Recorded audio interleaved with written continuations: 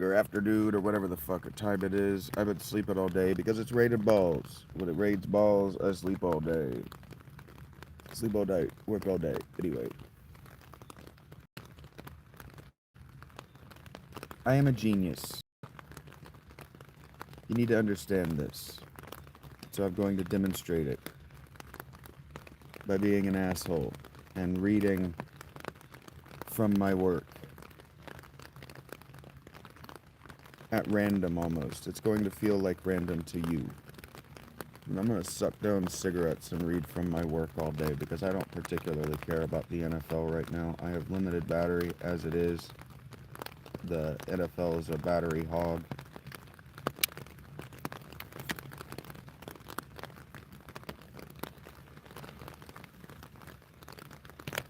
I don't know when or whether it is supposed to stop raining, and I know that I have 4 of 5 batteries, so I have minimum 60% of my battery.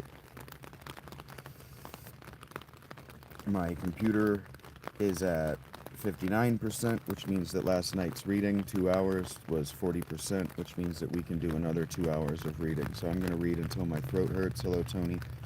We can alternate between The Coming Age and Rob, but I want to read Rob because my girlfriend wants to hear it, and frankly, I'm pissed off about it.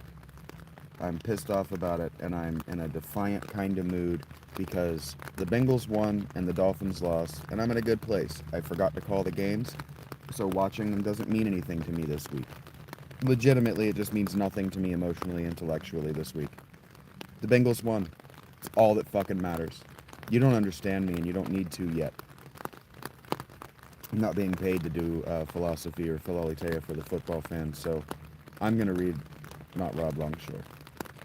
This section that I have prepared to read, yeah, the Bengals won. That's all that matters to me. This section that I have prepared to read, I have titled, This is Not Robert Longshore, The Memoirs of the Fulcrum of Fate, Book 1, The Lesvos Serpent, Part 4, Episode 1. Act 4, Philosophy is Preparation for Death. It's the title of Act 4. Episode 1, Some Catching Up to Do. Not only does Peto pay for the carriage, she picks out the driver and negotiates our fare. Overall, I would say I'm more bored with the whole thing than impressed. She got a good deal, though, and Todoro's carriage is, if not especially spacious, at least comfortable. It better be. We're going to be sitting in it for the better part of the next week. Her, even longer. And the great black beasts he had for horses were nothing if not a stunningly handsome pair. Who would have expected Peto to also be a horse trader? At this point, nothing about her, no expertise, would surprise me. Famous last words.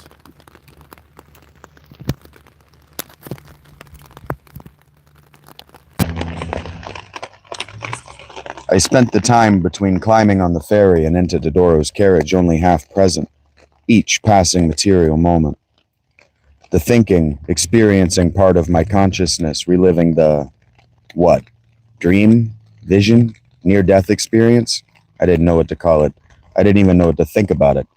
Just that I needed to keep thinking about it so I didn't forget even a single detail. Not that I thought I could. That part of my consciousness, which was, yes, conscious of the outside world, was hyper-alert, searching every shadow, every black garment, for Metis, expecting him, her, to appear at any moment. They did not.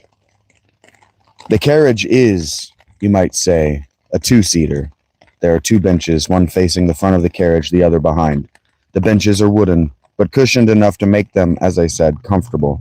I climbed in first, taking the bench facing forward. Peto followed shortly after, taking the other. By the time she's seated, I've already taken out my journal and pen and, with one leg crossed over the other at the ankle to give me a sort of writing surface, hunched myself over and set my pen to what pens do when added to paper. I can feel Peto's eyes on me, waiting for the right moment to ask her question. I can only hope that I don't have to refill the pen's inkwell before I finish. When I do finish recording my near-death vision, she wastes no time. What are you doing? Writing, I say. I'm not going to do her voice because I haven't practiced it. She has a serious lisp and she speaks with an ancient Greek accent. And I just haven't practiced my Greek or my lisp in a really long time. Her lisp is more of a than a and that's just not easy to do. Writing, I say, snapping the journal shut before she can read any more than what she has. I see. What are you writing? Do you think that's any of your business? I meet her eyes with lazy defiance in my own. I do, actually, yes. Well, don't worry about it. It has nothing to do with you, I say, putting the pen and journal back in their pocket. How do you plan to justify that lie? It doesn't. She's the one going to face off with Pepin, isn't she? Doesn't she deserve to know what she's going to do? Peto sighs. Are you going to be like this the whole way? Todoro says it's going to take a week to get to Pavia. I shrug, leaning in the bench so I can look ahead out the window. Rob, Peto's voice shrinks. I look at her out of the corner of my eye, and she's looking at her hands in her lap. I thought that after last night, I thought we might be friends. Friends, I scoff.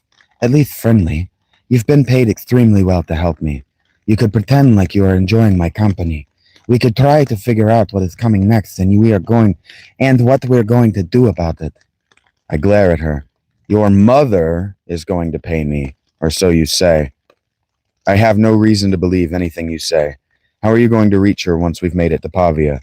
If you had the coin, you would have paid me already. She nods her head, twisting her mouth, and looks at the floor. We spend the rest of the day in quiet, and I enjoy it very much, thank you, as much as anyone can enjoy spiteful silence.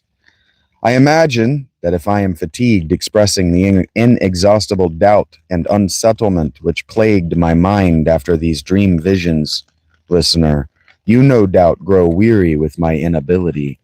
We must trek on, however. We have more than 1,000 years of this feeling to get it right and develop a common language of understanding. I spend that time thinking about the near-death vision. What did any of that I'd seen mean? If it were literal, staying in this cart is madness. The sane thing to do would be to run far, far away, screaming and raving, to hide in the deepest, darkest heart of the most solitudinous forest, of which there are still plenty. Christendom is covered at this time with woods so thick and deep and dark you could wander in and never back out again. Indeed, this is where the word solitude is derived from. But here I am indeed, sitting trapped in a carriage with the most superlative woman I have ever known, and I'm staring out the window thinking about a nightmare I had.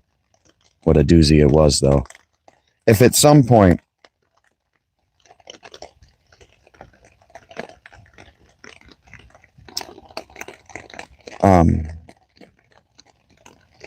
the chapter is titled Book 1, Part 4, Episode 1.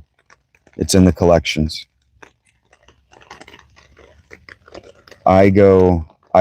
This, you probably could scroll from the top down because it only goes to the middle of Part 5. But I go from oldest to newest and I just scroll through chronologically because I like to see how much there is until this moment because there's a lot. This book 1, justifies minimum 1 million words. And this is just the first draft. It's a polished draft so that people could read it and enjoy it.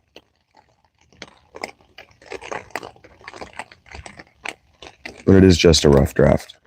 This was never meant to go into audio production. The goal was to get people to read it, to like it, to comment on it, to tell me what they wanted more of, what they wanted less of, and then to go into audio production. So this is not scripted. So the voices in his head, I haven't given myself indicators of which of the 3 voices that speaks to him is speaking, so I just have to kind of guess based on the context clues as I read, because that's what I wanted you to do when you scrolled through it with your eyeballs.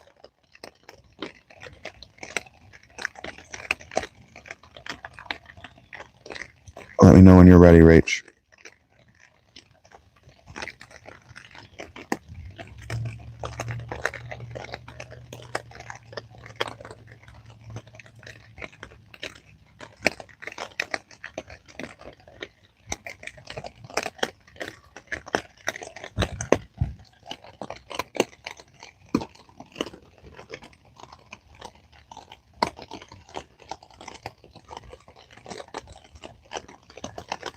It looks better on the app, too, on your phone. My Patreon work looks better on the app in your phone.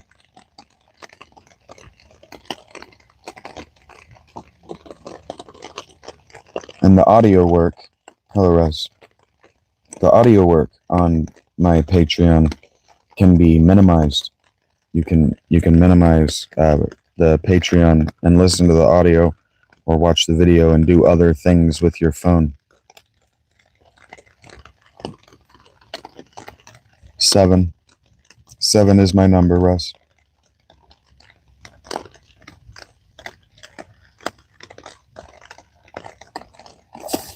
I'm going to gently request that. Thank you, Rach. We're going to start at "But here I am instead." That follows a fairly long paragraph that started at "What did any of that I'd seen mean?" We're going to start at "But here I am instead."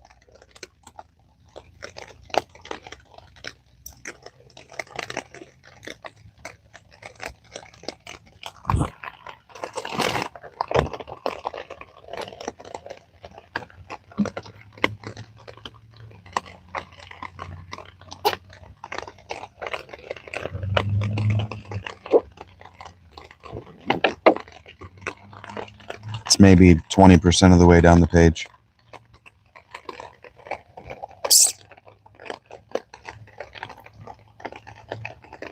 Okay. Now I'm going to take a hit of my weed, and I'm probably going to light a cigarette soon. We can take breaks through the page. I'm not trying to read this straight through. So if you want to discuss the prose as it's happening, we can treat it like a rock show.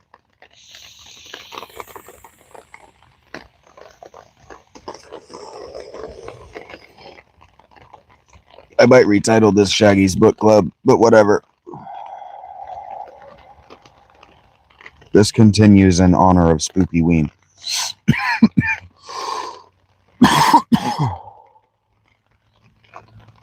But here I am instead, sitting trapped in a carriage with the most superlative woman I have ever known. And I'm staring out the window, thinking about a nightmare I had. What a doozy it was, though.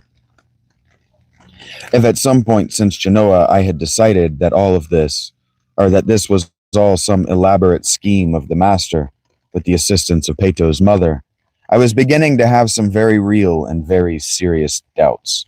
Peto said this wasn't anything to do with the Scaleo.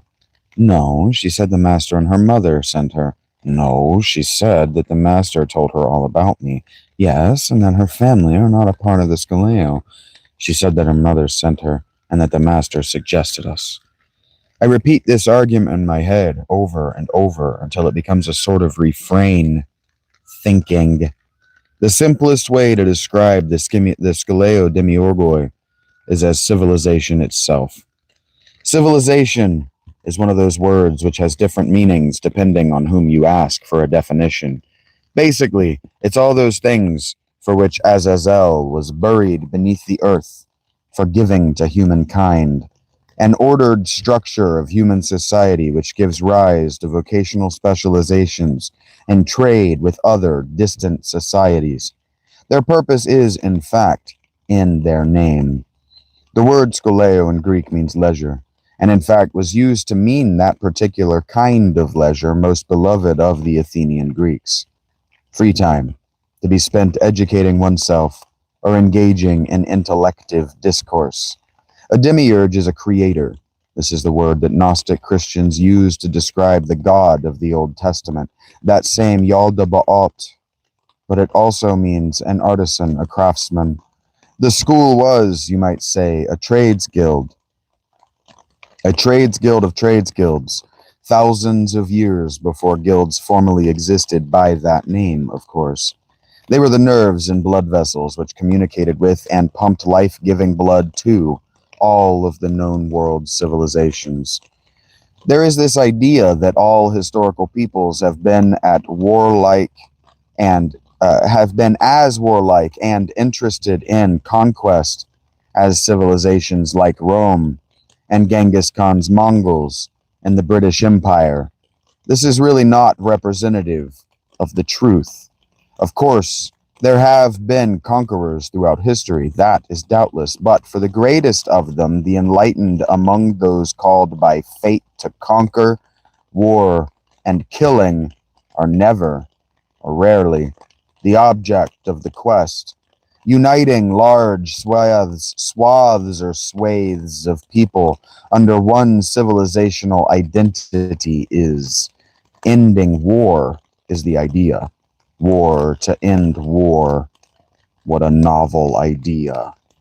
If the school as an organization was the cardiovascular and nervous systems of the world, then the Ennead were the brain.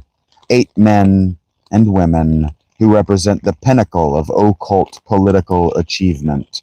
The council which decided the destiny of the world.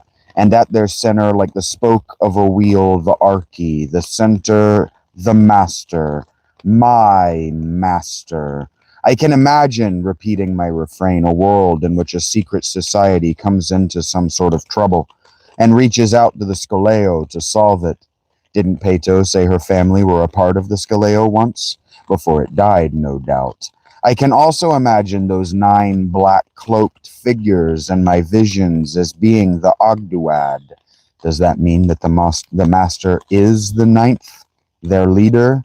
The Grand Magus of the Venatores Maleficarum? That would mean that the master is playing both sides of the fence, wouldn't it? He helped free the rod, and he's helping bring it back? To what end? There was a time in my life where it would have been unthinkable to me that the master might be capable of doing something like this. Pato was the perfect bait and trap to get me here. But if I believed what I'd seen at all, orchestrating a war so that a lunatic could kill them all with a magic rod? No. I still didn't believe the master capable of such a thing. That would mean that whatever this test, this game he has created for me, is in disregard of potentially thousands of human lives. He spoke too often about kindness and goodness, justice and the sanctity of life, even to risk the possibility of a situation where that could occur. Even if he betrayed me, I could not see him betraying all the ideals he claimed to hold so highly. Again, to what end? To teach me what? To get me back in the Scoleo clutches? No. It feels much more likely that he is involved in the same way that I am. That is to say, he didn't initiate this, but has been brought into it. So, does that mean that the Scoleo are working against the master? That wouldn't make sense to me. They have followed the lead of an archy for thousands of years. Why would they abandon a tradition which has worked for so long? No, it seemed much more likely that there's another group out there, some sort of Scoleo Demiurgoi knockoff playing at ruling the world. And why do they care about me? They can't only care about me because the Aldebaoth does. Can they? Perhaps, actually. If the 9th, the Grand Magus, is getting information from him. Is this all his plan, then? That doesn't seem right either. Wadjet seems just as interested in this as he is, and Lamia. The urge to look at Pato is strong.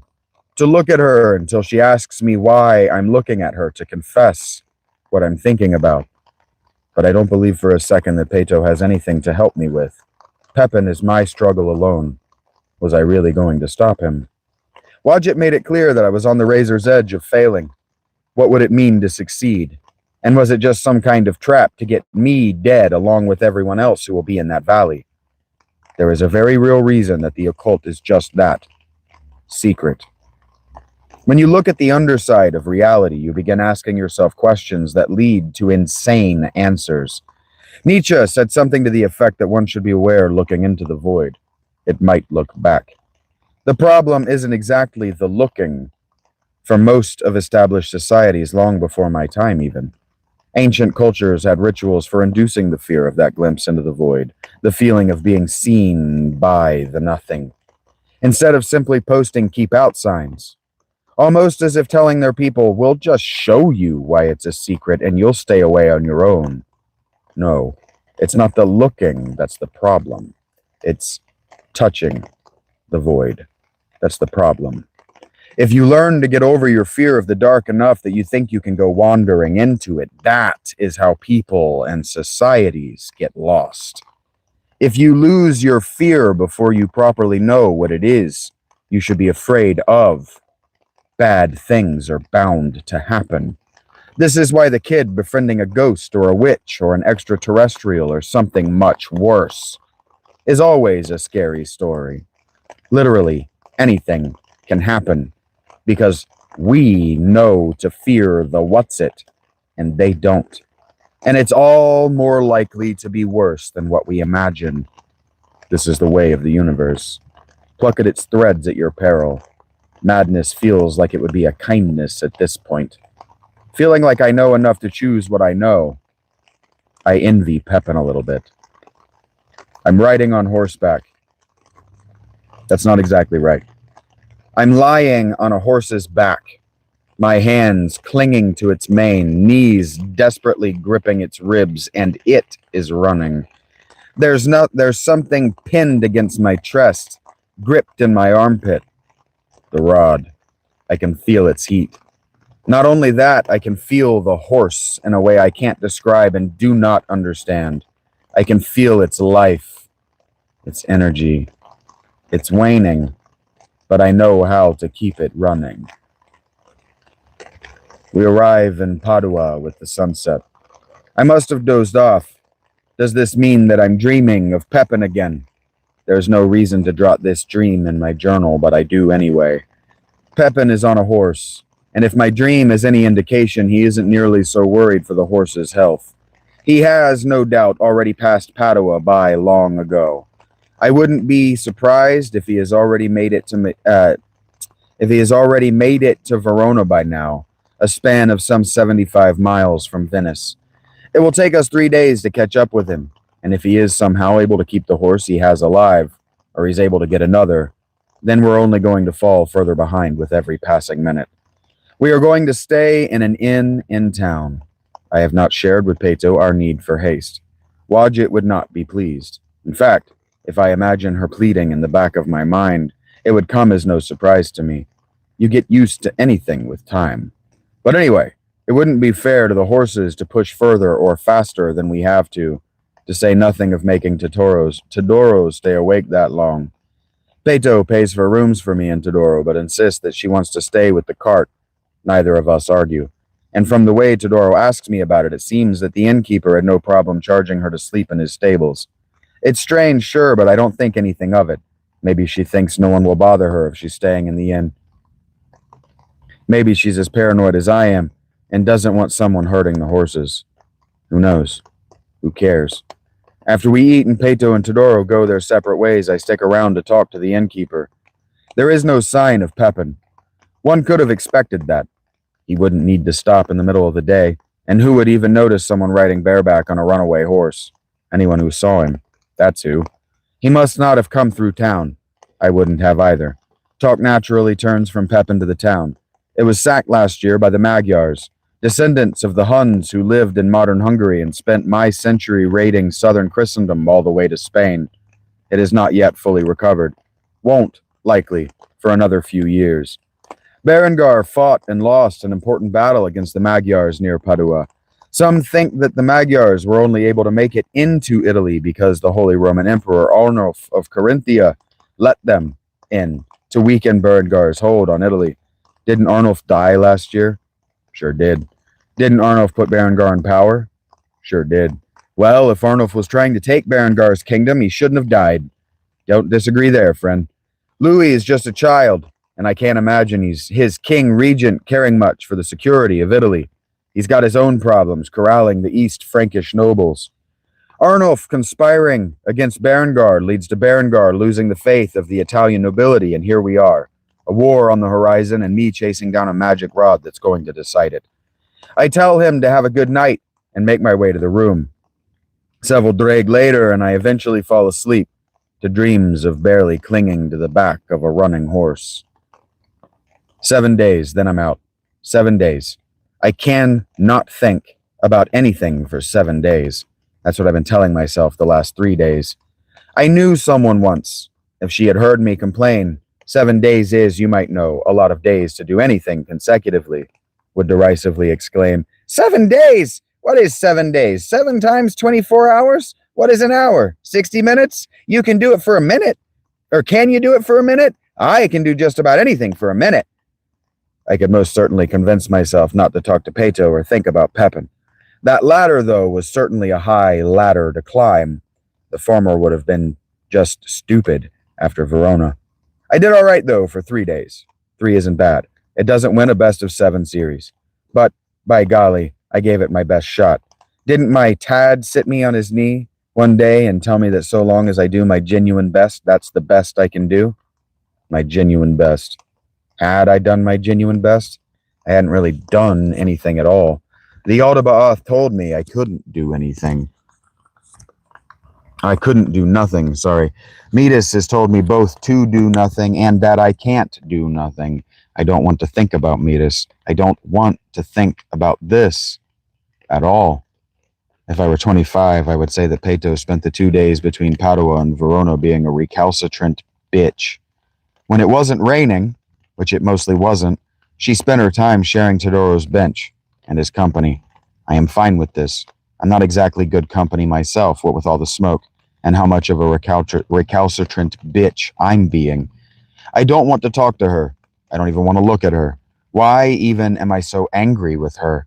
Because she can engage with Teodoro and listen to him talk for hours about his life, his horses and carriage, and his beloved granddaughter, while also asking questions and laughing at his jokes, and I can only bring myself to care about trying to sleep? Do I hate her because she isn't having the dreams? Who's to say she isn't? You know what the tavern master would say. Not his name, but what he'd say. I would. I know just what he'd say, because he'd say it every time Regina made me want to leave her. You love her, kid. Regina. Maria. Is that my lot, then? Am I that guy who every girl he cares about ends up dead? You love her, kid. Face it. I can't love Peto. Sure you can. Listen to her. It's one thing to know who a person is with you. It's another to see them with someone else. You can fall for someone from a distance, even think you know up close and don't like. Even someone you think you know up close and don't like. 2 days is easy when you spend it listening to Peto's laughter. There was a horse stolen in Verona, right out in the open. Enough people saw it that our innkeeper even knew what the thief looked like. Short, bone-thin, in clothes and cloak, more rags than not. Brown hair, start of a beard, with the wildest eyes you've ever seen. Bloodshot and blistered like he'd burned them. I didn't need to know more, but apparently he'd ridden a horse into town, lying on its back and holding on for dear life, until, that is, the beast collapsed beneath him. So dead it may as well have had X's for eyes. He gets up, doesn't even seem to care at all, and snatches the lead rope out of the hand of another man, and off the beast flies, half dragging him, half flying him off the end of the rope, like he were no more substantial than a piece of straw that got caught in it. He manages to get on its back and is gone. No one tries to interfere. Jesus save that horse, indeed, I mutter. What's that supposed to mean? Peto asks. You remember I told you I found the other guy he stole a horse from? Yeah, that's what he said. Peto makes a face, then frowns. Wait, you think this is Pepin? Don't be stupid. 2 days ago he said this? Or 2 days ago he did this? She looks to the innkeeper. He nods. He could be in Turin in a matter of, what, another day? I nod twice, once to her, then again to the innkeeper. He leaves. He probably reached Pavia yesterday. If his pattern holds, he will be at his destination as early as noon. Tomorrow? I nod again. Peto's face is dim with some concealed emotion. Even her voice, the way she asks this, could say and mean so much. Will it? His pattern. Hold. I doubt it. There is something going on with him. He ran that horse till it died. That must have taken 15 hours or more, clinging for dear life? No, he's not sleeping. Peto looks at me, places her hand atop mine. Her palm is cold in the summer air. Her eyes are bright emeralds and concerned. Had I sounded as dreamy to her as I had to myself? Are you? I smile and look away, bashful and embarrassed all of a sudden. Why do I feel shame for dreams? I pull my hand away and touch my eyes. Are they bad? She asks me. Yes, but it's not that. I do not sleep well either. I have observed your nighttime strolls. Wait a minute. Sorry, he says, are they bad? As in his eyes. Do I look like I've not been sleeping? Sorry. And then she says, yes, but it's not that. I do not sleep well either. I have observed your nighttime thralls. The first night in Padua, I was able to get sleep, but not to stay that way. The dream was maddeningly repetitive. The only thing that changed was the landscape and the time of day. Otherwise, just minute after minute of clinging to a running horse, like we were on an old-timey movie set running on a treadmill with the landscape painted on another to give the impression of movement every time I closed my eyes. So I gave up on closing my eyes and went for a walk. I'm not surprised that Peto saw. I didn't stray far from the inn. I felt her eyes the next night. I am somewhat surprised that Peto is having difficulty too, however. I shouldn't be. I don't imagine her stressors. Otherwise, I might not be. I think I can sleep during the day, but I still get the dream. Only now it's day, and the last of my weed does nothing to help, no matter how quickly I smoke it. Peto stands. I watch her as she walks toward the door back outside. She gestures for me to follow. Rolling my head on my shoulders, I get up and do so. She's standing just outside when I catch up. I stop in the doorway. Come with me, she says. Her face is bright and young and pretty and inviting in the early evening light, the hues of dusk framing the horizon behind her. The evening is nice. I would enjoy your presence. No thanks, I grumble, turning and heading toward my room. I don't look back, so I don't know how she reacts. But I can.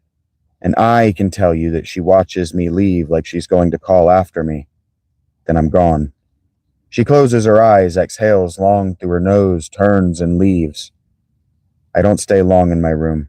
I don't know why I even went here. I'm not going to sleep. No weed, no opium. The dreams. Why didn't I go spend some time with Peto? Without Todoro in his ears to overhear everything. Was that why I was being such an asshole? Because I didn't want Todoro to overhear us? Because I wanted her all to myself? What did it matter? Did Peto care? If not, why did I? This isn't even my job, my quest. I don't really care how this plays out. Please, Robert, please. Rolling my eyes and effusively expressing my agitation in grunts, groans, and sighs, I get back out of bed and go for a walk.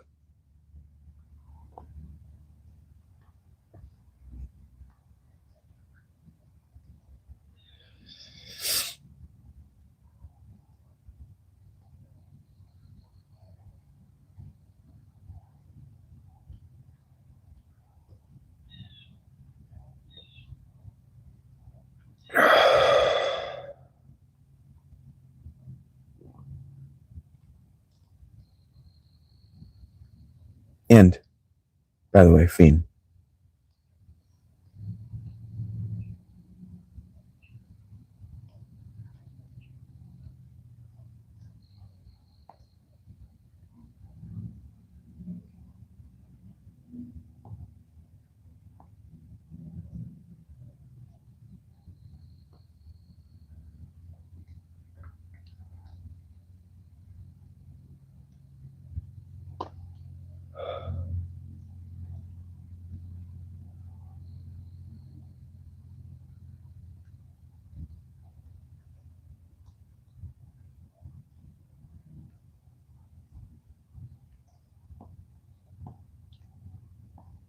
Yeah, it's better if you see the words. The prose is so good.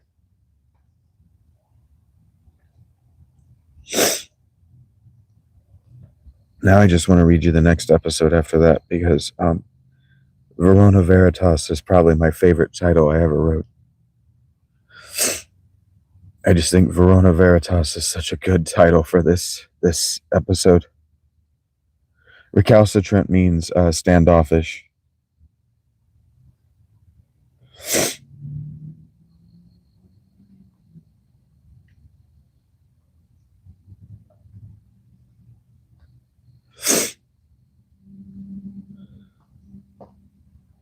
That's my work. That was This Is Not Rob Longshore, The Memoirs of the Fulcrum of Fate, Book 1, The Lesvos Serpent, Part 4, Episode 1.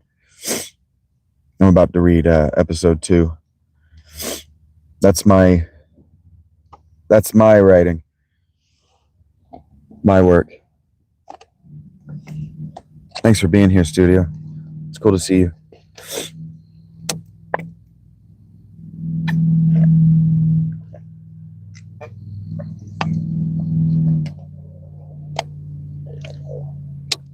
Her lisp has a meaning, yes. I'll show you the meaning today.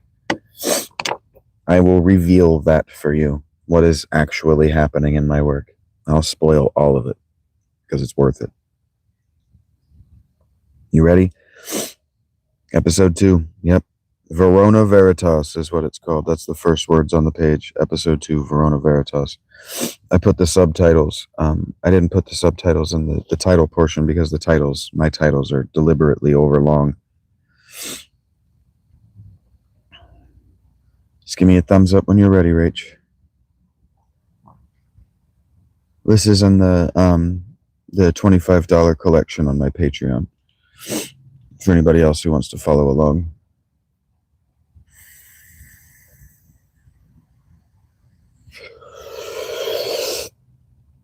Let's go. It's also stopped raining, so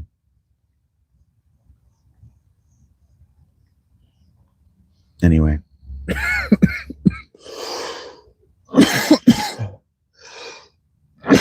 God works in mysterious ways.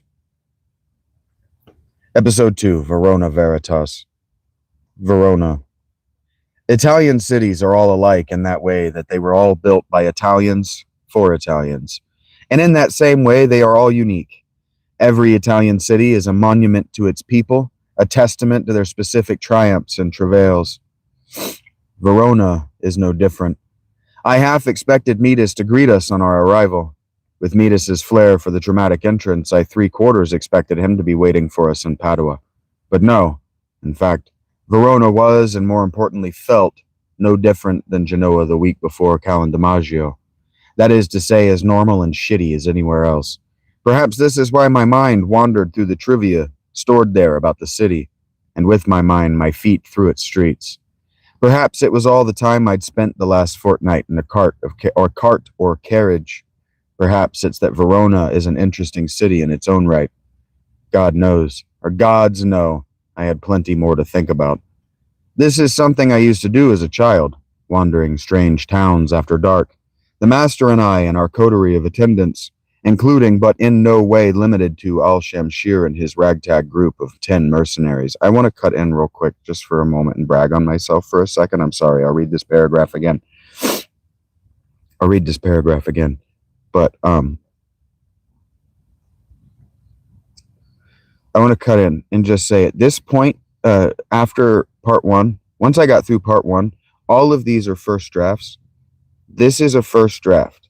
I polished it enough to, my polishing it was putting it in a Word document from handwritten, getting a Word document, and then editing it was copy pastaing it into my blog at the time and then reading it with my eyeballs. So this is first draft for sure. And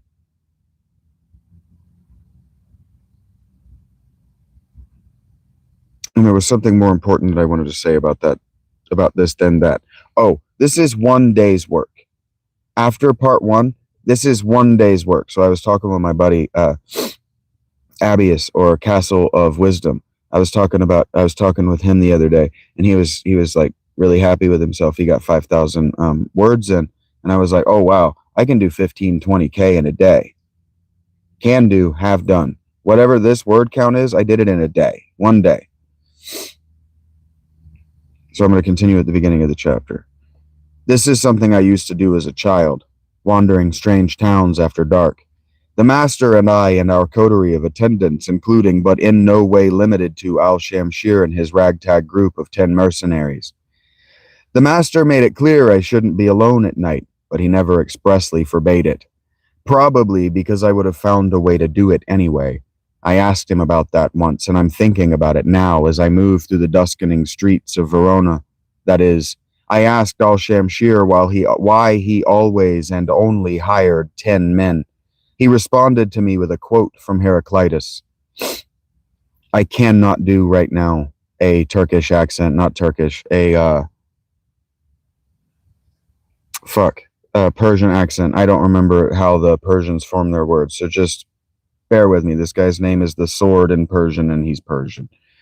In any army, out of every 100 men, 10 shouldn't even be there. 80 are just targets. 9 are the real fighters, and we are lucky to have them, for they make the battle. Ah, but the one is a warrior, and he will bring the others back. I laughed at this when he said it, but you only bring 10. Yes, it stands to reason that in any army of 1,000 there will be 10 such warriors, does it not? Well, sure, so you bring 10 warriors, why not 100? What am I, Xerxes? He laughed. The sound is clear and crisp in my memory. Al-Shamshir may have been a soldier, a killer, and leader of men, a tactician responsible for keeping me, the master, his men, and everyone else who traveled with us alive, against whatever might assault us. He was all of those things, and he was more, no matter what he would have anyone believe about him. He was a great lover of poetry, for instance. Following along makes it a lot easier to know who's speaking. But as I'm thinking about it now, I realize that taking any more men than he needed was folly. We would have to feed them, which meant we would have to carry more food with us, which meant we'd need to be prepared for more carrying capacity, which meant potentially more carts and more donkeys. I'd never really thought about it before, but I didn't really like thinking about war, about killing if I didn't have to. Not anymore. It wasn't the bandit attack that ended the phantasmagorical ideas a boy has about warfighting and combat. It probably doesn't help, though. We are pinned down in a mountain range in China. The bandits, I don't know how many of them there were. I wasn't allowed to get out of the cover of our cart and never saw them. Had the high ground and crossbows. I am sure their lives ended in the same manner as 4-H bunnies. Slaughtered. I was a teenager. I wasn't going to contribute much, but you realize when you don't have any desire to leave safety and are comfortable with letting other men fight and die for you that you aren't the hero you thought you were before. At least, that's what I did. I cowered behind something. My memory tells me that it was a wheel of the wagon or the overturned wagon itself, but that doesn't make any sense. It must have been a bend in the pass or a rock or something.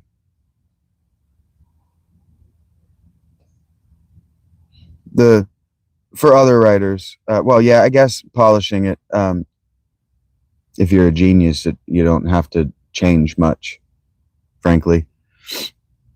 Whatever it was, I escaped with my life. But any thought that I might be the kind of character who rushes into danger because that's the thing everyone else is doing didn't make it.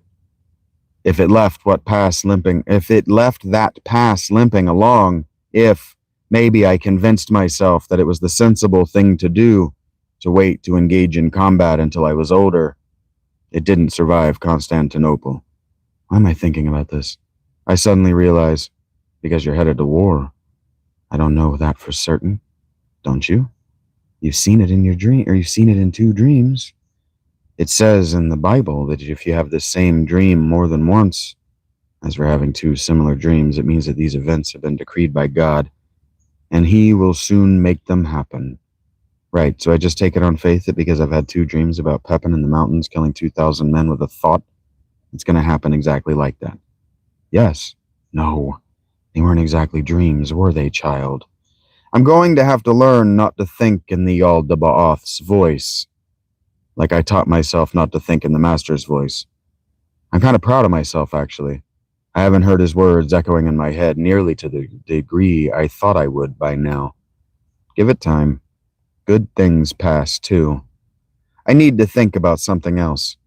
I have decided, learned a few things about whatever is going on with my dreams. Pepin and I are linked in some unknowable way. That sort that maybe he doesn't sleep. Or the sort that maybe he doesn't sleep because when he does, he dreams about me and Peto coming to get him. From my perspective, regardless of whatever he does, or regardless of whether he does. I am not just linked to him. When I am there, I am him. His thoughts, his feelings, his sense impressions. Sort of. It is, appropriately, like a dream. You know everything relevant to the dream. You are the space fighter pilot or deep sea diver or the cat sunning yourself in a window. Until you remember that, no, you're not. You're dreaming. But the dream you still knows everything relevant to the situation. Unless you're a stress dreamer and a dissolution into the dream really, and dissolution into the dream reality or not, you don't know the relative information, and your dreams are hurricanes of Murphy's Law, like mine usually are.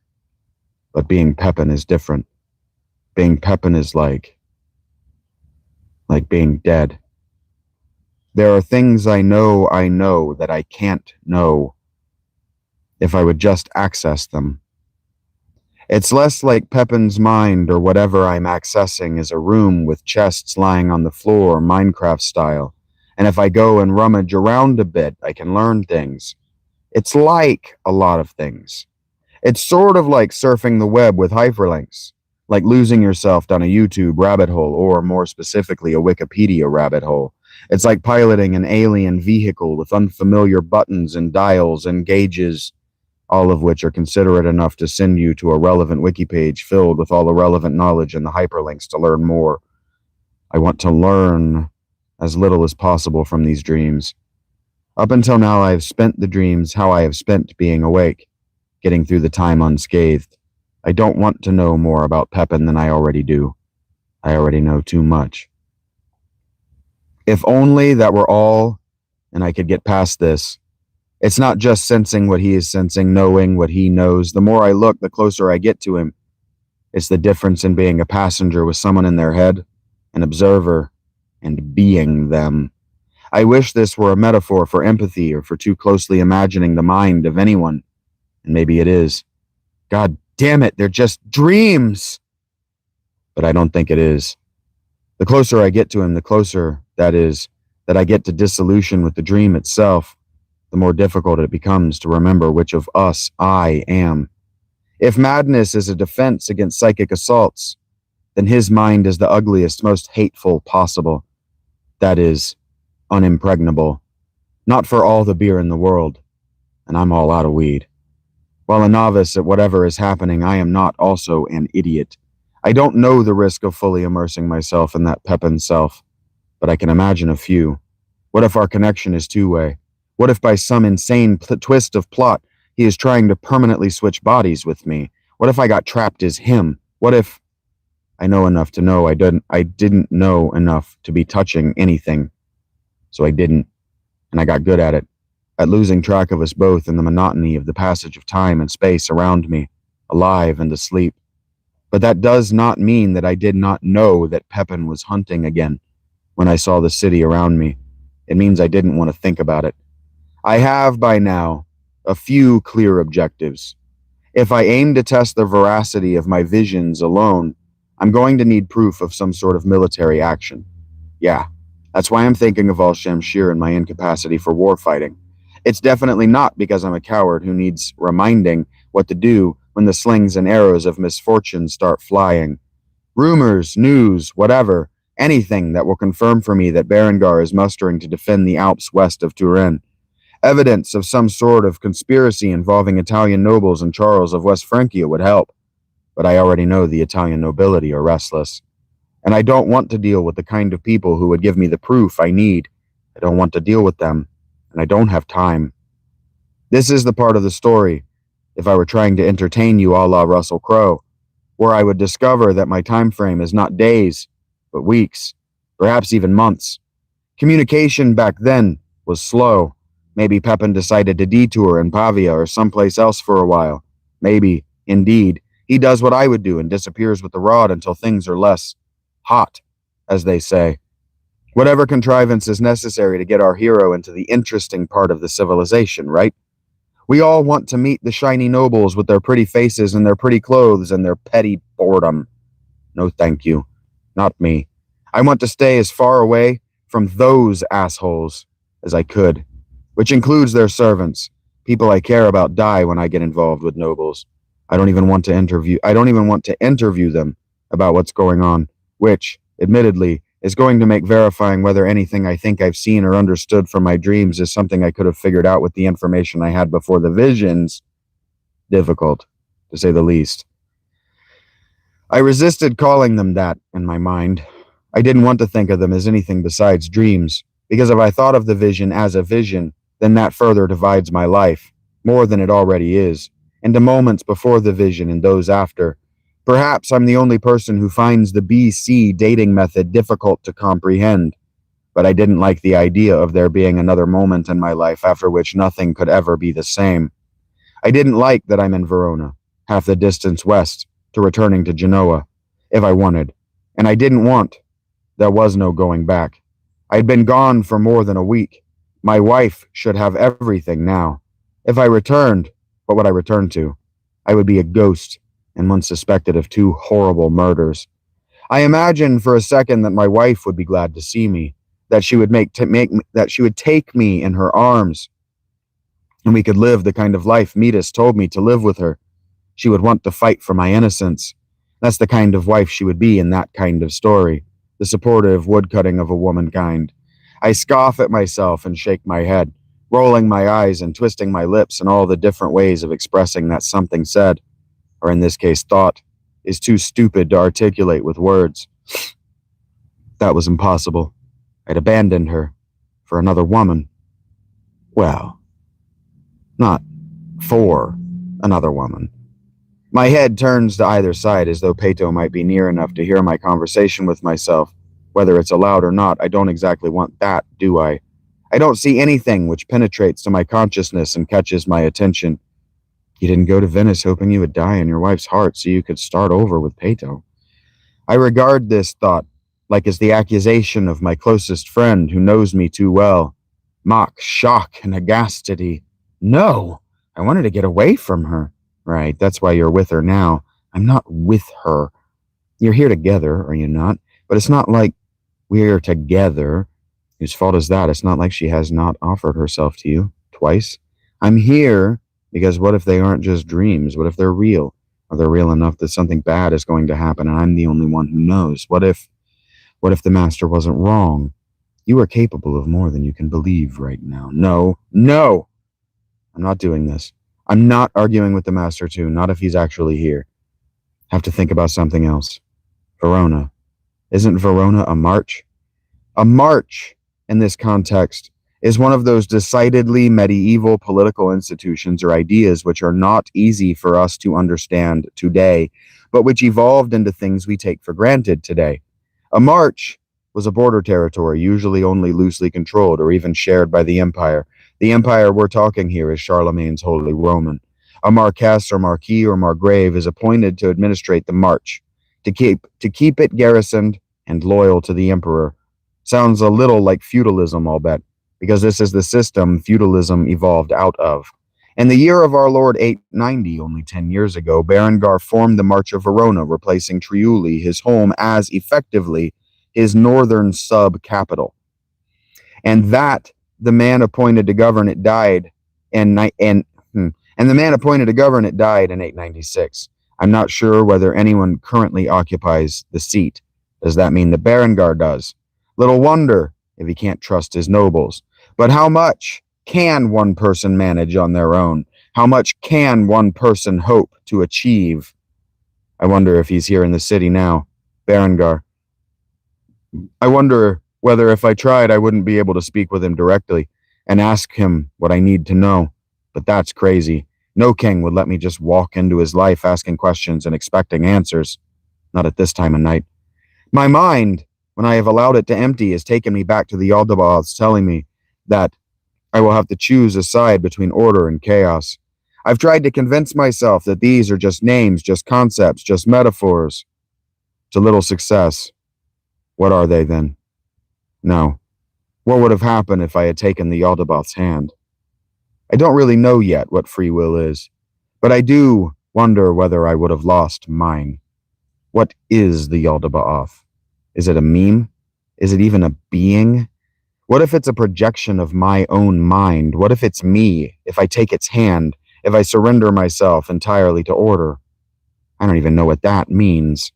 Ugh, I don't want to think about me and my problems. I want to think about Pacificus of Verona. He's from Verona, right? Didn't he found a bunch of schools and write poetry about astronomy? I think he made a clock too, right? A real Uomo Universalis. A real Romo Universalis. He and I seem to be a lot alike, interested in a lot of different things. You're not that alike. He actually accomplished things, like being an archdeacon for 40 years. It's beautiful, isn't it? I come back to my surroundings to find a man standing beside me, a priest, dressed appropriately in a plain black cassock. The crucifix around his neck is wooden and strung from a length of cord. He's tall, a little less than my 6 feet, with dark hair, eyes, and the 5 o'clock shadow sort of beard women will find all the rage 1,100 years later. And he's handsome, more than handsome, presidentially good-looking.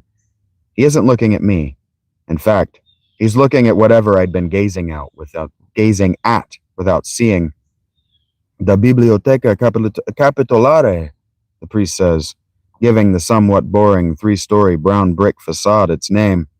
It's beautiful, I agree, because it was, and is, if not for its architecture, for what it contained inside, and for what it represents.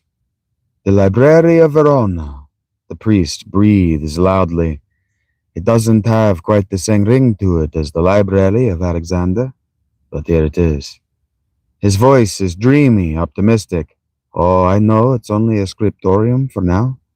But friend, we are the sanctum sanctorum of scriptorians. He turns to me, smiling apologetically. Sorry, a little Latin and priest humor there. It was funny. I was thinking about what he had said, vaguely remembering that Charlemagne had endowed a scriptorium. My modern history isn't apparently what it could be. Was this it? And being unable to come up with any good questions. There are plans. The future is bright. Someday every book in every church in Christendom will have been copied here. Every text and every noble collection will come from here. That day may already be now, and we grow by the day. You know of Archdeacon Pacificus. I see by your face that you do. He has been dead for nearly 60 years now, but what a man when he was alive. You know that he contributed to the production of at least 200 books. 200! More than that. He looked at me. He looks at me from the side of his eye. 70 books is enough to make a library worth reading about, or worth writing about. He produced himself nearly 3 times that many. And you may have heard, we have a copy of Augustine of Hippo's City of God, said to have been copied from the author's original, in his lifetime. That is all very impressive, I admit. You worked there? The priest chuckles. No, I am just proud of the city. The world is very dark. Friend? But here we are a light. We are a beacon to the future. We are a signpost to how things could be, a bulletin of how things should be better. Amen to that, Father. Where do you work? I serve our Lord at the Cathedral of I serve our Lord at the Cathedral of San Lorenzo. San Lorenzo. It feels like I've been lately. There's a cathedral of St. Lawrence. I feel like I've been thinking about Lorenzo lately. You feel as though you have been thinking of the saint, friend? Yeah, I'm not sure what about. I've just been seeing his churches everywhere I go lately. Is that so? It is a blessing of God that we have met, don't you think? I will be happy to hear your thoughts. That's possible, or there are a lot of cathedrals to St. Lawrence in Italy. I laugh. He does not. You have traveled much to Italy recently. There is a ping like a snapped string in my mind, a white line flashing across my awareness, a momentary peal of alarm. Then it is gone, smooth like a dog's ruffled hackles in a thunderstorm. I have. Business. I see. That would explain why a cummery is in Verona. He looks at me from the side of his eyes and smiles. Your thoughts, child, you are just about to share them with me. I get bashful, is the word. I turn my face from his, away and down. A flush fills my cheeks, and my foot wants to toe the ground. I feel like a child at his confession. There's no thought. Not really. I admit. It's not even a good question. Speak your heart, child. God has provided me to help you. Help you I will. I tried to look at the priest without peering. I'm sure I do not succeed. He doesn't look like... Well, he doesn't look like what? Like a member of a secret order come to derail me from my path? Like come to influence me in some way I can't predict? Like he's possessed or a shapeshifter or something? He looks like a middle-aged priest. The priest is watching me, his face an image of patience. His story. Lorenzo, how does the church hierarchy not look like the bad guy? A greedy tyrant. He smiles at my difficulty. I ask you to speak freely, friend. I am no zealot. I feel no need to take offense at your questions regarding my faith. Who is to say that they, the church hierarchy, are not villains, that is, in the story? The story cannot be told and understood without its context. What do you mean by that? I mean many things. If the story were not told in its entirety, we would lose much understanding. The story has a meaning because it tells us more than that one man did a selfless and brave and foolish thing and died for the choice he made. Without the corruption of the church hierarchy, he would not have a reason to choose as he did, and without the describing it, the audience will not know why he made his sacrifice, nor be able to recognize whether either when they must make his choice for themselves, or when they have become the ones corrupted by the devil.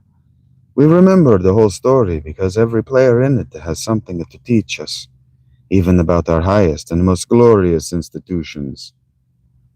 When you're 25, you feel like you thought you already knew that no matter what, you feel like you thought that. Let me try that. You feel like you thought you already knew that no matter what the answer is. But you don't. That's why you ask the question. So the church wants people to remember and know that its leadership are corrupt and capable of evil? Not that they're holy and just and righteous? Son, we are all corrupt and capable of evil. That is the fall of Adam. We are all fallen into mortality. There is no perfection besides God. And the perfection of God, it is not for mortals to comprehend. God is greater than any one conversation, than 900 years of conversation, than 5,000 years of them. He made us man in his image to worship him, not to know him, not to turn him into a tool for our purposes. The devil we can know. The devil tempts us all. Some of us God has seen fit to grant more, that the devil has greater pull with which to tempt us. We remember Lorenzo's story, the stories of all the saints. We build churches to his memory because we all have something to learn from him. The greatest treasures are the people we spend our lives with. I swallow hard. These words hit me like a punch to the part of my brain that was working not to think of Genoa, Francis, Regina, Giorgio, the tavern master, my wife, and to disagree with the Yal de Ba'ath. There has to be another way.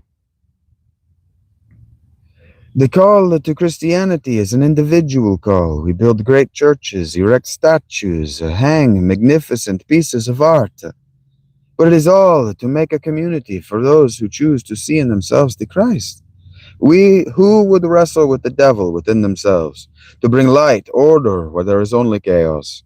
I see on your face that you are dissatisfied that it should be the church's place to do this, as poorly a job as it has done at it in the past. And yes, it is doing.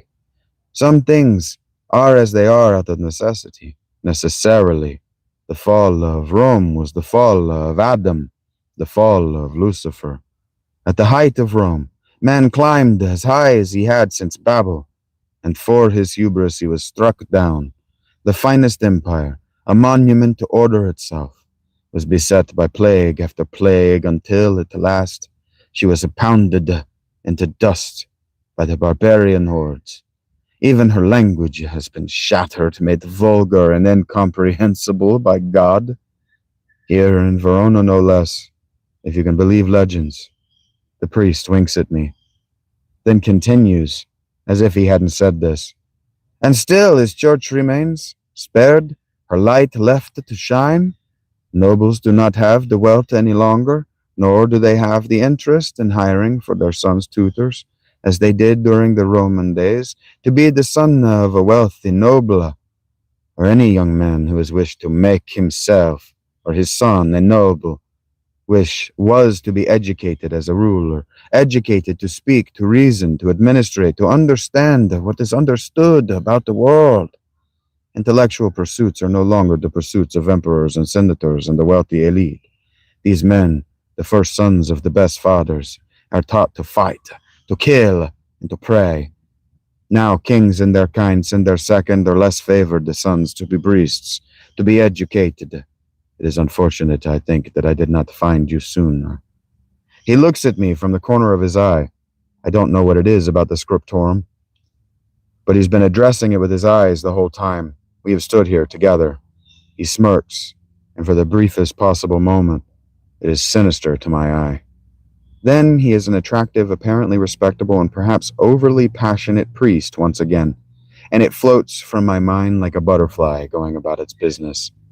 Fortunate, however, are those of lesser means, those who rely on the spending of the elite to survive, that we Christian priests have convinced the elite that building churches and employing those of skilled and unskilled labor, that they might both fill their and their families' bellies and take pride in their cities, will save their eternal souls.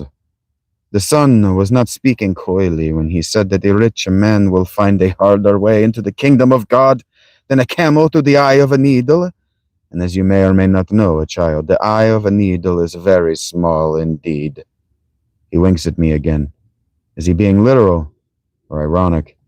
If we did not offer our opiate to the masses, who would? Can they be trusted to support the arts, to provide food and shelter for the poor, to protect the world from the greed of the elite and the machinations of the devil? I do not know. What I do know is that we, Christian clergy, are the last of the illiterate, with next to none of the corpus of history's knowledge, an amputation of the body by our own hand. Still, we struggle as we are called by our Savior, to make of ourselves the best that we are able and to do what we are able to do, what we are able to the best of our abilities, secure in the faith that God will provide for us and support us. As he says this, I am imagining the Yaldabaoth as I saw him, and yet I did not think this man means that when he says God, and he wouldn't. He is a thoroughly post-Neo-Plato Christian, and educated as such. His God, is the one, the all, the good. Is that why he lies to the ninth? But it was the Gnostic who said the demiurge was the liar, and they were hunted down and killed for it by the Venatorius Maleficarum, the grand magus of which is being deceived by Lucifer himself to what? Despite the thought that I am politicking against the plans of a god, I feel encouraged, yes, by the priest. That is what it means to be Christian, to do good. If you try hard enough, who knows what you achieve? I think I should head back to my inn, I say, turning to do just that. Choose wisely, the priest says at my back. Is it just my imagination, or does his voice echo with a particular power I've heard before? Robert Longshore, fulcrum. I wheel around, heart racing, skin tingling, expecting. Well, whatever I expect to happen, it doesn't. I'm alone. Like the priest was never there at all. A cool wind swirls through my jacket. I am sure that I am losing my mind. Is the very cosmos teasing me now? That doesn't make sleeping any more appealing. I know that I'll dream of Pepin, but if I don't, there's no way I'm not dreaming of the Nine and their leader. Fiend.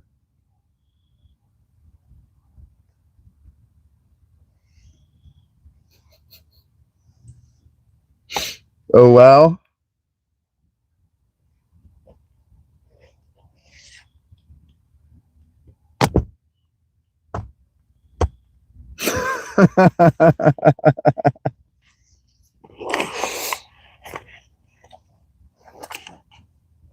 I have to pee real quick, so give me a second. I'll let you gather your thoughts.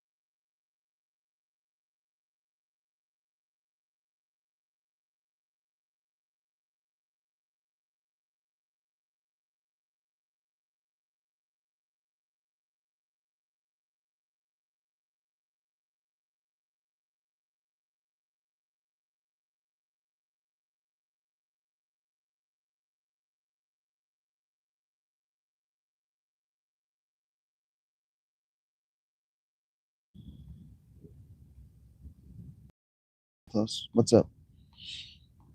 How are you, Miltos?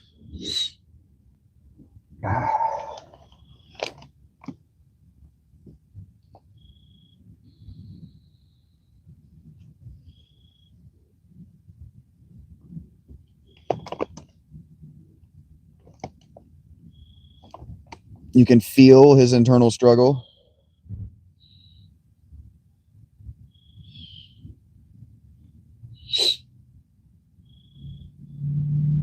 I've accidentally, maybe not accidentally, I don't remember the order that I wrote these in, but I remember the I remember writing it, sort of. I remember the rough flow. Yeah, it's maddening. Um, I want you to feel what madness feels like. I'm trying to describe it for sure. The lived experience of thinking you're losing your mind.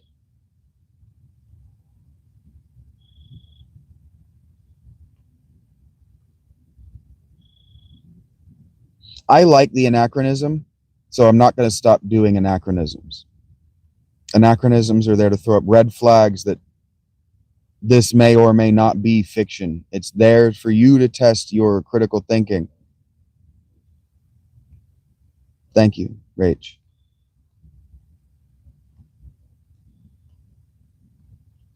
Lived experience of writing this is scarring. But you've got a lot of Rob's actual backstory as it's nested in the work.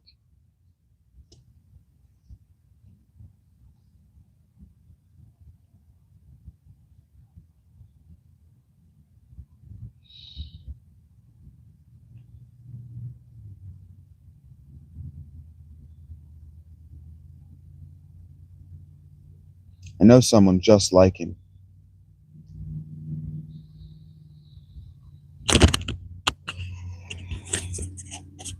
Sorry, I forgot I had the mic put down over there. I know someone just like that guy. I'm going to do another chapter. I've still got the battery. It started to rain again. God is a MLM. Thank you. I don't know. I don't know you by your. I don't know you by your. Is that Miltos? I don't know you by your username, but thank you for the Patreon donation. I really appreciate it. I really appreciate it.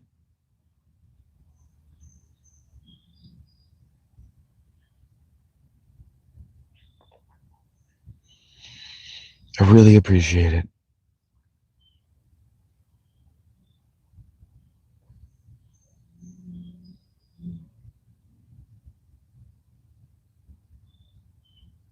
It's intended to be read out of order. It's composed and it's presented and it's published just like all my shorts, just like all these lives.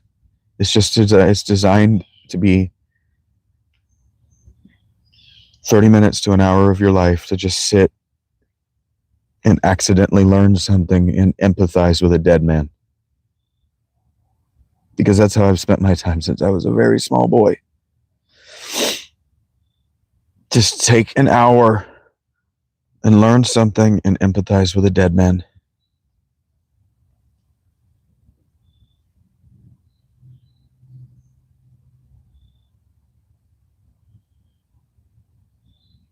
Hey, Samuel.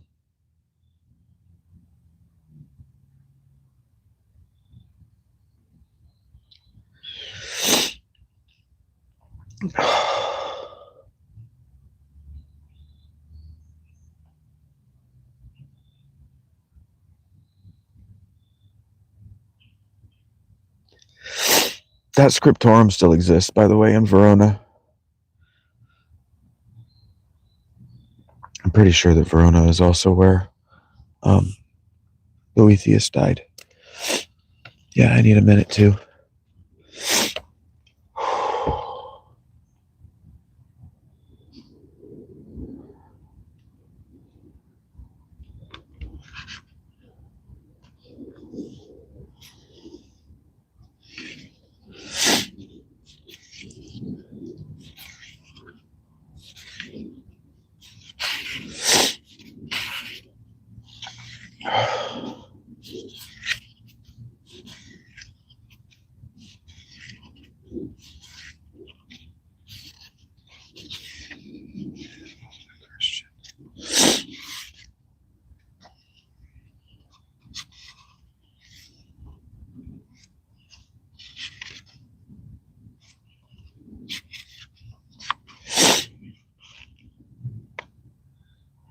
He's in Pavia.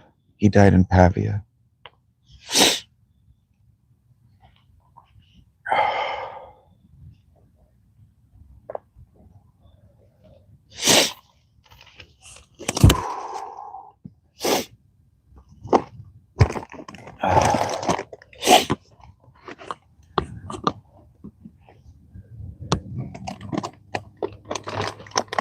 Where to next? We're probably not going to move backward in the text because Venice is too good. It's just too cool. It's too unique to spoil like this. No one has ever written anything like what I wrote in Venice.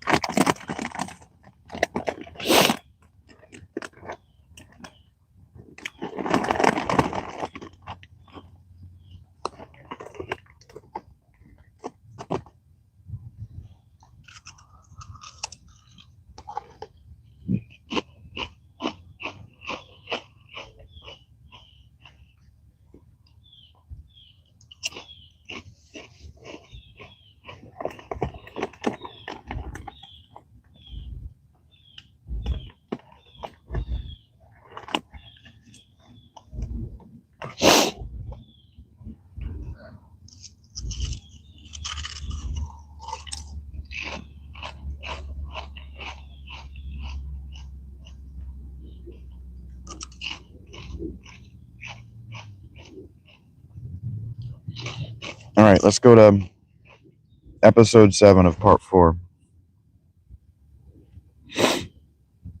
It's titled Pavia.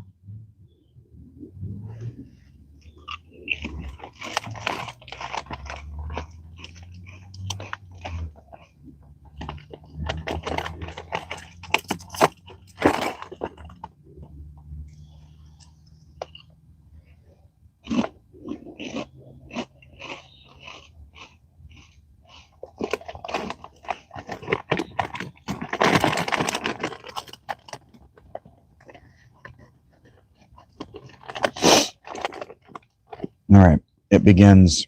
Part 1. No more.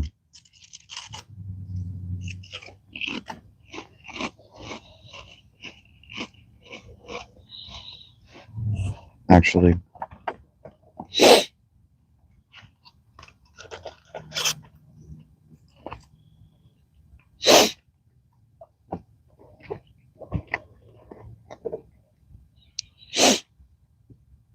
if I'm chain smoking cigarettes, I'm stressed out, so.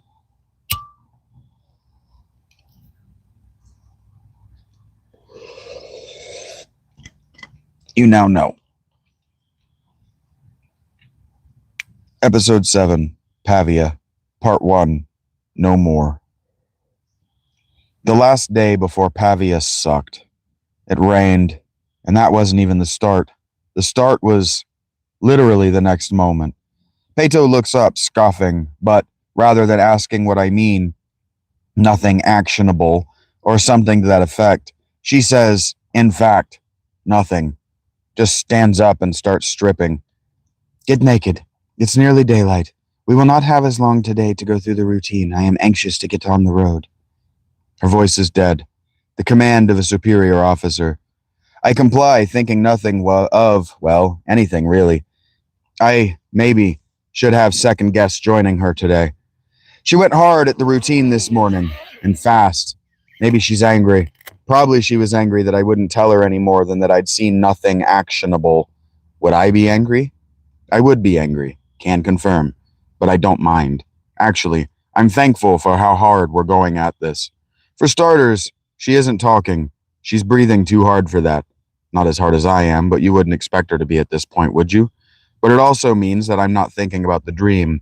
I'm not thinking about how Pepin killed another girl and was about to run off into the mountains west of Pavia to meet his army. Nor am I thinking about those glimpses which I caught of the man behind the mask, as it were. Glimpses I had not intended to have. I'm sweaty and my body hurts only minutes into our routine, but I can keep up. Can I keep going as long as she can? Can any man? By the time the sun has peeked its little eye over the horizon and Peto has spent whatever it is she is spending, her frustration, her latent energy, who knows? Probably not any sexual tension she's feeling, but maybe probably. I am, once more, wishing I were dead, but for another reason altogether. I haven't moved my body like that except in short bursts since I was effectively a child. Holy shit, what have I done to myself? I stagger to my pile of clothes. If it had surprised me how quickly Peto was dressed yesterday, considering the staggering complexity of her outfit, if not the mystery of how her vest releases from its embrace, it is not this morning. In fact, I get in trouble for dressing too slowly. Jesus, Robert, get dressed. Just quit bitching about being Thor and get dressed, all right? We have a long day ahead of us, and it looks like it's about to rain. She was right. It did rain. But you know this already. Not only did it rain, but evidently that meant that I was going to be the one who would have to entertain. That meant that I was going to be the one that would have to entertain her until she was ready for today's sleep. What of it she was going to get. I didn't learn this because she said it. No, nothing that simple. The way she told me, however, was as self-evident. She just stared at me, waiting, moving her eyes around and twisting her lips. All right, all right. They're working out. They're doing an exercise routine. All right, I muttered. What do you want to talk about? Rain is already beating down on the roof of the carriage.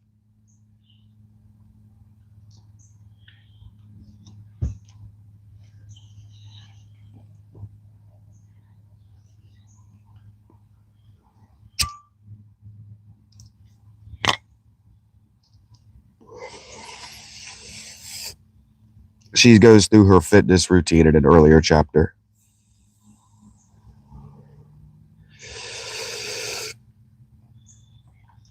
Rain is already beating down on the roof of the carriage.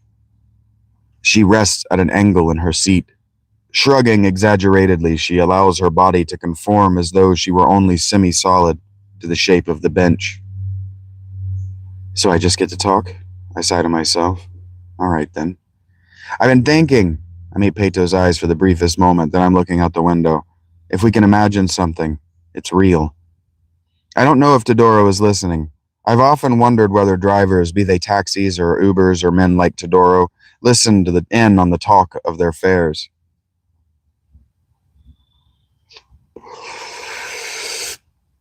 I'm reading from my personal work. This is not long. This is not Robert Longshore, the Memoirs of the Fulcrum of Fate. This is book one, and it's on my Patreon. You can find the link there. In my experience, the talk of drivers is no different than you might expect. Whatever thing or things are uniquely on their minds.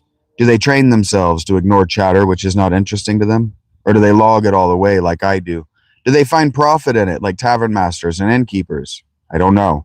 The chatter may mean nothing to them, but there are patterns in how people talk, which tell you what sort of person they are. That would be an ideal skill for a person like him.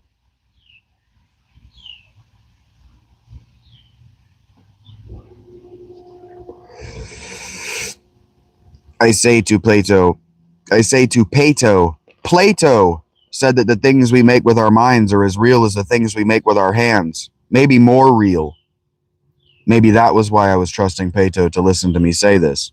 I listened without listening for 3 days now as Plato has kept Todoro company. This is not normal behavior, though not for nothing I am a strictly backseat Uber rider and just want to listen to your tunes and look out the window. And Plato is nothing if not normal.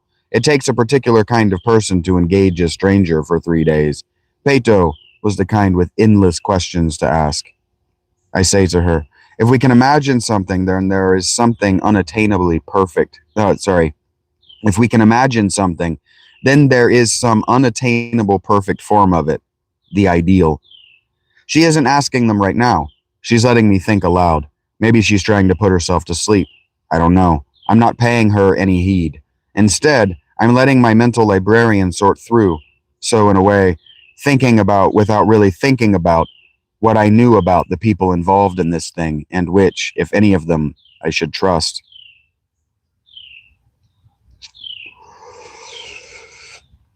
I say to her, that means that by thinking of it, we make it, anything, more real than if we don't think about it. I feel like a child lost in a wide and different world. I feel more lost and alone and childish than I did as an actual child actually lost and alone on the streets of London. Plato, she wanted to know about Todoro and his world and how he saw it. She was genuine and curious, and she listened. Had her family made her into the woman I'd first met? The weapon? The temptatrix? Or the curiosity? Are the curiosity and openness she displays with Todoro who she was when she was a girl? Who she really is? Who she really is? I say to her, does that mean that if I think of some future event, I make it happen? It can be helpful to imagine someone as a child and to wonder how much they've changed and what sort of environments might have made them into what they are today. Children are the future, right? Villains are defined almost exclusively by how they endanger children, and heroes by how they venture to save them, right? Children are the metaphorical wax tablet into which the future, if the future is a thought, can be written. There is a reason that children are valued in, let's call them unsavory fantasies and rituals. I say to her, does that mean that we do make imaginary real futures?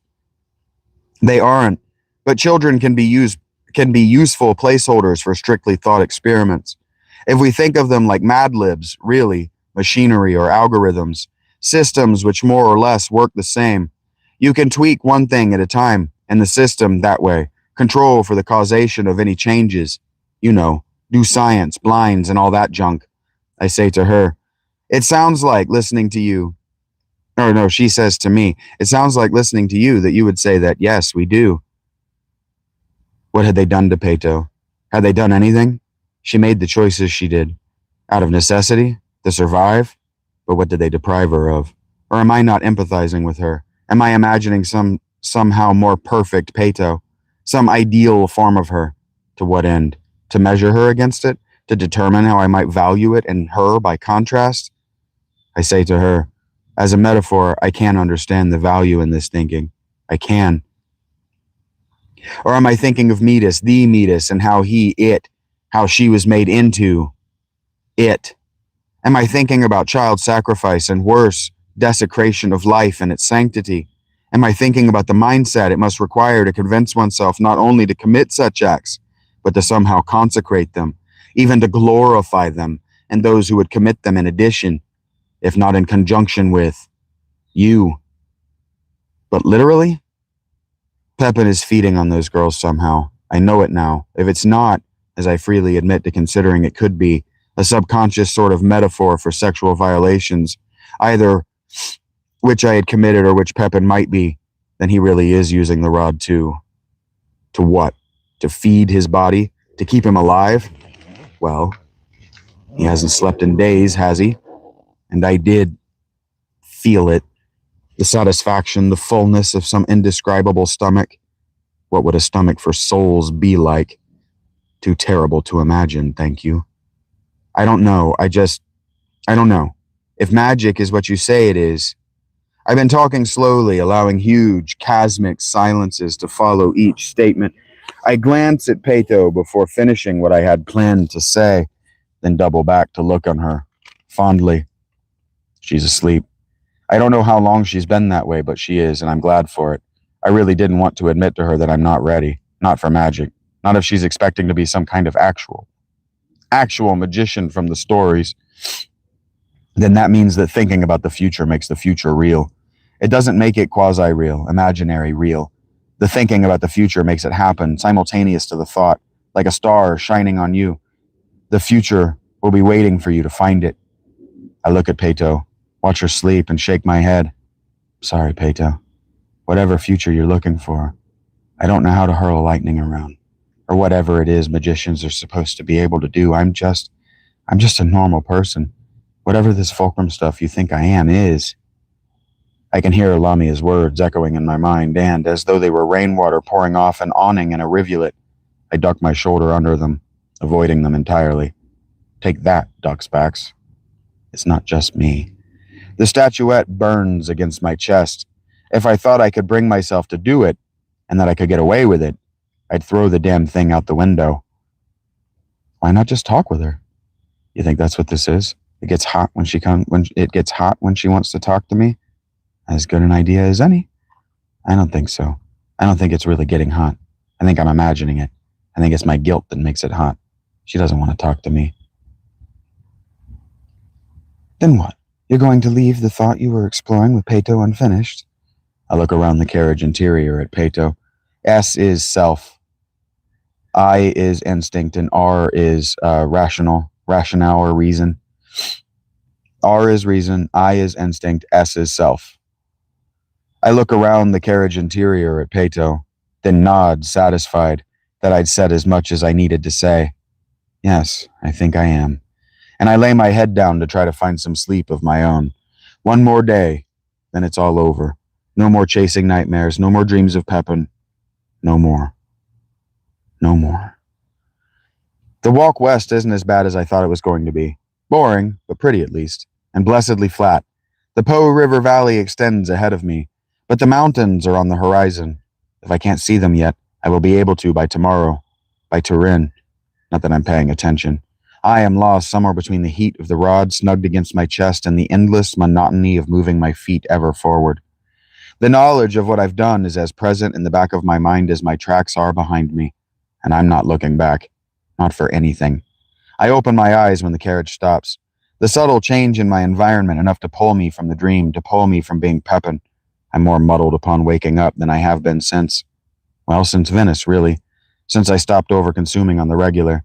I'm looking around me, my eyes rolling like a panicked horse in my head, but really I'm just trying to make sense of my surroundings and why we've stopped. It's daylight, maybe early evening. Too early to have stopped. My heart starts racing. Did someone stop us? Hey, Beto's voice is low, soothing. Her hand finds my shoulder. You all right? We're here. She looks out the window, then back at me. Your stop. Pavia.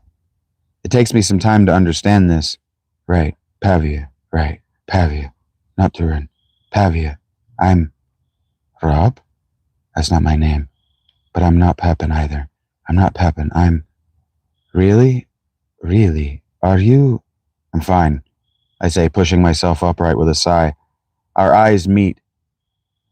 Peto doesn't say anything, just looks kind of sad, and I find it difficult to get out of the carriage. I guess this is goodbye then, I say. My hand almost reaches out as though to offer her a shake, or whatever. For now, Peto says, her eyes not leaving me, until I find you again. Are you going to give me a head start or something? Those eyes never blink. We'll see what happens. What? Does she think something is going to happen? Something is going to happen. You know that. Like what? Is he going to open the door and Midas is going to be standing right there? It's funny to say you hadn't thought about a thought until you thought it, but I hadn't thought about that possibility. I might have started to, thinking that we had been stopped. By whom? Midas, duh. Might have been the way it would have gone, but it didn't, and now I can't stop. My hands stopped just before I reached the door, hovering there. Rob? I look over at her. What are you doing?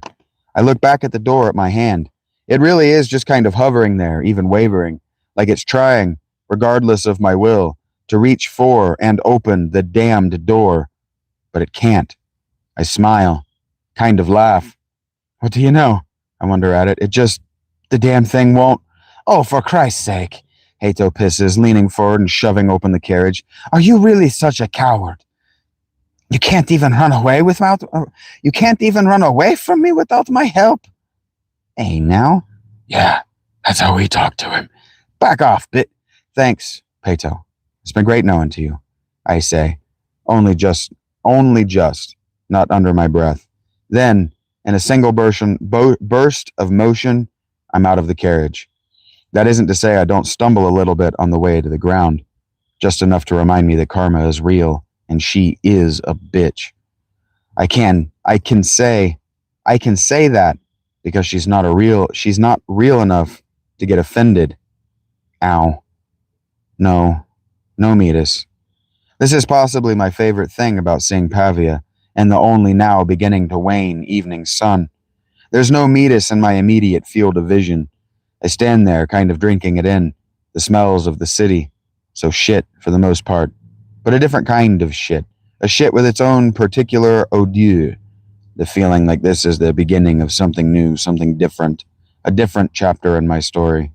Maybe a different story altogether. You going to get out of the way so I can get out? Peto gruffs behind me.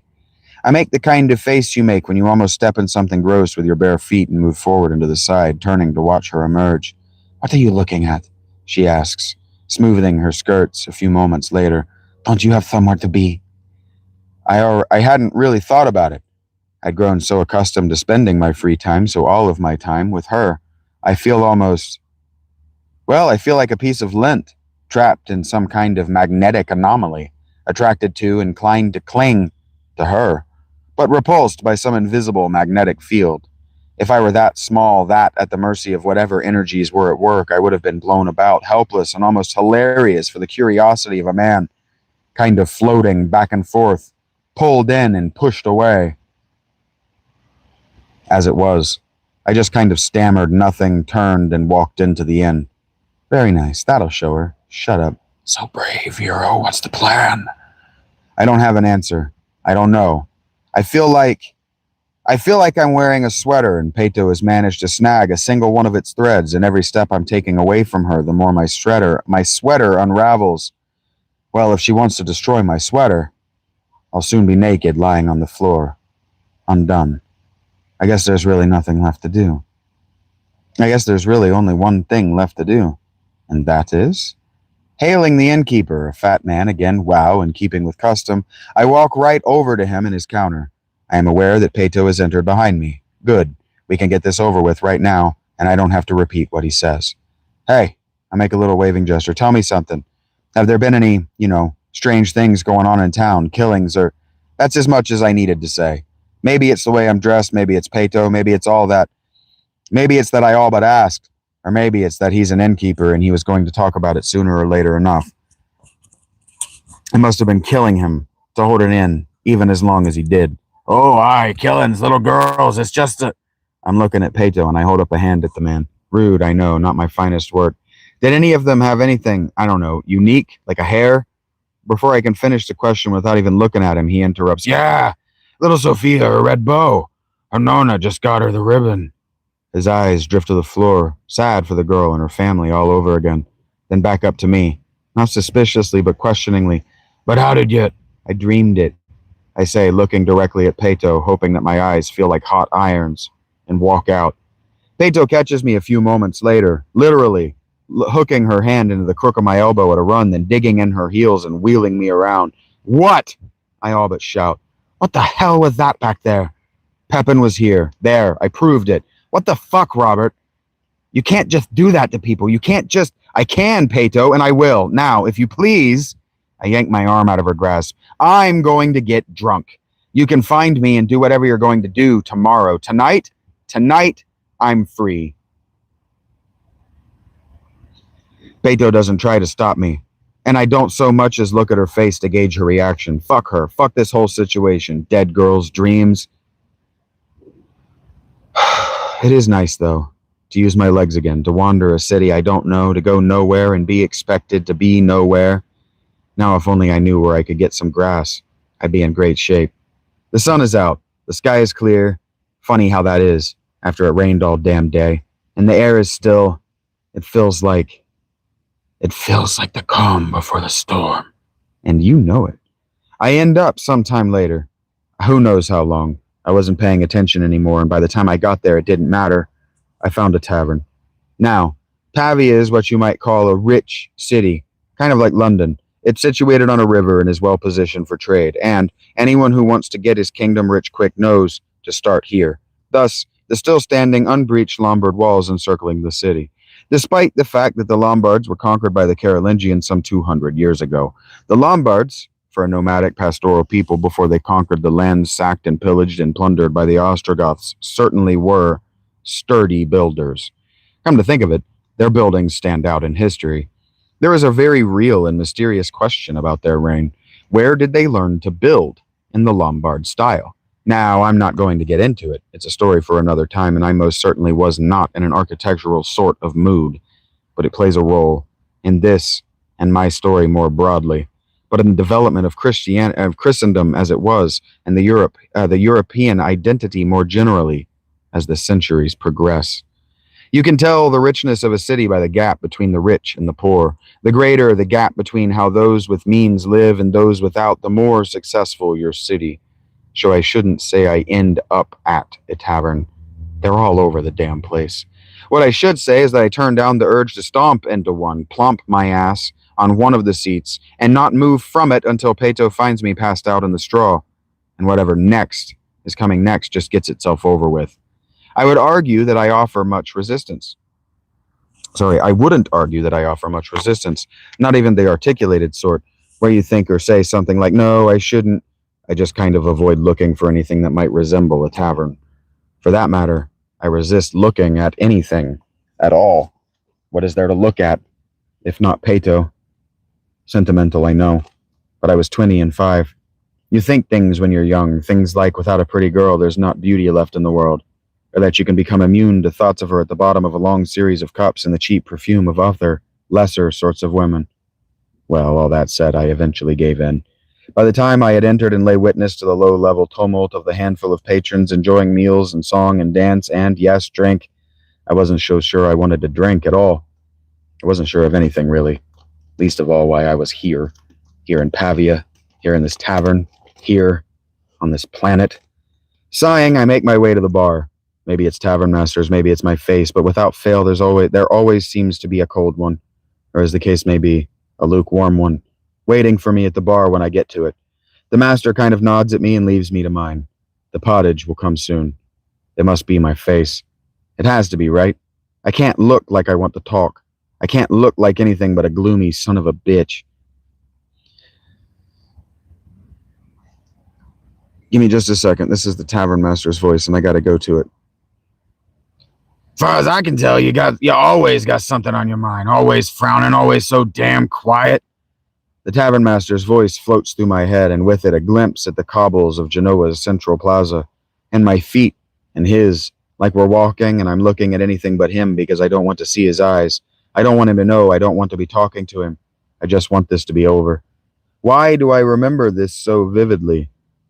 And yet I am certain, as certain as any, and yet I am certain, as certain as I am of anything, that it will never happen. The pottage does arrive and a second beer. I don't get to eye the contents of the dirty wooden bowl for edibility, nor take so much as the first sip from the stein, however. Here I am, minding my own business, just trying to eat, to drink, to be anonymous again. When I hear a name, I thought, especially after Peto said it, that I would never have to hear again. A name from another life, but not a life so long ago that I had to wonder at the voice. Not a life that long ago at all. Part 2. Old friends, new problems. Adalbert. Fuck. He was bound to show up at some point, right? Right, naturally. Just, why did it have to be here, now? How did he find us? Carl? Carl Cartwright, is that? I'm going to do a highfalutin British accent for this highfalutin Italian person because my posh Italian isn't very good. I turn the third or maybe fifth time the voice repeats this call. As much because it takes that many refrains for Adalbert to be close enough to bother looking at, as because if he isn't deterred yet, he definitely won't be when he drunkenly pulls up beside me. Except Adalbert doesn't. I smell him first, largely because he doesn't stink, or rather, that his particular odeur humaine were obliterated in a cloud of odeur de luxe, expensive perfumes and oils, etc., the kind of thing a man who lets people call him the Rich, like Dick Rich, allowed Richie, would wear, and not a single part per million of alcohol, not even a drop, spilled by accident by some unknowing stranger. And that stranger would not be, I think, expected to know on whose person he had spilled that single offensive drop, because Adalbert was dressed less expensively than even I. Hell, he looked like he'd just walked here from working a nearby farm all his life. What in the... I try neither to frown in puzzlement nor to turn down my nose at the stank, at the sight of him. He killed her. I know, shut up. He killed her and you let it happen. Adalbert. He is a tall and striking man, short of my own 6 feet by his hair, and boy howdy could he grow a beard. He looks like a damn statue of Zeus, all black curls from the top of his head to his shoulders, just eyes and cheeks as hard as Scylla and Charybdis. His nose, then, is the straight which ran between, and straight it is, straight and long and proud and as Italian as the rest of him. Oh, it's not Bert anymore? His voice is, oh, it's not Bert anymore. His voice is deep and masculine, and he chides me, think I'm a child. Worse, like I'm a girl child. Now I'm glaring at him. What do you want? Why are you in Pavia? You know why I'm in Pavia, he says with a twitch of his beard, which must have been a devious smile, closing on me so that the beard tickles my ear. Why don't you come with me? We should catch up. Come with you? I echo, nodding slowly and working the hell no around in my mouth like a broken tooth. Yes. Oh, I could let any of these men know how much I have offered as a bounty to the person who can bring you to me. The predator's gleam isn't only in his eyes. It shines off his teeth in a grin like that of the mustachioed twin of the Cheshire Cat. I don't look around me. He is bluffing, but at the same time, I know he's not. All it would take is one glimpse at the evidence of the coin he carries as walking around money, and these men would tear one another to shreds to be the one to get the reward for killing me, and all to his amusement, believe me. Adalbert's eyes say as much. The glint there is black and sharp, like an obsidian mirror. I see myself in him. He makes the universal this way motion with his head towards the door, and I fall into step behind him, just like I always do, like I always am, always following someone else's lead. I can't remember his voice, but I remember my father saying it. You either lead, follow, or you get the hell out of the way. Why is it, then, that my every attempt to get the hell out of the way has ended with me forced to get behind and follow someone? I sigh. I haven't been paying attention to where we're going, nor have I noticed that dusk has settled over the firmament, the first stars of the night already shining bright. When Adalbert stops and turns to me, the stars, they mean that this moment had to happen, right? That if we were not going to be here, they would not have shined for us? Would I notice? That I'm out of place in the plan of the cosmos, the weave of the universe, that there were no stars but should be? Would that mean the universe didn't know I was going to be there? I don't like the thought that the universe could know anything, so I don't let myself articulate it. Instead, I try to focus my attention on Adalbert. I should really have watched where we were going. But it didn't matter, did it? If he were taking me somewhere to kill me, he was taking me there to kill me. There wasn't anything I could do about that. Not after starting to follow him. What, make a scene and try to slip away? Only to discover that, alone though he seems, there is an army of his men-at-arms, you might call them, surrounding us in the night? It wouldn't even matter if that were true. Not the way I'm feeling. You know that I knew, right? Adalbert turned, stopping dramatically in front of a fountain.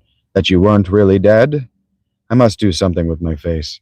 He laughs, a low, sad noise. Carl, there was no body. No body, no death. Look, you were upset about Maria, I get it. So you ran. But how did you convince yourself I'd believe you were dead? I'm just that good, I guess, I say, walking up beside him, but looking into the fountain. But really, people go missing all the time. They do, Adalbert concedes dramatically. He regards me. He wanted to be an actor when he was a boy. All he needs is a cigarette to really chew up the scenery. I'm ignoring him. But not the fulcrum of fate, Carl. Not you. The only counter I have to this is to ignore it. I knew. I even knew you'd settled down in Genoa, got yourself a wife. Things are going well. Too well to last. You must have known that. Ah, I can see on your face that maybe you did. You did not exactly try to hide. Did you think that making yourself valuable to them would make them loyal to you? I can't keep my face from glaring, and no longer keep myself from aiming it at him. Is that what this is? I ask. Are you just going to taunt me? Why are you here at all? I came looking for you. I am. He pauses, offering me that look which demands to be taken seriously. Compelled to speak with you. Would you take a walk with me?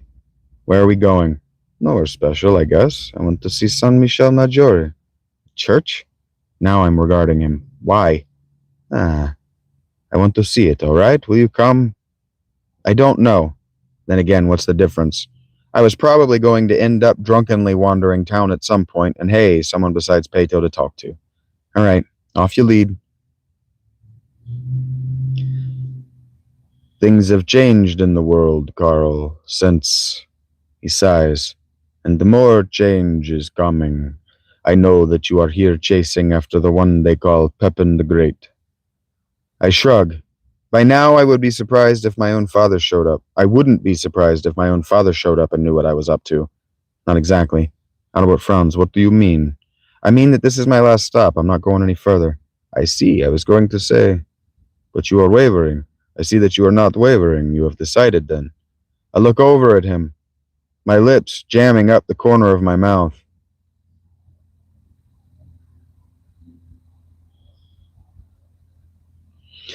But what I see are the towers literally towering over the environment.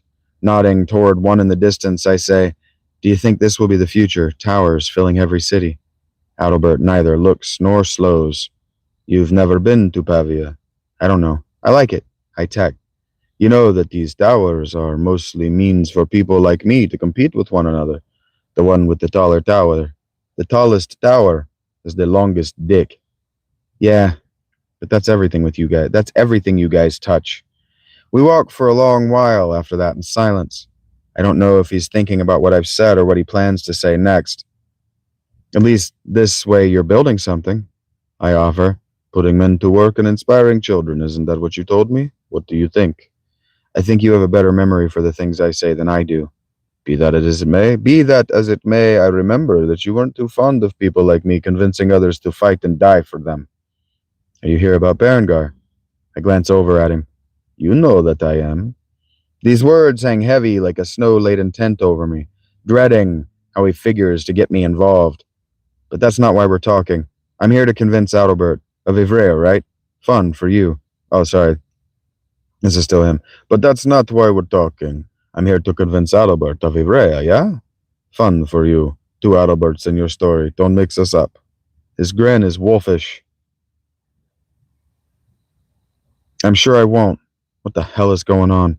Why are we just talking like this, like old times? Some part of me knows I don't have long with him. Can't spend long here, and that there's something I'm supposed to get. something he wants to give me, but cannot simply give it to me.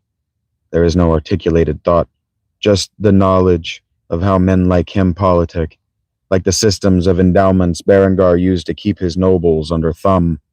They can't ask for what they want to keep them happy. That's extortion. But if a representative asks for them, and the king agrees on their behalf. What do you want with Ivrea? I ask. Sorry, I was distracted. We're gonna go back. Rob says, oh no, he's thinking to himself, what the hell is going on? Why are we just talking like this, like old times? So I got that right. What do you want with Ivrea? I ask. I want him to let Pepin have the city. I almost laugh. I don't, because he isn't joking. Thankfully, I don't have to think of something to say that won't sound ridiculous, nay, condescending. He keeps going. Adalbert of Ivrea is the only thing that stands between Berengar of Friuli, king of Italy for now, and utter ruin. He is as yet undecided about which side he will be on. Then you're here to what? I ask, stupidly. You know exactly what. Convince him to allow Pepin the Great to have the city when his army arrives over the mountain. Turin will have already been convinced to allow his army through the mountain. Susa will be more difficult to convince. Berengar has strong support on his mountain pass. For now, Adalbert of Ivrea will change that. I see it for just a second. A single frame across my vision. The mountain pass, standing beside Wadjet. Were we looking down on the Susa Valley? Oh God. It's a three-way pass in the mountains. Only one way leads north to Burgundy. The other south to Provence. Are they going to try to march armies on that pass?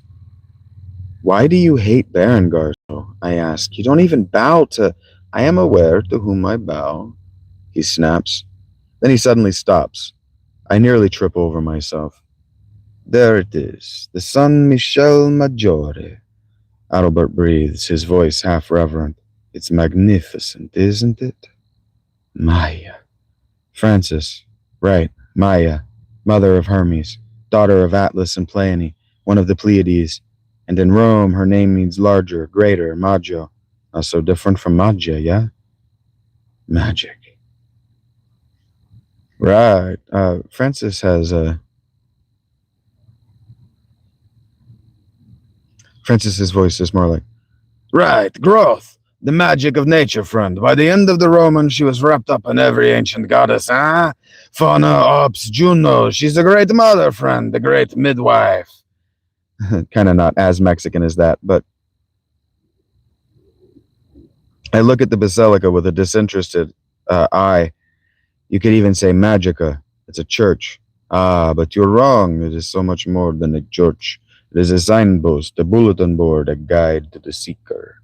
I remind him with single raised eyebrow. I regard him with single raised eyebrow. And what is it saying? He looks at me. His smile gives me the willies. Everything. He looks back at the basilica, and we're talking about something entirely different. They thought they killed us, the hunters. We thought they had too. Things were bad. Things have been bad for centuries. Oh, don't look at me like that. You know I'm not old enough to have watched it all happen, but the school remembers, thus I know. Things were bad, bleak, dire. Would you say you barely believe? Shut up, Carl. You're not being funny. The school almost didn't survive, but we did, and we built this. The Lombards helped, the kings and their wives, Theodoline, Agilulf, Ataris, Gutbrand, and mostly Theodolinda. She gave us an excuse to exercise old skills and get new ones. But here's the thing. He looks at me, pointedly, from the corner of his eye. We didn't survive unscathed, unchanged. All right? And the injury will leave the body scarred, different. Carl, the school, the circle of masters, there. I have been trying not to react to any of this. We are far from spies trading Cold War secrets, and yet... But he was doing an admirable job of using different words, at least. If he were going to speak so openly. When he mentions the circle, however, instead of thinking of the Ogdoad, none of whom I knew, nor had I seen so much of them as their meeting place, I think of the 9, and have to suppress a shudder. Different, changed. You were. But there is no point dwelling on what you should have done. We can't meaningfully change what is. Not right now. Then what will be do you want to change? My voice is hard, but optimistically cautious. Adalbert's eyebrow quirks. Do you know what is planned for the rod? I'm looking at the church's facade, at its recessed windows and doors, the colonnades along the top, beneath the roof. What about the church speaks to everything? It just looks like a Lombard church to me. His eyes press me for an answer, and I sigh. No, no one will tell me. No, I'm sure that's not true. But I will rectify it. Order wishes to use it to establish a new, lasting order. The rod, and other items of power, yes. Why? Why would they do that? This isn't new. This is just more of the same. Why would I say that? What do you mean? Adalbert asks, eyeing me with a theatrical squint. Nothing. Just tell me what you want. I want you to stop him, is his answer. Now I actually can't believe what Adalbert is saying, and I react like it. What? Adalbert makes an indulgent sort of face, patient, like we were talking to a child or an idiot. The school was once a great monument to balance, an exemplar for all to see. Now, order does not always mean good, and it is not always to be trusted blindly. It is no wonder that you are here. You must sense it, the great potential, the creeping chaos. Something is going to happen, something that could forever alter the fate of humanity. And you want to be there. You're driven, like a cart behind forces over which you have no control, and of which you have no understanding, as yet no ability to comprehend. No, actually, I don't. Adalbert interrupts me with a laugh. It seems that you did not know that I am Scoleo. This is interesting. I had assumed. Well, you know what they say about assumptions, an asset of you, but especially me, huh? He regards me. I'm standing upright, shoulders square. My hands are in my pockets, but I can feel the set of my jaw, and I know my eyes burn. He said it. The name, the Scoleo. I'm supposed to kill him. But what do I do? Is he daring me, taunting me? I felt like he's been taunting me this whole time. And the voices, silence right now, gobsmacked they are, apparently, is not the best timing. My hands itch. A bead of sweat rolls down my spine, leaving a creeping, formicacious trail to the base of my skull. Let me ask you something. Since I seem to have stunned you to silence, and I know that you are not willing to do as you must, Adalbert says, extending his hand as though he were going to slap me on the shoulder, then retreating it. Does it ever just feel too easy for you? Like everything is lining up exactly in place just for you, like you're Moses and life is the Red Sea. Anything you want just comes to you, that your only struggle is with the boredom, with apathy toward it all. I don't say anything. Of course it feels that way. I'm already getting bored of this conversation. I think, though, that he's asking if I'm bored with Pepin. And yes, I am. Because yes, it's been easy. Like he said, too easy. Like everything's just been falling in place and I'm James Woods following a candy trail. I thought that might be why you ran, Adalbert says, evidently reading my thoughts, but more likely my face. I thought to keep you for myself once. Seems I can't stop myself from sharing things which I would prefer not to with you. Then the truth it is. I thought that since you did not know what you were yet, I might benefit by you. And I did, greatly. The position I now occupy is largely because of you. I should be giving you my thanks. And perhaps I am in my way. Maybe that is why I am speaking to you now, warning you as I am. I thought to come here and impress you to my vision. But seeing you now, I care nothing for that. I need only for you to be informed as I can make you without putting myself at significant risk. Again, he's talking to me like I'm not really here, like he's saying what he's saying, and his face, as he does so, makes it seem like he's surprising himself, and yet his words, his meaning is so selfish, like he thinks he's being generous with me, and maybe he is in his mind. Something about him, about the things he's saying, He's connected to this all, involved in more than the aloof political nature he claims. He and his father didn't make Tuscany, and especially Lucca, Florence comes soon, an independent province, by being anything less than opportunistic of the conflicts between the East and West Frankians and those other Italians who wanted to control the kings which were offered to them. But I freely admit I had never thought that he might be Scaleo. And now I am well and truly fucking confused. I thought I had decided that the Scaleo wanted the rod in the world. Were there factions within the factions? Does that mean the Circle of Nine I saw was the Scaleo? I'd all but convinced myself that they were a lesser, splinter-type group. Does that mean that the Grand Magus of the Venatores is more powerful than I thought? Adalbert mentioned the hunters. He seemed afraid of them. More like leery. Now you guys chime in? You were a good friend, Carl. I have learned much since you died. But it's getting late. I don't believe I am breaking any rules because I am not telling you anything you have not learned from someone else. That rod cannot be allowed in the world. Its very presence would cause the breakdown of society, the utter collapse of civilization. I regard him for a moment. Does he believe this? The church is built to survive. How's Plato talk? The church is built to survive an earthquake like that. How can that be? I say this, and suddenly I'm angry, not just angry, furious. My chest feels hot like an Olympic cucurbit, boiling and under too much pressure, on the verge of exploding. I'm shaking violently in my legs and trying not to shout as I spit. You aren't the first person to tell me that. How can an artifact from a long-dead religion hope to be that destructive? I hold up a hand, silencing his response. Civilization is not something that is going to just end. Societies may end, but even then, what is the end if the people who come after pretend to be, or try their damnedest to be, those who met their supposed ends? Even Francia calls itself the Holy Roman Empire, yet she holds no Italian cities, least of all Rome. Hell, even Rome by the end had two capitals, neither of them the city of Rome. Even Rome was emulating Rome by the end. No, I hold up a finger. But of course, even the final collapse of Rome wasn't that bad. Not for the survivors. Your family, no doubt, accurately traced their lineage to ancient Roman elite. As to those of how much of the Italian nobility, half of them, all of them, civilization didn't collapse. A new ruling elite didn't even really come in and replace the previous one. The governing system collapsed. It was made a chimera by competing calamities. In 500 years, when they look back on this time, they will not see it as at all that different from the systems before. More of them, smaller and more diffuse, sure, but still trying to emulate Big Brother Rome.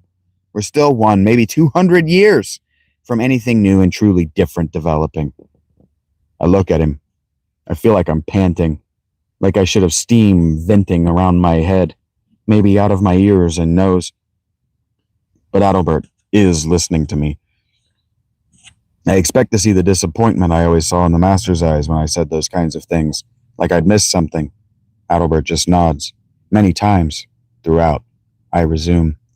Civilization didn't collapse. The lie of perpetual growth did. A government by any name did. And Rome still lives on in the East. But this happens all the time, all over the world. The world is a big place, filled with places so different from this one that you'd think you were on another world beneath a distant set of constellations. And those places are filled with people so alien of features and complexion, clothing, music, art, and religion that you could convince yourself they're a different animal altogether. Adalbert continues nodding his head, as genuine a display of humility as I have ever seen in him. If he knows who I am, then he knows that I speak from experience, that, in fact, I am more qualified to speak on this than he is. I'm certainly better educated. Had he ever picked up a book, I feel less like the apprentice addressing the master than like a master addressing a peer, someone of different but equally high status. I am not used to this feeling. All of these places, all of these people, all of these civilizations say this of their secrets. If the people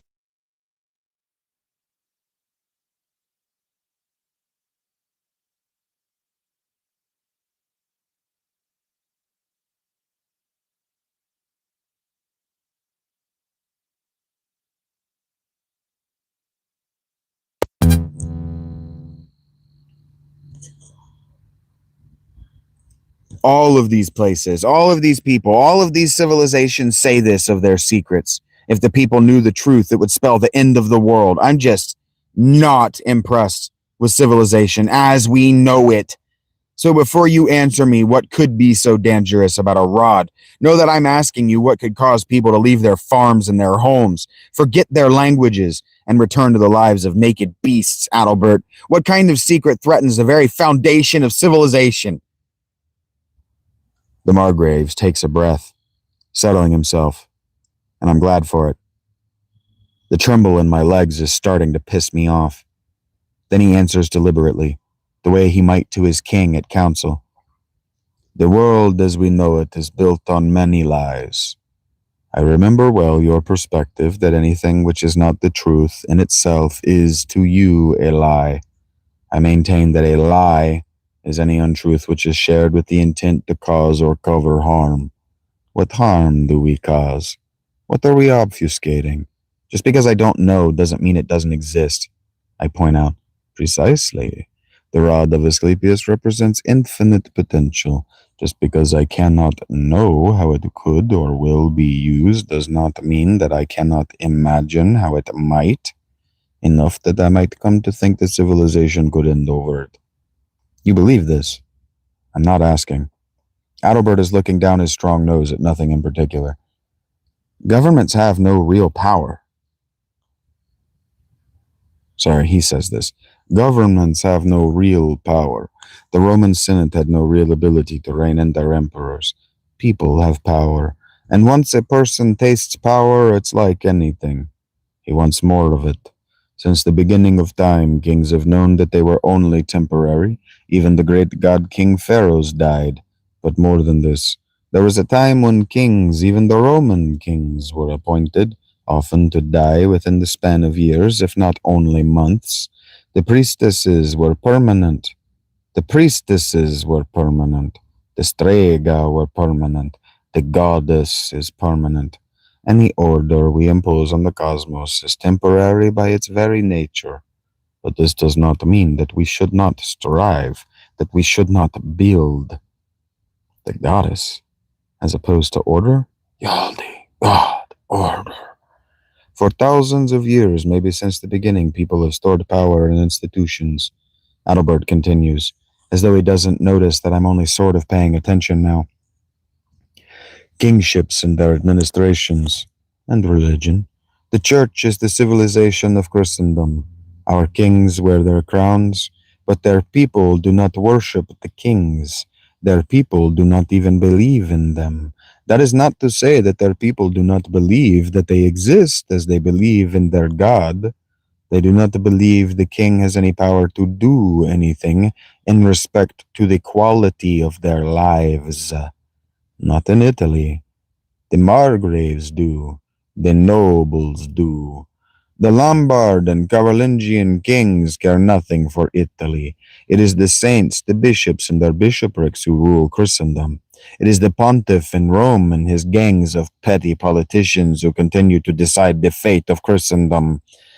Any king who were able to do as Charlemagne had and who refused to be crowned by the Pope could see this world ended and another one birthed. My own thoughts, spoken from another's mind. Does this mean I'm right? That I'm onto something? Or does it prove that great minds do think for themselves but come to the same conclusions independently? I don't know which I like less, implying that mine is a great mind, or the thought that Adalbert's was. Venice announced themselves as players on the world stage half a century ago by stealing the remains of St. Mark. Churches have made their claims to fame and fortune with relics and miraculous artifacts since nearly the very next day after the resurrection. This is our way, humans, but naturally it is our way to lie as well. Many of these relics and artifacts are fakes, clever forgeries. They're miracles entirely unattributable to them, but instead to natural processes. He looks at my face hard, probing my mind with his eyes. I neither know what he is looking for, nor what he finds. You know that they say that Augustine is buried here in Pavia? Yeah? I ask, not sure whether I care.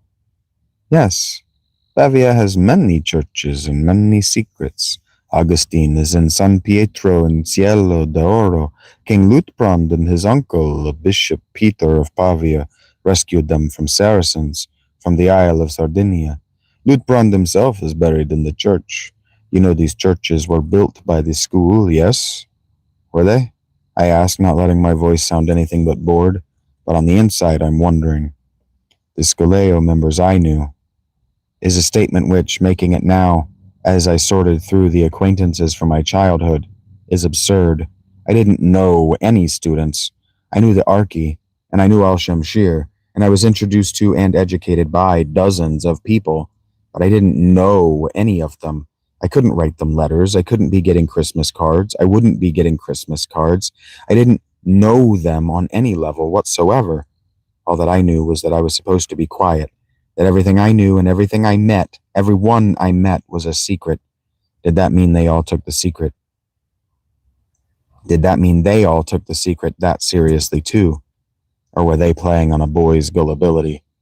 Certainly the last month would suggest that students were as fastidious in their secrecy as I'd been led to believe. They were not commissioned by the school, nor by the students. Theodolinda, wife of Altari and later Agilolf, commissioned them. She, of course not single-handedly, but still built churches all over Lombardy with the help of the school.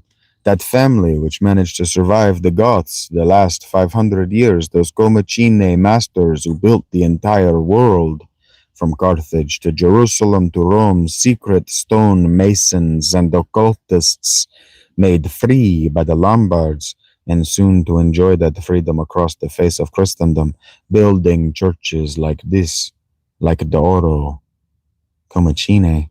I ask, like from Como? Yes, Adalbert laughs. Como was a colony of Rome up in the Alps, and when disaster came, Como survived, independent, till now. My eyes are moving around in my head, darting back and forth as though I were searching for some invisible threat, some connection. All right, so some of the schools survived in Como. I try not to gulp as my throat works dryly to swallow nothing. Builders, whatever. What does that have to do with me? What does that have to do with the rod? They said that you were educated. Adalbert says this, and again, he's not really talking to me, definitely not answering my question directly. I knew this. It is pleasant, speaking to you when your eyes aren't glazed over. Churches, Carl, built to house relics of perceived power. Now, imagine that one of these relics were not only perceived to have power, but did have a power which could be used, manipulated, which could change the very course of history. Imagine that one of these miraculous items were lusted after by a king. Imagine an Excalibur, which does not simply grant a kingship, which does more than just vanquish those foes you have at arm's reach, which does more than make you invulnerable. Imagine being able to achieve conquest greater than Alexander and Julius Caesar combined, easily, with next to none of the effort which kings of the past have needed. Imagine an item with the power of a god, accessible by any mortal. Imagine being able to open the book of fate and write in it anything you like, and for those things to come true exactly as you write. This is the sort of something like the rod that Pepin the Great has in his possession. This is something like the moment that Christendom is facing. But imagine that it does not make you yourself a god, won't make you anything more than mortal. Imagine the chaos and turmoil as kings and paupers alike fight to lay claim to it. Imagine anyone with a killing hand or a scheming mind will have opportunity to claim it. The politics for Emperor of Rome will not compare with the chaos which will be unleashed, brought back to the world. You are right when you say that this is nothing new, but it is new to this world, this age. I hate this. The look in his eyes, that particular emphasis. I know what he's talking about. He's talking about Peto's secret history of the world. I hate that I know it. And I hate that I've been thinking exactly the same thing before this conversation. Order has convinced thee. circle, that they are capable of what the original gods were not, using the infinite power of the magic cosmos to give this world and the human soul to order. The circle have unleashed the rod unto the world. They stole it from the daughter, Peto, I believe her name is, and they gave it to that Pepin the Great. My understanding is that they did this to Charles the Simple in the West, on the condition that he would invade and take Italy, with promises of being a puppet king in a land unfriendly to foreign puppets. But all the Italian kings are foreigners, Germans or Franks. Yes, but they are foreigners we choose, Carl. What is so difficult to understand about that? Then what's your beef with Adalbert? He's at least closer to locally born than any of his rivals. Adalbert is a coward and a weakling. He politics like a woman, with women, mothers, and children. He buys his enemies with concessions of castle building, of basilicas and cathedrals, and their own sort of autonomy. But this is not kingship, this is not order, this is diffusion, this is decentralization, this is the opposite of the acquisition and manipulation of power. This is democratization? I suggest, yes! Adalbert is practically fuming at the mouth at the idea. He's not, of course. In fact, besides his wild, practically unkempt facial hair, he is the picture of nobility. His Renaissance descendants would be more than impressed. But all of this is to say nothing of the true question which must be asked vis-a-vis the rod of Asclepius.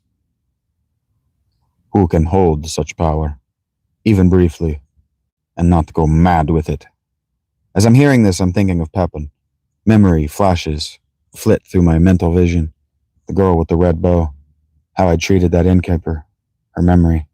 My eyes have drifted back, or my eyes have drifted away. I bring them back to him. Is it real? The rod of Asclepius? Yes. And with it, anyone could do anything. There could be war unending. Take care, Abs. It can encourage the common people to take an interest in their leadership, I suggest. Adalbert nods. His face is stony as blank slate. It could also mean perpetual peace if it is properly used. It could also mean perpetual peace if it's properly used and cared for. I continue. That is not civilization. That is a man-god stalking among the people, doling out holy writ. You do not force peace by fiat. A man cannot decree that he is perfect before the Lord the God. That is an abomination. Whatever else you do, Fulcrum, you must not allow that to come to pass. Ignoring it the first time didn't make it go away, I guess. I shake my head. This has nothing to do to me. Nothing to do with me. I'm leaving the trail here. He shakes his head. I'm afraid that is not possible. What, you're going to make me? By whatever trick. There seems to be fire dancing in his pupils. Not I. It has already been determined that you have a part to play. You cannot get out of this by doing nothing. You cannot wait forever. The more you resist, the further you run, the harder and more difficult life will become. For you and for the world. You are already so far behind you almost make it a certainty that the rod falls into more capable hands. More capable hands. There are currently 2 plans to give Italy to a king besides Berengar. You know, it is remarkable. I have not spoken to you for 2 years, and here I am candidly telling you my secret master plan. It's like I want to tell you, like I couldn't lie to you if I wanted to. Have you bewitched me? No, I think not. I might say that I am unthreatened by your ability, that is, your inability to stop me from getting what I want. But that is only the ugly truth. The whole truth is simply that I trust you. You are loyal like a dog. You did not bite my hand when Maria, and I do not believe that you will act against me now. I'm glaring at him, but waiting. Carl, damn it!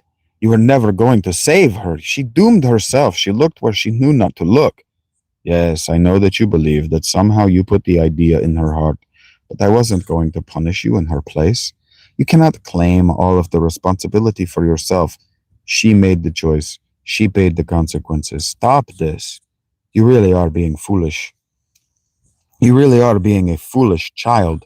Have you forgotten so little of what you were taught? Or have you refused it? I wasn't going to say anything, I say between my teeth. Was I going to avenge her? Or was I beginning to agree with him that she'd done this to herself? He looks at me long and peering. When did you become a coward? The Carl I knew. But he died, didn't he? You have not practiced, have you? Perhaps it is I who am the fool. How much of what I know about you is a lie? And who is telling it? You or the Arky? I thought you were gushing your secret plan like a virgin shepherdess. Adderant makes a humph noise in his nose, looking down it at me all the while. I had a feeling that my privileged status of peer might have slipped. Was it something I said? The first plan is the simplest. Louis of Provence will move on Pavia by summer's end. The second is more of a gamble. King Charles has sent a small force. They could be here inside 2 weeks. Berengar is in Verona. Oh, you didn't know? Were you not just there? Well, Berengar knows about this and is already mobilizing an army to intercept them. I do not know why Charles sends so few men. My understanding is that his army is only 1,000 strong, nearly entirely infantry. Nor do I know his play. Does he expect Upper Burgundy to join them in the event of a victory, confident that Rudolph will want to outdo Louis? The glee that shines in Adalbert's eyes says that he does, in fact, know both of these things. But I don't ask. I just want to get this over with. And now you know. In 2 weeks, it will all be decided.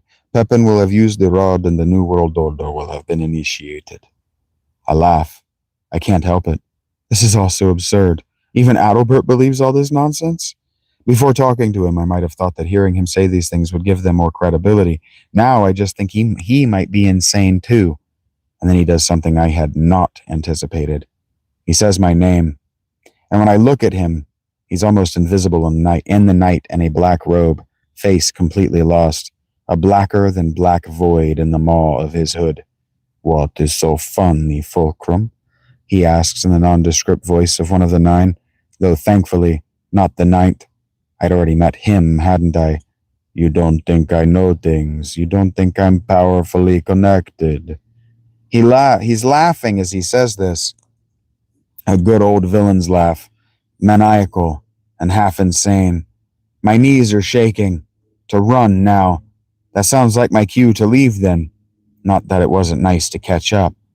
It is a pleasure to know that you yet live, he says with his invisible face.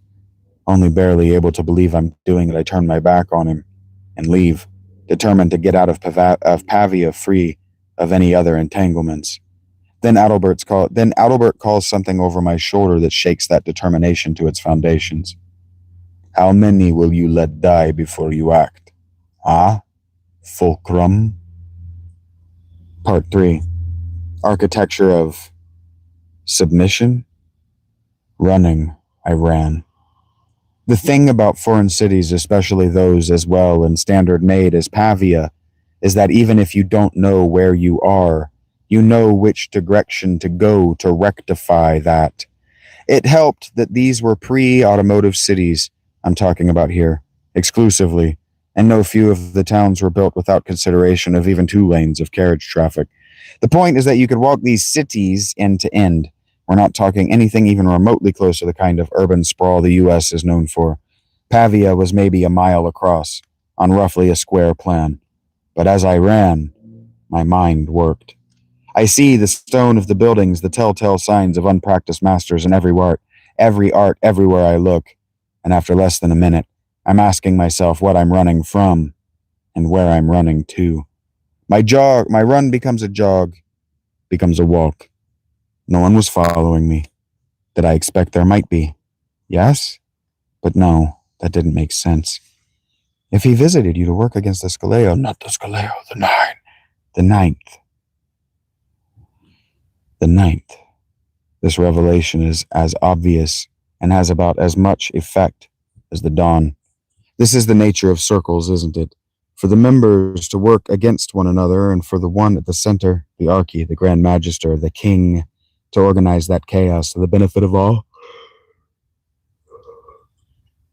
Is it not the myth that the best American presidents had warring cabinets? But what happens when the Archy chooses the path of darkness rather than of light? Was that what I thought? It felt right. What I had seen Needus' making. I could see no light in that. Did that make the 9th the center of a Scaleo of darkness? Could I prove the existence of such an order by the suggestion of a center? If there could be an order dedicated to evil, it seemed like as good a place to start looking for them as any. And why not? Where there's one, there's always a second. And where there's 2, Am I really considering a dark Ogdoad in their Darky? Is that what Adalbert meant? My head is spinning, not least of which with irritation with myself that I'm such a fucking dork. I feel like I'm trying to spin imaginary plates, balancing them aloft and maintaining the centrifugal force, all with the effort of my mind, and there are too many to remove myself from engagement with the spinning to so much as ponder what might be on the plate without them all crashing down. What does that even mean, to let spinning plate thoughts crash? And? So what? Drop them. You keep saying you're going to leave. And so what? Drop them. You keep saying you're going to leave. This is said in my head and my voice, but the words are not my own. I stop, and I realize something. I'm not done. You said no more, Awan. I did, and I'd say it again. No more. No more running. I need to find Peto. I find the end we'd stopped at easily enough. At a run. Such places are near the gates, and the one we'd stopped at was at the south such. The aforementioned Lombard kings Atari and Agaloth, by whatever order they came, didn't only build their wife churches. Theodelinda's name means beauty of God, and that is her legacy as well. It is a shame that she was so readily forgotten by a world that she worked so hard to beautify. While she was building churches all over Lombardy, Milan and Pavia and Brescia and Como and her husbands and their successors were building cities, erecting walls and laying roads, establishing lasting building codes and standardized contracts. But don't get me wrong, the Lombards were not quite some sort of Dark Age Renaissance. We're talking 568 to 774 BC. Their rule kind of spelling or marking the end of the Roman Empire in the West. Their churches like magnificent cairns. Now look, I'm not an art historian. In fact, I'm little more than an art cognizer.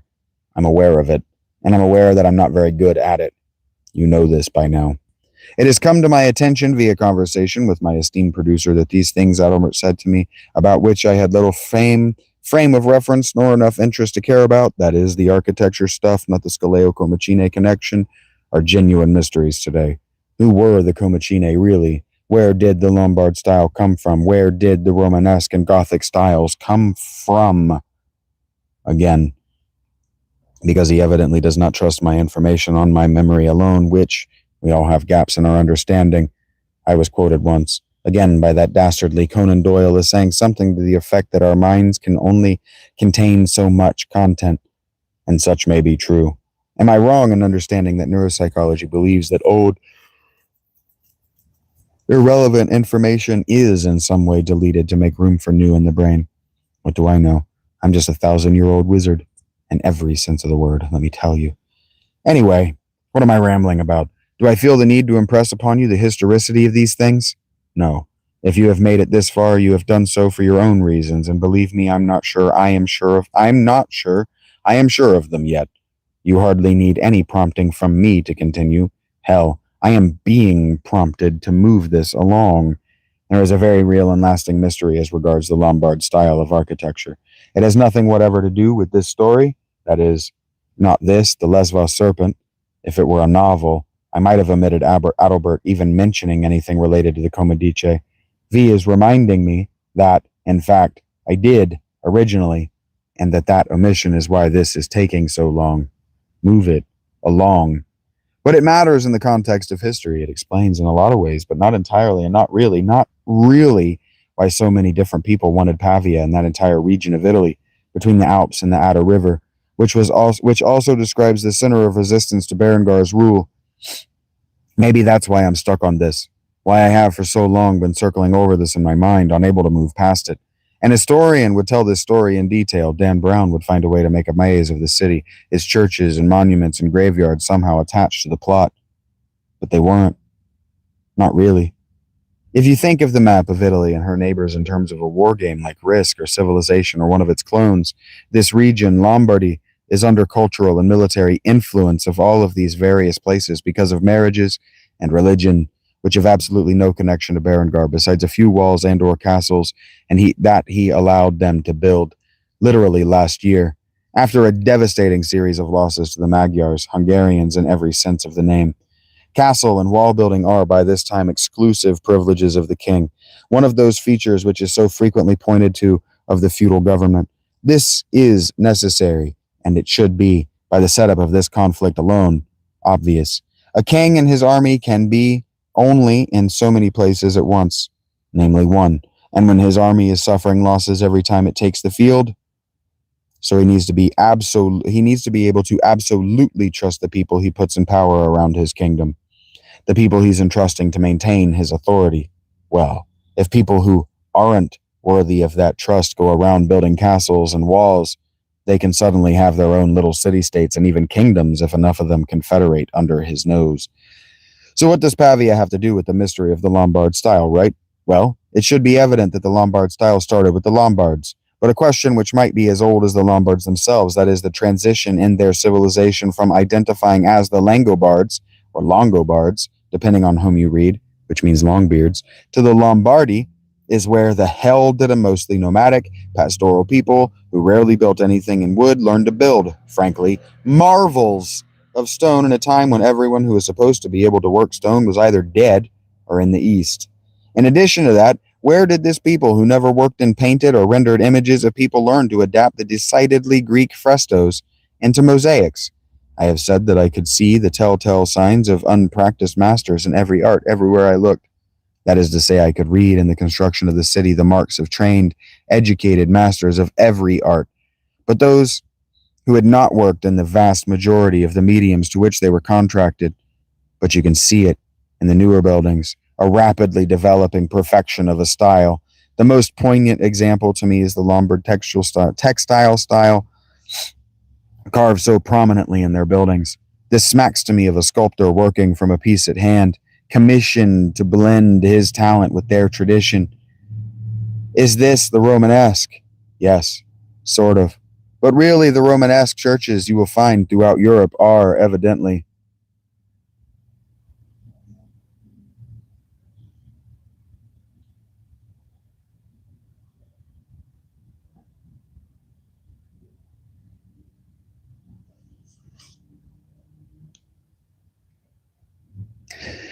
Is this the Romanesque? Yes, sort of. But really, the Romanesque churches you will find throughout Europe are evidently, trust the word of experts, not my own eye and memory, really Lombardesque. Because the non-Italian peoples of my century and later, those nobles and monarchs who visited Milan and Pavia, and especially Como, who saw the, again, marvelous churches there, needed them for their own, and contracted either the same builders, architects, or those affiliated with them to erect copies in their own hands. This explains, to me, how a style can spring almost spontaneously into being across an entire continent in a single century, a time when the building of these very buildings we're discussing could take centuries. Did you know the corporation dates back to Rome? It was a compromise to the guild. You see, the guild could charge whatever they wanted to the city, and often did. In fact, there is extant Lombard legislation limiting the prices the Comacine Guild could charge, because in their contracts the guild also provided for the families of their workers, pensions for debilitating injuries, funds to provide for burials. The guild, in other words, weren't fucking cheap, but they were the best.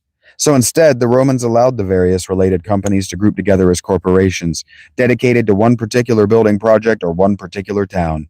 They were cheaper, but the skill remained the same. Those corporations were but one subset of the substructure of the Scholeo, the visible one. The guilds, too. Those corporations died in the fires which consumed Rome and Italy for the centuries following the Visigoth and Ostrogoth invasions. The guilds. See, the thing about the guilds is that they weren't just skilled laborers who got together to secure and share jobs at fair prices. They were also maybe is the word I should use today, religious. That is, quasi-religious organizations. The Freemasons tracked their history through these guilds, and I feel I should leave it at that. There is some debate among the Freemasons, that is, whether the Comacine fit into their history, that is, whether the Freemasons aren't themselves an offshoot, maybe a disgraced one, of the Comacine themselves, copying, as it were, the rites of a group they couldn't quite remember, being as they were separated by yet another degree from the source. Is that degree of separation the Knights Templar, Or maybe I'm stirring the pot for intrigue, because these things are all centuries in the making churches, the foundations of which I feel I would be irresponsible if I did not make perhaps overly adequate to maintain, which I am building, and which I will take up considerable, iconic space. The Pavia of the year 900, remember, is situated north of the Po River. A wide avenue runs north-south of the gate along the river, which sort of cuts the city in third rather than half. That's where I find the inn. As I mentioned before I went off on that wildly relevant tangent, I find Ted in his room, of all places. He's not exactly pleased that I'm asking where Pato is, but he tells me she's gone. Gone? I nearly shriek. Where? Why? Give me just a second. My laptop is finally ready to die. It's finally done raining, and I'm hungry. Hungry. I don't want this leftover burrito. I just don't want it, guys. I didn't eat it while it was hot, and now I don't want it.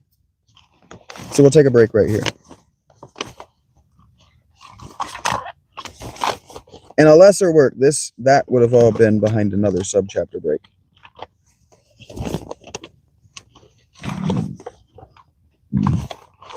You would have been encouraged to skip all of that in a lesser work.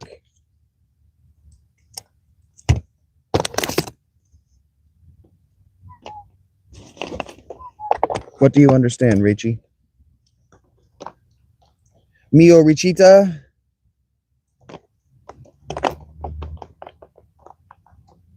Oh wait, that was Italian. I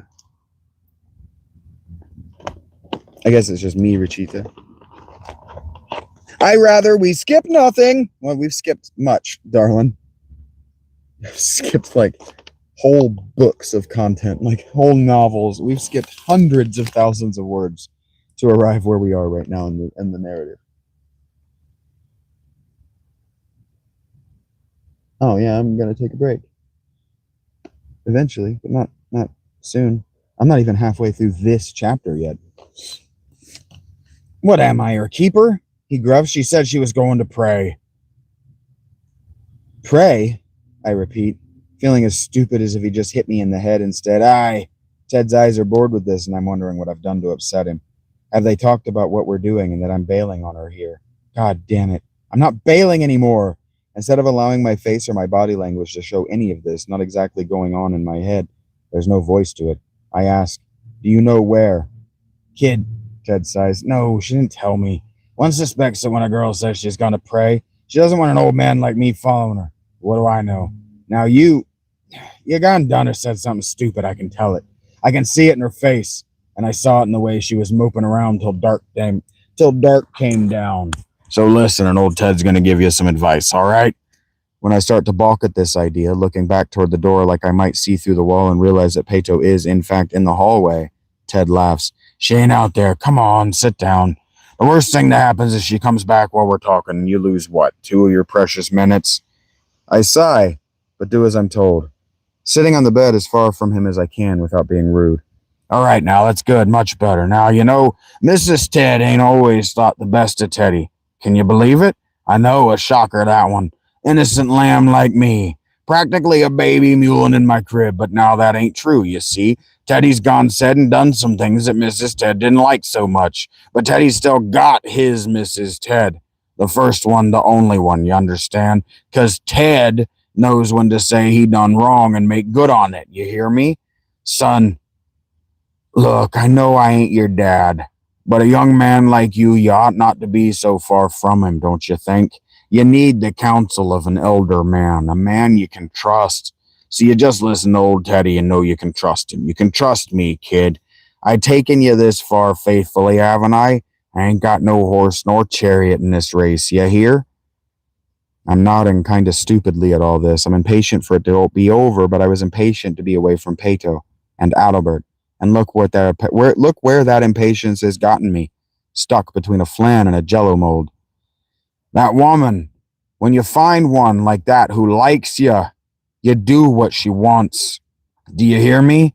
She tells you to jump, you ask her how high, not because she says so, but because she's trying to make you into something special. A woman like that, she needs a man who can keep up. More than that, she needs a man as strong as she is who's willing to do what it takes to see her vision made real, you hear me? Guinevere? I breathe. Ted scoffs. No, Morgan Le Fay. That makes me swallow hard. She brings about Arthur's destruction in the end. I know. That's why I said that. She destroys him because he didn't do exactly what she told him to. He tried to play her, to use her magic for her own. That ain't the way of the wild woman, son. You be careful with her now. Vipers bite, and I got a feeling that one'll spit you. That one'll spit if you look at her cross too long. I'm standing. I didn't know I was going to stand. I didn't even realize that the conversation was over. I guess it is. Ted smiling and shooing me gently away. All right, then. Hey, wait. I turn back to Ted, frowning. You don't know where she might be at all? He kind of laughs, closing his eyes, and if I'm guessing right, has to restrain himself from rubbing the space between his eyes. All right, kid, if I know her, try Santa Maria Forest Portum. Forest Portum. Out of the door?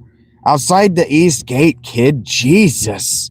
Thanks, I say, flinching a little bit, and turn to leave. Don't mention it, really. That makes me stop. Had Peto told him not to tell me? Hey, I look at him from the side of one eye, turned as I am in the door. Maybe get the horses ready. I have a feeling we're going to be leaving Pavia at a run. This perks up his mood. Not the reaction I'd anticipated. You in some kind of trouble? You could say that. I just have a feeling. A bad one. Like someone's going to try to kill me for what I'm about to do. Part 4. Every mother's son. There is a curious story among Plato's dialogues. Aristophanes at the symposium. Basically, a bunch of the who's who of Athens are enjoying their wealth by eating and drinking too much. When the talk turns to the topic of love, that is, of Eros, the god thereof. Now, why anyone, particularly Plato's female audience, because he most certainly entertained an audience of women, much to the chagrin of his peers, wanted to hear what a bunch of men thought about love, I don't know and can't speculate. And it's curious. I feel like I haven't thought about this particular story since the first time I heard it. The same moment I dismissed it without any further consideration, like, I am coming, and have arrived, of course, since, to realize that I did with so much of what I was taught as a boy. But, of course, that isn't true, because I'm going to tell it to Peto, but now, maybe that's why I'm thinking about it now, that, and I have begun seeing it everywhere I look, but less about that and more about, maybe I haven't said this yet, maybe I should have opened with it, maybe I should open every episode with it. I have not seriously touched these topics and... But see, even the dust of but 20 years is enough to make a man forget what he once knew well, and it's been longer than 20 years. I'm forestalling. The thing I was born to do, created, crafted to do, I have failed. Perhaps I have concealed this truth from you, to suspend your disappointment or just to spare myself admitting it, but I failed. Say it how it is. Not at everything, no, and as they say, fail again. Fail it till you nail it, as my father might have said. You get back on that horse till it bucks you to bucking death. He didn't. We didn't have horses. Could you imagine him taking a 4-year-old boy, could you imagine him making a 4-year-old boy climb on a bucking sheep? Bucking adorable. But that's besides the point. Maybe I am still trying to process what had just happened with Adalbert. Maybe that's why, but I don't know. Now, I didn't then. Not really. Then. I made my way from the end of the church to Santa Maria Forest Portum, at a sort of stagger, a plodding walk that gave me adequate time to think about nothing. V doesn't believe me that I felt nothing. Our forward progress has stopped nearly 2 weeks because he tells me that I couldn't have thought and felt nothing. He says that every time I have told him it was nothing, it was always something. So what am I hiding? And of course he's right. I couldn't have left that conversation with Adalbert and then walked right to Peto feeling nothing. Nothing is ever nothing. Everything is always something. And he's right. You are right. Right, that is, to think that. What sort of a story, what sort of a story is it to tell that I watched my feet on the cobblestones, careful not to step on any cracks, that I counted them, the steps, the cobblestones, then I counted my breaths, then the number of carts I saw, then the number of buildings, then my breaths again. I kept my mind busy with anything but diagnostic scans and ponderations about the future. I just walked. In simple, modern terms, I am in shock. Grief, its process, denial. Allow me a moment, if you will. These are my memoirs, and this is my work, but forgive me this. Perhaps, as I have said, I should have done this sooner, but I am an old man. This voice, these mediums I am forced to work in, these are young things, new things, familiar things. They create an illusion, they distance us from the truth. But the truth of the thing is that I am an old man, an incredibly old man, and I feel it. Maybe not in my bones and the aches and the pains of my body, but I do in the longing to be done with this world, with whatever is my work in it, and most especially in my mind, and the differences between my mind and yours. Peto. Why did I start with Peto? You know, I've been thinking about it for a while. Nobody likes a prologue. So why did I start with mine?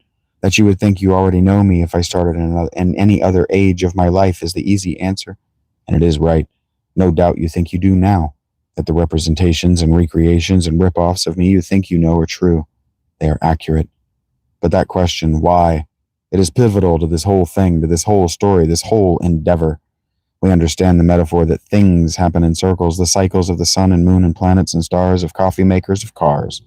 We think we can recognize the cycles of history, but the cycles of our lives? Have you noticed the cycles of your life, of your mind, the very cycles of your mentation? But what of the reality? And what does it mean to understand the cycles of things and their reality? I have walked the face of this earth for 1145 years, give or take a few months. I existed a year or so prior to that. It's taken me this time to confront these questions, let alone to answer them. Bully and brava to you who are seeking answers of your own, whether you know it or not. Peto was not a calendar event. Peto was the comet that killed the dinosaurs, that kicked off the Younger Dryas. While she hasn't impacted yet, in my telling, she has many times, in her way, cycled through my life. She was the first of many firsts, which would become regular cycles of my life. Maybe I should have started with this. Oh well, no stopping now. There is an expectation placed upon the private detective as archetype, on our archetypes, but work with me here. I have a broader, a deeper, and, how's the song go? How deep is your love? No. Anyway, this modern world, your relationship with archetypes is an unhealthy one. I think that's the way to say this, to sequel into what I want to talk about. Archetypes to you feel like stereotypes, and you're terrified of those. Terrified of, not terrorized by. You don't understand what a stereotype is or what it means. You just know that it can be bad, so you avoid it altogether, dutifully maintaining a state of ignorance, and thus fear of them. Stereotype. The word kind of has no meaning anymore. It used to be a printing method.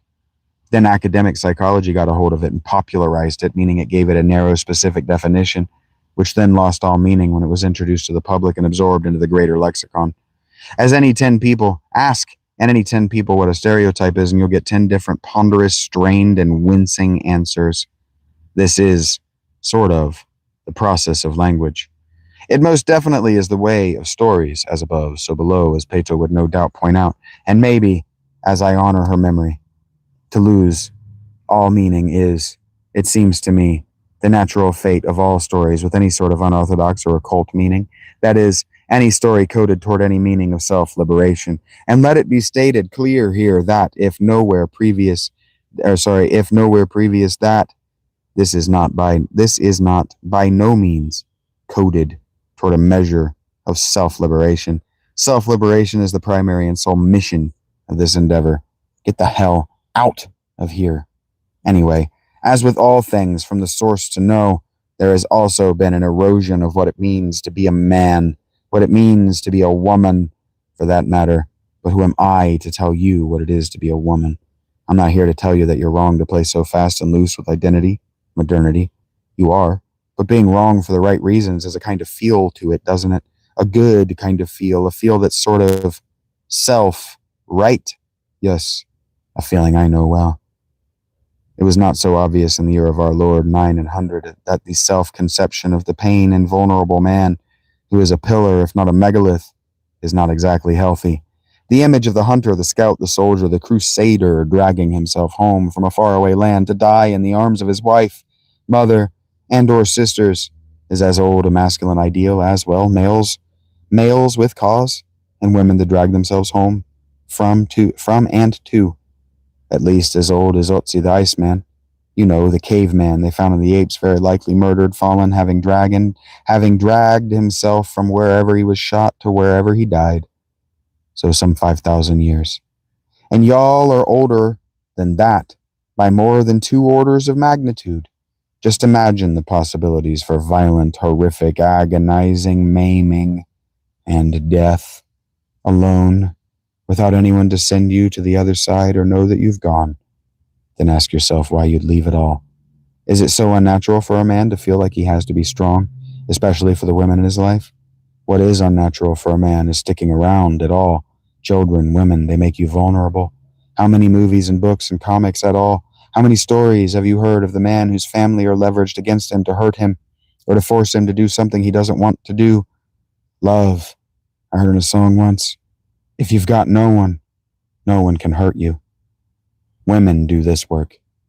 I am not forgetting you, ladies. If I can overshare, this whole thing is a sort of prayer, my own sort of desperate bid for forgiveness from an archetype, a goddess of my own. You are all just invited along for the ride. You all are just invited along for the ride.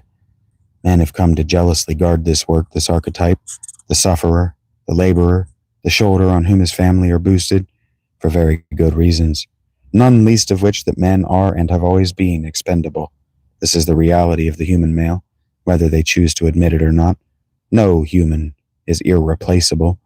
I'm sorry, there are too many of you, and there will be too many more for your uniqueness to equate to value. But males are uniquely incapable of the more necessary characteristic of all, creation, literally the magic of bearing new life, and because of that, men have learned to hate their mothers, their sisters, their goddesses, for good reason. In the world of my youth, not really all that different from today's modern technological world, any sign of weakness or mental or physical injury was an invitation for a dagger in your back, man or woman, but literally, if you were a man, politics could be much less subtle then. Did it make me paranoid that I didn't trust the institution? Was I thinking about it? No. In other words, you get good at pretending you aren't losing your mind, even as your already tenuous grasp on reality and your place in it has long since fled. Your fingers, and you're, as the song says, free fallen. The ego, by any name, is not merely the collection of philosophical observations which have been made of it and by it. I don't have time. V says that if I want to talk about this stuff, we should do a companion project that's just the philosophical, et al. Underpinnings. Maybe he just doesn't know what constitutes important to the narrative. But, he insists, I'm supposed to be telling a story that's about something. Nothing is about anything. Everything is. I'm frustrated by the narrowness of this scope. I feel as though I am attempting to push a potato through a drinking straw. Clever. Get as clever as you like, but it ain't easy. And is a lot of back pressure in my skull. If this is about anything. Sigh. If what I want to tell you now with this rambling piece I am recording with the scene that will follow. I watch you, young people. I am still in the world, still a part of it, and for the last 5 years, since V began to push me toward this end in earnest, I have observed you. Not individually, listeners. I'm not Santa Claus or Jesus. I mean, I've done as I have described of my youth, as you have witnessed. I've sat among you in malls and restaurants, alone, unobserved. Maybe you thought I was weird. Whatever the case, I've listened to you talk about your relationships, about eros, not so much love as love, the concept, if not the God. You make much of health, that is, healthy relationships, healthy environments, healthy minds. You're quick to notice that when a behavior is abusive in another, and always faster to defend your own family environment learned abusive behaviors. Am I calling you hypocrites? Of course not. I've already told you, your ignorance is not your fault. Perhaps this is what Peto was trying to teach me. Is it possible that old dogs can learn new tricks? Perhaps this is why I want so desperately to make good on her memory, not my memory of her, but her as she was. We are all made the way we are. So much of our development is out of our control. The psychologist will tell you that your personality gels within you by 3 years old. By the time you're able to express yourself, you are the you that you are going to be, with all the so-called inborn skills that you are ever going to possess. This is intimidating. What does it say of me that by 6 I was not only already equipped, but able to have, not only that I was not only already equipped, but able to leave the nest and enter the world? Nothing good, I feel. If Peto taught me anything, well, when I see my life through the interpretive lens of pop social media psychology, I can't imagine anyone is thrilled by what they see. This relationship has gaslighting and abuse all over it. All of my relationships do. But someone once told me, love is shared trauma. Does that mean that I was falling in love with Peto? Many are the games which have tried to somehow gauge mental health, like using a meter to determine sanity. None seems to have done so particularly well, but the metaphor is apt. Games are representations of life. The ego is more than just one's self, sense, and esteem thereof. It is also one's view and assumptions about the world and other people. The ego is very much like the body in that it can be injured, scarred, and killed. I cannot say whether, as I stood outside the church named Santa Maria, my ego had died. Unlike the body, there can be no forensics to determine the exact time and cause of ego death, but I can say that if my ego were a soldier in a combat hospital, all they'd be doing for me is trying to ease the pain. There's nothing left to do but wait and make arrangements for what's next.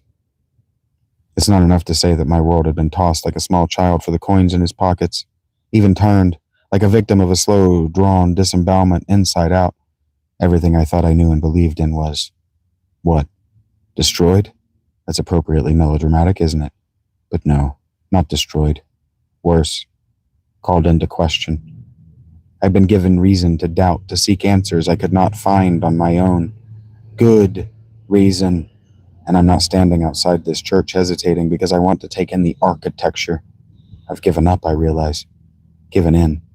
I have nowhere else to go but forward. With Peto. Closing my eyes for just a second, I allow myself to feel the weight crushing down around me, and I soldier on and through the door to the church. The insides of these churches are never what I expect. They look like they'll be cramped, uncomfortable. But then you stand amongst the colonnades, and it's like you're standing among the very halls of heaven.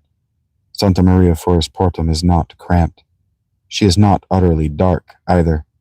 Built in the Lombard triple apse and nave style, she looks very much like the Michel Maggiore, and in fact, is something of a smaller version. Moonlight streams silvery and dreamlike through the carved, stylized, circular window, high up on the facade, illuminating a statue of the Virgin Mary on the altar in dancing shadows, and Peto, sitting on a nearby bench with her face lowered to the floor. Nor is she quiet. It must be after midnight. The voices of maybe as many as 10 nuns from the monastery that shares the church's garden, singing their nightly songs of praise to their God. Peto turns to me. I guess she heard me come in. It's almost impossible to close those old doors without slamming them. By the time I make it to her bench, she has long since gone back to giving her attention to the floor. Whatever. I don't expect her to be glad to see me. I don't even know why I've come here. Not really. Not yet. As quietly as I can, I creak my way onto the bench and sit there, while Peto evidently ignores me, apparently deep in prayer. The not exactly silence is not exactly eerie. I try not to make eye contact with Jesus on his cross, nor to let my eyes rest on the altar statue his Virgin Mother knelt in mourning, watching her beloved Son of Man die. For that matter, I'm starting to have enough of avoiding all the religious symbolism around me and the tumult of memories and connections and meanings and that fill the space between my ears. The space I would prefer were at most as quiet as this church. Even the stone at my feet compels me to take its notice. My hands itch to roll the drag. I turn and look at Peto. I'm trying not to let my legs shake. Finally, she opens her eyes. Well, the one I can see, and glares at me. What are you doing? I ask. Praying, Peto says, her gaze cold, nay, dead. I heard how stupidly the previous question was asked with my own ears, so I asked another. Why? I mean, what for? Our voices echo in the stone church, like shuffled feet in the rafters above us, like watching interested angels. My neck itches with formicacious feet. Peto exhales slowly, turning her attention to the altar. Not a sigh. Something else. I don't see anything interesting up there. I was praying for guidance, if you must know. She lifts her gaze to me. Help. Wisdom. I'm making an and face. I ask that you be returned to me. Ah. I keep my eyebrows still, but on the inside this is surprising. Maybe most surprising of all is the vulnerability I find in her face. And here I am.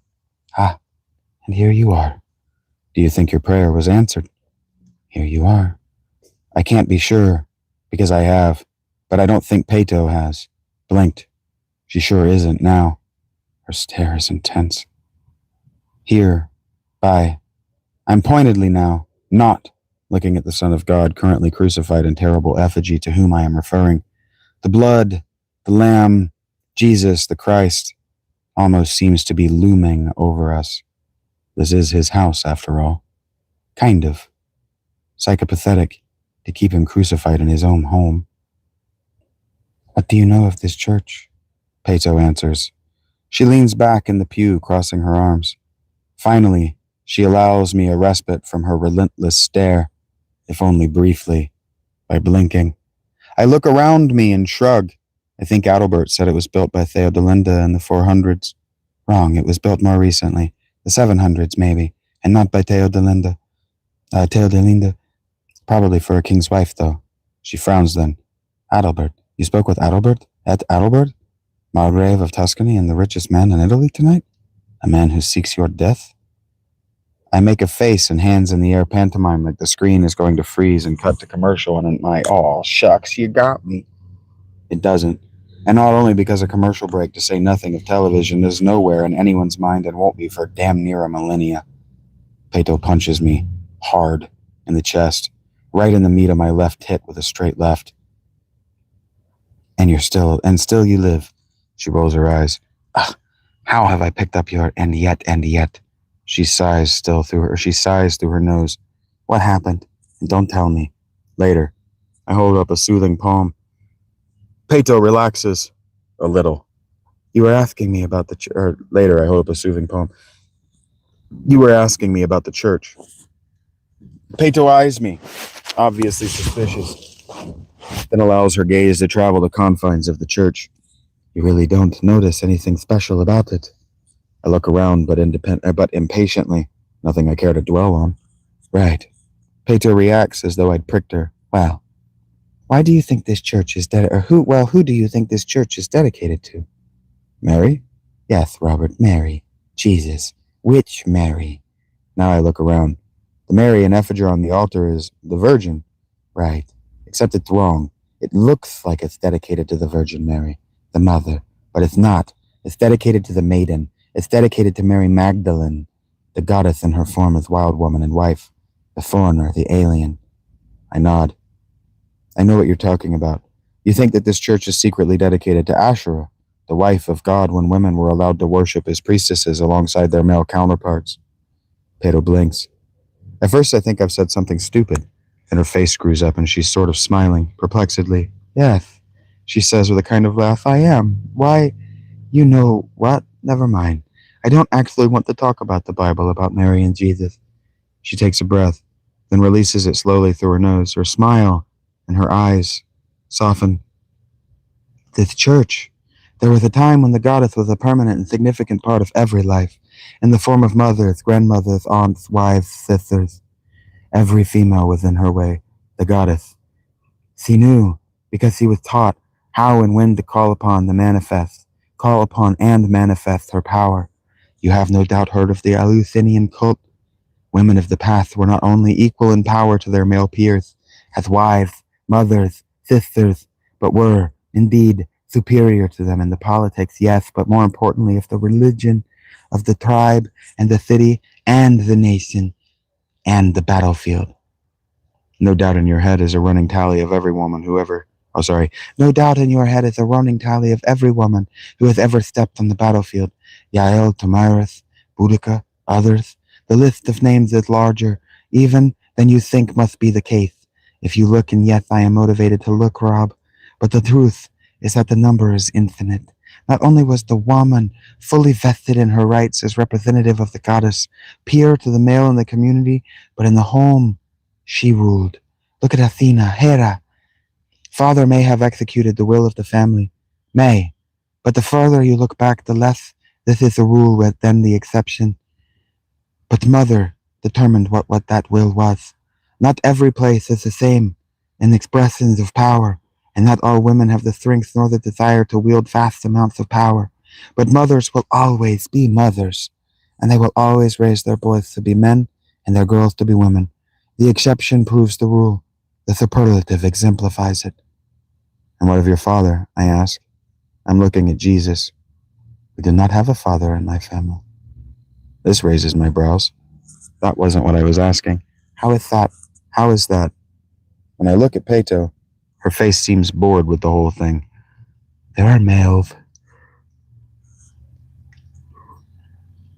It is not natural for, but there may be another time.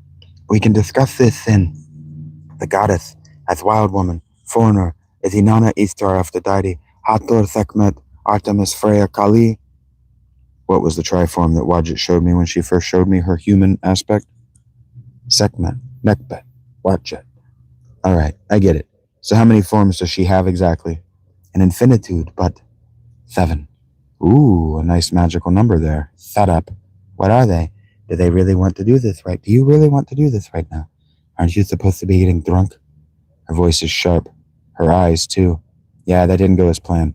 But are you really going to question the terms of your answered prayer? You don't believe that. She looks away from me. No, I agree. But you do. And I seem to remember being told once that when you make a wish, you better be real specific, because terms and conditions apply, and they always bite you in the ass in the end. I wish you would bite me in the ass. She defies me out of the corner of her eye. Let's see it, I say, gesturing for her to stand. Now she's frowning at me. For a week you have been alone with me. We spent 2 nights naked together, and you make no attempt to touch me, show no signs of interest, not even arousal. You treat me like a maiden, like a flower that would wilt if you so much as gaze upon me with the full joy of your heart. More like you're Artemis, and I'm the poor bastard that got himself turned into a deer and hunted as such. What's his name? But here, now, with the defiled body of the child of God hanging, dying, watching overhead, now you make a move to fuck me? What? No, you what? And if you say you were just joking, I'll punch you in the face. I consider it, because that had been what I was about to say. Is just joking ever a good reason for bad behavior? I guess it depends on how funny it was. Then I think of my right tit and how bad it hurts. And imagine trying to play it off in the tavern tomorrow night. My shiner? Sure, but you should see the girl that beat me up. Right. Nothing. Sorry. That's what I thought. She nods, pleased with herself. And sighing, I collapse. That's an exaggeration, of course. And yet it's not. I intend only to rest my elbows on my knees, and in so doing, it is suddenly too much to hold my head up. Soon enough, my arms are crossed between my knees, my face is buried in them, my eyes are squeezed shut, teeth clenched tight, and tears streak hot streams down my cheeks. Peto must notice the racking of my back. I'm not breathing. Robert! She breathes. Oh! Her hand splays cool across my back. She repeats my name, not as a lamentation, but in lament. Cooling. I am thus compelled. So I open my left eye to regard her. May I call you Awen? She asks. I nod, and she does, making her the first and the last woman I have loved to call me by the name of my birth. Awen, you are unwell, your soul. I feel it. She closes her eyes, and I look away. Her breath is deep and slow, and I am intensely aware of her hand on my back. You feel it, like you can feel my aura. What has happened? I want to insist that nothing has happened, so I look at Peto to do just that. And I see her, and she is seeing me. And I don't. I say maybe the worst thing. Peto, I think all the women I love die. She doesn't react the way I expect, which I hadn't really expected anything before I'd finished. I hadn't expected to say that. She smiles, soft and somehow matronly in her ageless face. Everyone dies eventually, some sooner than others, some so that another might take rightfully. their true place. There is a challenge in Peto's eyes. Is that what killing Regina was about? I look away from her. I don't want to think about Regina. I don't want to think about Maria. I don't want to think about... Peto's hand finds my shoulder, and it feels cool. As cool as stone. As cool as a serpent's belly. As cool as the mysteries of the earth. I can feel her radiating through the heat of my body like cream poured into steaming hot coffee. I meet her eyes. Their emeralds shine with a light that is all their own, like a message, a beacon from some indescribable heaven. And then she speaks. And when she does, her words are music. A song sung softly, just for me. And her voice is balm, a salve, stitching in bandages for my heart. The pain of the heart is as real as that of the body. When the bonds of attachment are severed, between friends, between family, lovers, it is true that these are injuries as real and as severe as the cutting off, the hacking and tearing off of an arm or a leg. These wounds to the soul, the psyche, are real, and they can be fatal. The self, the ego, is a body that lives within the psyche. It is, in sense, that circling of energies, where one's perception of the world, oneself, and one's place within the world interact. Ah, when the wounds you have sustained are fatal. Shame fills my being, and I tear my eyes away from her to look to the floor. Her hand catches my cheek. I can feel her fingers in my beard. I don't resist when she turns my chin back to her. Ah, when I tried to tell you this, what you are experiencing, what you are feeling, this is the liminal state. They want you, Owen, and they will not stop until they have you. I should have known. I should have known they were wrong. I should have... But should haves and could haves. If they resulted in gold coins, we'd all be rich, wouldn't we? I did not see you then. I see you now. There is no shame in being who you are, being what you are. Shame is not worthless, but of what are you ashamed? That I, a woman who is willing to accept you for what you are, will see you for what that is? She tilts her head and smiles as though she were talking to a child, an idiot, and I feel like one. Is that what she is? A woman willing to accept me. I feel it, the desire, the twinge to think something cynical, but that's all it is. The rest is her eyes. Wounds can heal, wounds can teach us. Pain is an indicator that something is not right, Owen, and that we should be doing something differently. And what is that? I ask, and I hear the gasping desperation in my throat. She blinks, slowly. When they are opened again, her eyes are somehow larger than ever, seeming to take up even more of my visual perception than ever. You have come to a crossroads, Owen, a place where you must make a choice what to make of your life, for you surely will die. What do you know? I do not speak oracles. You know this. I mean only the obvious. If you continue as you are, if you do nothing to treat the injuries of your soul, you will surely die. I do not mean to mutter, but you must not eat from the tree of the knowledge of good and evil, for when you eat from it, you will certainly die. My eyes drift from Peto as I consider the words I hear fluttering from my mouth like a talking dreamer. Then my attention snaps back to her. Was that intentional? Her eyebrow flicks. Then she turns to gaze upon the statue of Mary Magdalene, represented as the mourning mother. You know that these altar statues, they're significant. No matter what the man standing on that altar says, no matter how he represents his religion, the artists who built and filled these churches with tell our eyes everything we need to learn. I know you know this, but these churches are designed in the same way as those temples which they replaced. Not everyone is sensitive. That is, not everyone is receptive to the other, to spirit. This environment, the art that fills it, it's all designed to unlock whatever it is that locked away inside the sensitive. Now, what Christendom does with their sensitive, well, they say no to a suffer. They say not to suffer a witch to live, don't they? Then why am I thinking of what they did to meet us? When we were in Venice, when my room was, I was visiting St. Mark's Cathedral. Petho looks at me with a kind of shrug. A girl like me, you might only get one chance. You have to take it, right? I don't know what to say, so I don't say anything, which seems fine. She looks back at Mary anyway, and then I privately smile at her like a boy secretly holding a daisy behind his back, too scared to share it. The altar statue there is of Saint Theodore, a soldier killing a dragon. I hate it, and I admire it. I must admit to being inspired by it. Why? What does it mean to you? She turns to regard me. The emeralds of her eyes shine bright in the dark of the church. Do you know Theodore's story? I shrug. Probably, but I don't feel like remembering it, and you probably tell it better. Is that so? Peter hides a private smile. Well, according to legend, Theodore was a Roman soldier who refused to worship some pagan rite and was arrested, then released. Then he burned down a temple to Cybele, another of the aspects of the mother, and was killed. Not an especially dramatic story, I note. She shrugs. I don't want to tell the story. I want to talk about his statue, about what the story means. His statue, the Drakaina he is slaying, is Chaos, the goddess. It is a memory, captured an iconic image of the story of Tiamat, the slaying of Chaos and the making of order from her dismembered body. Her eyes wander the church's ceiling. My mind wanders the word Drakaina. This used to be a pagan temple, you know, a temple to the goddess. You can tell that they built this over an existing structure. You can. Instead of asking this, I say, that happens all the time. We kill the goddess, and from her bones we make our homes. Peto says, nodding, evidently agreeing. We hide in the dark and tell ourselves that we are asleep. She turns back to me, her face unreadable.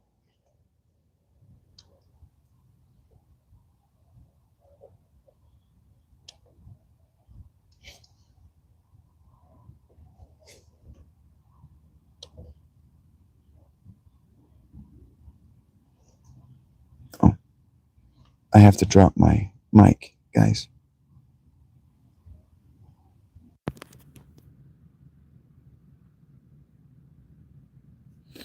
Turn up your headphones. I have to disconnect my mic because my phone is gonna die any second now.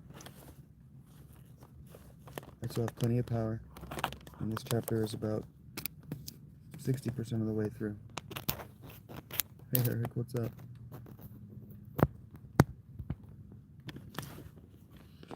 You either had an imposter in the chat or you have lost your fucking mind, Eric. Starting back over at the beginning of the paragraph. We kill the goddess, and from her bones we make our homes. We hide in the dark and tell ourselves that we are asleep. She turns back to me, her face unreadable. To these people I am Drakaina. I hate them for it. They would destroy me and my family if they could, if they knew what we are. And yet, we do not hide for our sakes, for our safety. We hide for theirs. What a pitiful existence there must be, to be so ignorant, to be so happily kept that way. Because we know, to know the truth would be too, what? She closes her eyes and sighs through her nose. How do you live your meaningless life? How do you plow and tend a field year in and year out without end, when you could know the truth? When you know the truth, what society is prepared to absorb the shock of it? What kingdom could not crumble? Yeah, I'm assuming that wasn't you, Eric. As I'm listening to her say these things, my thoughts are having a little tussle in the periphery of my mind. I'm hearing the things that Midas has said, but I didn't mute him just in case you had lost your fucking mind. As I'm listening to her say these things, my thoughts are having a little tussle on the periphery of my mind. I'm hearing the things that Midas has said, and Adalbert, and the friendly priest in Verona, and what little Caesar had to say, and the various masters of tavern and inn, and I'm interpreting them literally while insisting they are only metaphorical. Meanwhile, wondering what truth Peto could mean and knowing that it doesn't matter. She's right. People's lives come crashing down around them after learning the simplest truths.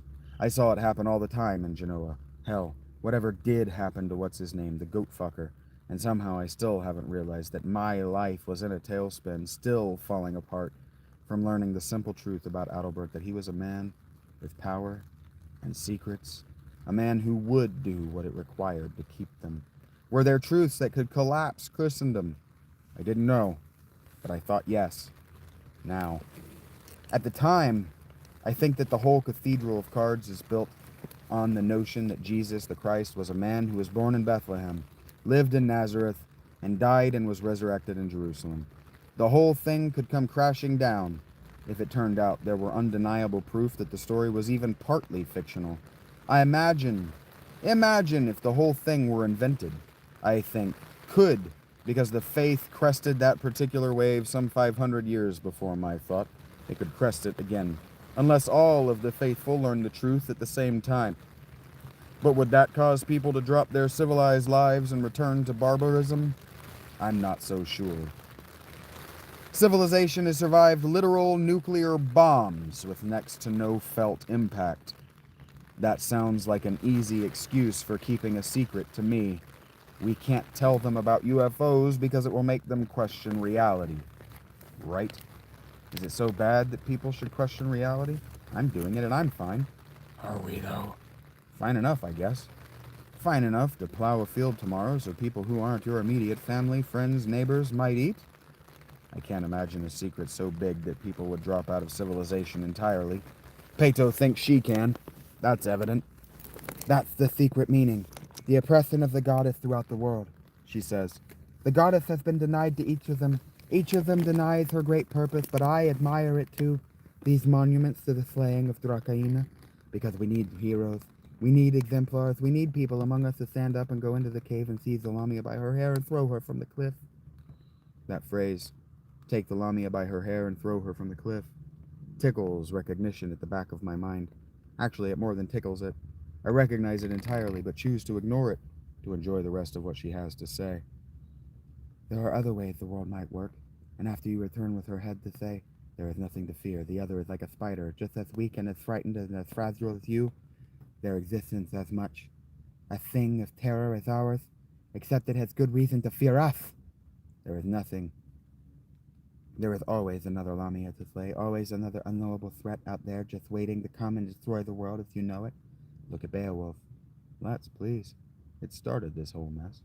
He slays the Grendel, then he slays Grendel's mother. The source of the chaos was terrorize those people. In effect, he didn't only go out and kill the wolf that's terrorizing their flocks. He killed all the wolves in the world, or so he, or at least so his people, probably thinks. At the end, he runs off in the old age to slay an actual dragon, the wounds from which ultimately kill him. Is that what you're doing? I ask. Slaying your sister's dragon. Are you the hero of your family's story? Peto looks at me from the side of her eye. Idiot. She's slaying her sister's dragon slayer. My family are no threat to this world. It is keenly unfair that we should pretend that we do not exist, that they might enjoy the tedium of their lives. Do you not enjoy the tedium of your life? She turns her head to look fully at me, and for a moment something passes between us. Understanding. She doesn't have to say anything, and I understand. Yes, she does not enjoy the tedium of her life, the same way I did not enjoy the tedium of the life she shattered by entering it. Are you going to prove you're worthy of trust? Is that it? I ask. Are you going to get the rod back so you can prove that your family aren't going to destroy the world? She pushes air out of her nose in a sort of inverted sniff. I do not know what I am going to do, but I want the world to know that I lived. If I must shake it to its foundations, then so be it. My sisters and I deserve our place. Plato really knows how to punctuate a statement. Suddenly she stands, and for all the world she looks like a cobra rising from the ground. I recoil instinctively. Maybe it was a trick of the light. That's certainly what I tell myself when Peto frowns questioningly down at me. Maybe it was just my eyes, the way she moved in my periphery, my imagination, that made her seem like she had... made her seem like she had been not sitting on the bench, but sort of draped over and arranged beneath it. I shake my head rapidly, as much indicating nothing to Peto as to rattle the image loose from my own eyes' memory. Get up, move, come on. Ah! Get to my feet, hustling the guy out of the pew. What the? Shut up, follow me. I sigh, watching as Peto makes her way out the side of the church and around behind to the cemetery, then make my way to follow her. In the light of the moon alone, outside the town proper as we are, there aren't even street lights. Not that there really were street lights. The cemetery is a cemetery, different only in that ours is accompanied by the mournful soundtrack of nuns singing in worship, and a small forest of wood staves stuck at the head of the graves. each topped by a carving in wood of a bird, each pointing its own direction. A stave church, I say almost beneath my breath, coming to meet Peto somewhere near the cemetery center. I've heard of these, you know. I've lived this close to Lombard, Italy for how long and never made a chance to see one. True to her nature, Peto ignores this entirely to say to the bird atop one of the staves she stands beside, "There is always a way to interpret history where women are and have always been at the top of the social hierarchy. Everyone has a mother, and all of the men who have dominated history were made into the men they became because of the women in their lives. Look at the Odyssey and the Argonautica. Those stories are motivated by and moved forward by women. The Iliad, too, really, and not Aphrodite, Athena, and Helen. Are not Aphrodite, Athena, and Helen the majorist players? Odysseus is only trying to get back to Ithaca to keep his wife from fucking another man. Jason's most influential relationships are with women, Circe in particular. And no relationship is more powerful or dominant in the life of the human male than those specifically with his mother. The mother makes the son the man, and if he transgresses her, she destroys him. Is that a threat? Peto meets my eye. The shadows clinging to her face suggest exactly what she says. It's not a threat, it's a promise. A fact. I won't bore you with Oedipus or any of the number of Romans who were poisoned by their mothers. If they are not already in your mind, then... She looks at me and shrugs dramatically. Do you think that Mary sacrificed Jesus? Is that that it wasn't the father's sacrifice to make, but the mother's? She eyes me. The way she responds, I'm not sure whether she's referring to what I said, or continuing as though I hadn't. Is it true because it accurately reflects... It is true because it accurately reflects reality, but also because it is metaphorically true. As above, so below. The goddess does not tolerate a people who forget her entirely. The Drakaina, chaos, the goddess. Drakaina is the Greek word for dragon. I believe I've mentioned that before. If not, I am now. This word, and its associated meanings, snags my mind like a fishhook through my cheek. Peto's fingers flirt with the grave stave. This civilization does not give enough credit to its mothers, but this is the way of boys of loving mothers. If they have served their royal property, it will seem as though they have done nothing at all, and this is what they believe, their sons, that they have made themselves as they are, with no help and with no interference. Peto's looking at the bird, her face filled with sorrow. This is the first great lie of this civilization. People, because what was once made explicit is now coded when it is said at all, men do not know what is their mother, that it is their mothers, their sisters, their wives, and their mothers and sisters and aunts and grandmothers who make them, the men, whole. Aristophanes. I breathe. Indeed, they believe this because boys do not only have mothers, they have fathers, and fathers are jealous of their sons, and well they should be. Their sons' mothers are raising them to be better versions of their wives' husbands, the sons' fathers, or worse, other men altogether, to ultimately replace the sons' fathers. This is the way of the beast. This is the way of beasts. Civilization is a comedy performed by beasts in ill-fitting costumes, silly wigs, and incoherent masks. And this one, nearly all of them, is a civilization built on the corpses of a hated mother. A civilization who traumatizes their sons with the rapes of their sisters, the slavery of their mothers, and the murders of their grandmothers, and then tell them to suck it up like a man. Peto spits her disgust, then sighs, and I can see that she is visibly running out of steam, out of the outrage which caused her to voice this in the first place. Because let's remember that I haven't told her why I'm here yet. She still thinks she has to convince me somehow to stay. Civilization is machinery. It is the soulless beast we brought to life and will not let die, the corpse of a memory of a great person, a system set in place by a father to remind his sons and theirs into perpetuity that he is and will forever be better. This civilization is a white-bearded god sitting on his throne decreeing the world be as he says and only as he says, a tyrannical father, a tyrannical king acting in his image. I can hear Adalbert's voice echoing this sentiment. That is not civilization. That is a man-god stalking among the people, doling out holy writ. You do not force peace by fiat. A man cannot decree that he is perfect before the Lord God. That is an abomination. Whatever else you do, Fulcrum, you must not allow that to come to pass. Do you know why I came here to pray? Peto looks over at me. I falter dumbly. I'm not sure whether I've missed something she said. I don't appear to have, because she answers her own question without giving me time to come up with an inappropriate riposte. Her hand is gripping the stave. I wanted to remind myself of my mothers, Lamia and Wazir. You know that women as participants in religious mysteries have been banned all over the world. Nearly everywhere women are excluded or forced to watch. From afar they're in public worship, but in private too. They are given inhuman perfect icons to commune with, to look to, and to be ashamed by. Yes, ashamed, not to be loved, not to be sought for compassion and understanding, as only a real woman, a mother and sister and grandmother can provide.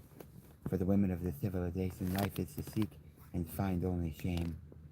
Peto strains toward the bird above her, some pining filling her face near to tears. My heart aches, because while these false replacements for the goddess were devised by men, it is women who propagate and give them authority, and yet Peto's eyes wander away from me and then back to the bird. Rolling, she did it again. I cannot blame them or cast aspersions. Her fist tightens around the stave. I want to paint them as evil, conniving harlots, complicit in the sacrifice of their sisters for their own profits, and sure, there have been many of those. But it was not they who profited, was it? Woman is not the serpent, the Drakaina, the Lamia, for no reason. We have played the various games of life to our strengths. To do otherwise would be to our utter destruction. Strengths which men always fall prey to sooner or later. She still isn't looking at me, and ironic or not, I'm sure that she is not referring to how she plans to kill me one day, whatever my choice is. Strengths which have, by and large, been banned from the various game boards, where women have been allowed to play at all. She pauses, playing her fingers along the stave and twining her arm around it. Women do not take arms and join in combat because they are not allowed, not because there are not women who want to defend their homes, their brothers, their sons, their husbands, and of course their daughters and sisters and mothers with their lives and the strength of their arms. How many queens were fierce archers? Is it such a disgrace to be killed by a woman with a bow, more than by a child with the same? I don't know. Sometimes I do not understand men. I have not known enough of them. Her gaze finds mine, and my body reacts with that arousal she said I never show. Maybe I'm just cleverer than I think, or there's less to conceal than I'd like. Again, either way, she doesn't seem to notice. Weak women claim that they are not allowed to play, that they are not allowed into the boys' games at all, because weak women make excuses. Women who want to play, who want to fight, play. Weak women want to be treated by the world the way their fathers treat them, like nuns, like princesses, like livestock, like pets. Weak women want to win without competing, because weak women wield the illusion of their mother's power. Like boys with their fathers. Fathers who forget the part of their wives play in their powers. Forget the part their wives play in their power, are soon to lose it. Peto sighs and looks up at her chosen bird. Man may write history, but it is through women that it is remembered. They aren't called old wives' tales because old husbands were fond of telling them. Though everybody loves the story, from their granddad, it's common, it's grandmom, who is the ones that really matter, that really stick with and inform your life.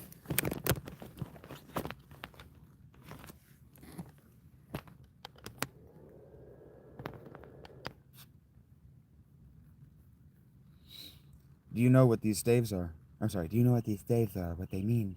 I shake my head, jarred only slightly by the sudden and jarring change in topic. Right, of course not. They're a woman's tradition. Why should you care? She's smiling. These are the graves of mother's sons who have fallen in battle. The bird is pointed in the direction of where he fell. This pole is mother's magic, a marker to call the spirit of her son home, to rest. The bird is not the call, the bird is the focus of the devoted and loving mother. It reminds her which direction to send her prayers, that he might hear them and return. A tear treks down Peto's cheek. Do you believe that? I ask. That that's what they did it for, the Lombards, their mothers. This civilization is a boy with no mother. Who will heal him when he is injured or ill? Who will soothe his broken heart? Who will right his wrongs and praise his victories? For whom does this civilization have to build and be better to protect? Who will lay to rest when he dies? These staves. This is not a Christian tradition, and yet long after the last stave is put in the ground and they are all removed, they will stand here, a testament to the mother's love. I am thoroughly confused, unsure what is real, what is metaphor, and what it all means. The next most important relationship in a man's life is with his wife. A boy with no mother is a man who will find weak women, vain women, cunning and complicit women. Behold, says the teacher. This might still be her, but I think it's me. I have discovered this by adding one thing to another to find an explanation. While my soul was still searching but not finding among 1,000, I have found one upright man. This is a quote from Deuteronomy. Among 1,000 I have found one upright man, but among all these I have not found one such woman. Only this have I found. I have discovered that God made men upright, but they have sought out many schemes. A shudder courses through my body. Was even Solomon a motherless son? When what he needs is a strong woman. I find Peto's eyes in the dark. A woman like you, I ask. Peto does not avoid me. A woman like me. Solomon needed a woman like me, and you need a woman like me. My eyebrows practically fly from my face. You act as though you do not know that I think this. Peto releases the stave and takes my arms, bringing herself close to me. Too close for a casual chat. Peto, you don't have to do this. I try to say, but she presses a finger to my lips, her other hand draping itself from my shoulder too near my neck. I can heal you if you will let me. Heal. I gulp. Me? And more. I can teach you things.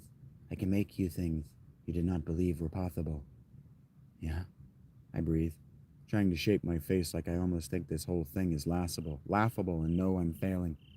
Yeah. She presses herself against me. Her lips are cool against my ear. Her hair smells like cool, damp stone in the night air. Mary Magdalene could not be written out of the story because she made Jesus the Christ. Why do you love her more than all of us? Why do I not love you like her? When a blind man and one who sees are both together in the darkness, they are no different from one another. When the light comes, then he who sees will be the light, and he who is blind will remain in darkness. What is that from? And why do I know it so readily? I didn't know at the time, and the question is asked with so brief a space to ponder it, that it is all but forgotten. But I am making time to tell you now.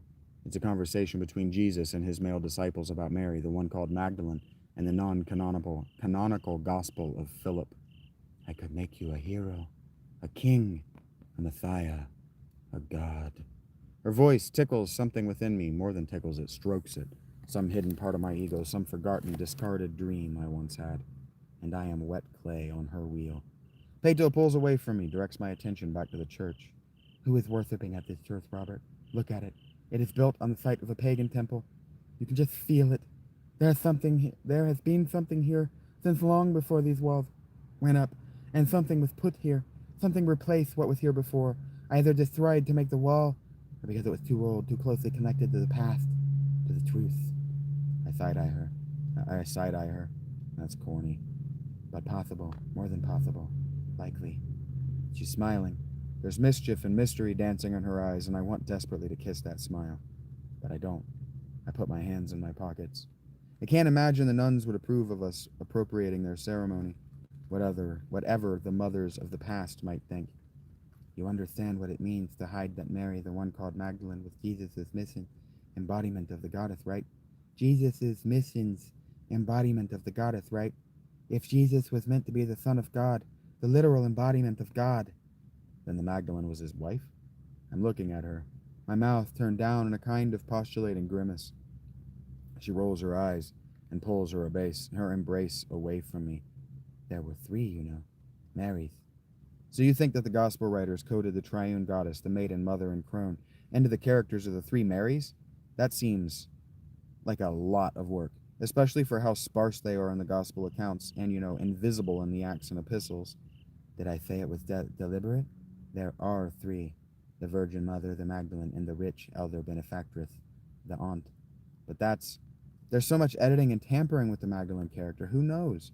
Do I really want to argue Christian theology with you in a graveyard? Who's to say that any of them are as real? Who's to say that any of them are real as they are described, or historical at all? I can't help but think about the nuns again, of what they'd think if they could hear us.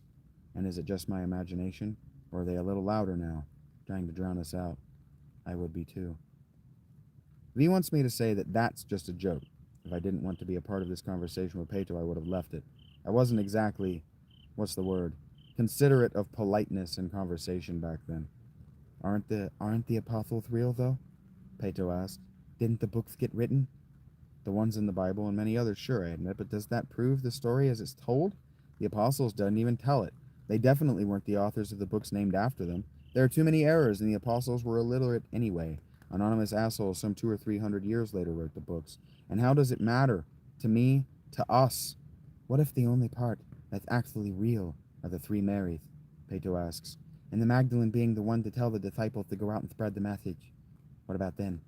What if the point, the secret teaching, because Jesus says repeatedly throughout the books we have, and the ones we don't, that he teaches in parables because there's a message for the crowd and another for his circle.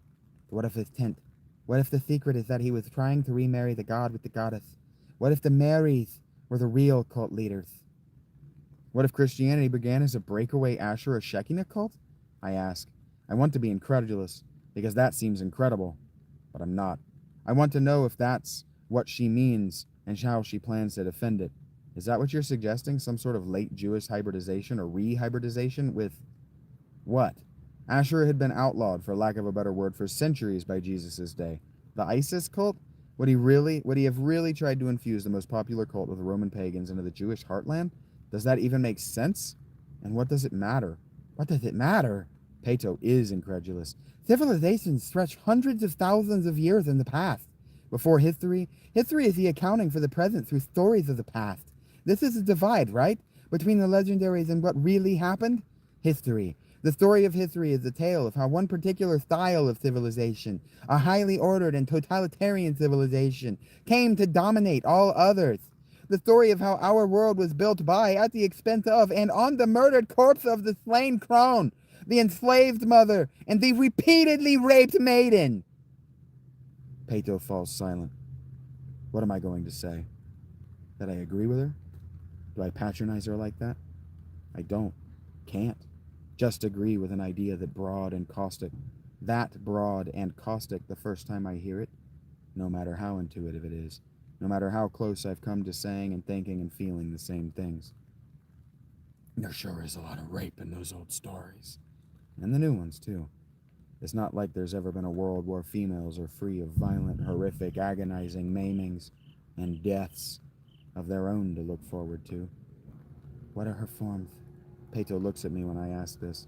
You said there were 7. I did. She nods. No, sorry, what are her forms? You said there were 7. I did. She nods, closing her eyes and opening them to look at the stars. The maiden, the mother, the crone. These are those which survive in art and as stereotypes with names. These aspects which cannot be fully obliterated and forgotten. The others are healer, creatrix, priestess.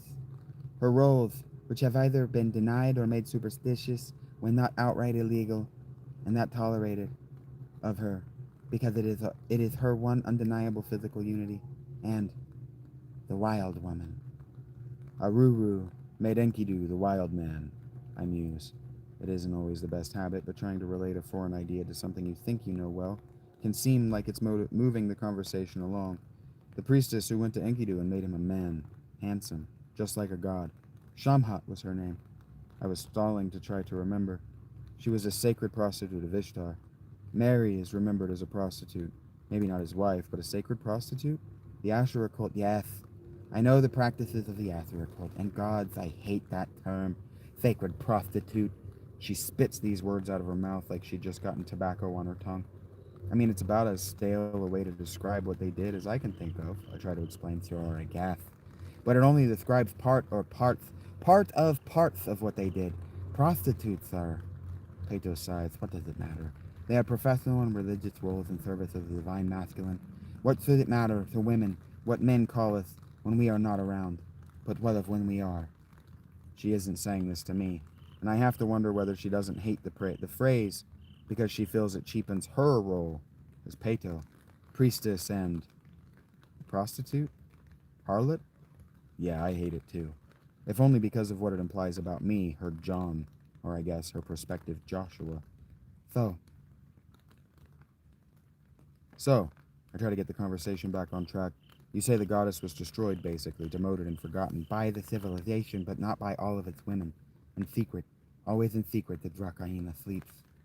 Pato stops and her face takes on a musing cast. I have been trying to think of how to describe it to you. It's like the war, yes? Above, so below. I finish, nodding. She smiles slightly, inclining her head. It's like a game. More appropriately, it's like an infinite series of games, many infinities of concurrent games proceeding in an infinitely expanding. She takes a breath. But the game they are playing. I have tried to imagine it. It is not chess, not exactly. Sometimes games like chess are played by the lower orders of players. She looks at me sharply. You are familiar with chess? I nod. I was. Chess has been with humanity for a very long time. The current game, as it looks, is probably some 1,500 years old, and antecedents can be dated back another millennium at least. I had played it often, with all Shamshir. In chess, the goal is to either capture the opponent's king or to force a draw, yes? Win, lose, draw, white versus black, standard wargame rules in effect. But this is not accurately, I imagine, the game something like Gomoku. Gomoku is another old game, probably a spin-off of Go or games like it. It's something of an abstracter, more free-form version of Connect 4, only you're connecting 5, and only 5. The goal of the game isn't to take your opponent's pieces from the board as in chess. The goal is to turn your opponent's pieces from their color to yours, and as the game expands and pieces are turned, the winner is determined in two ways.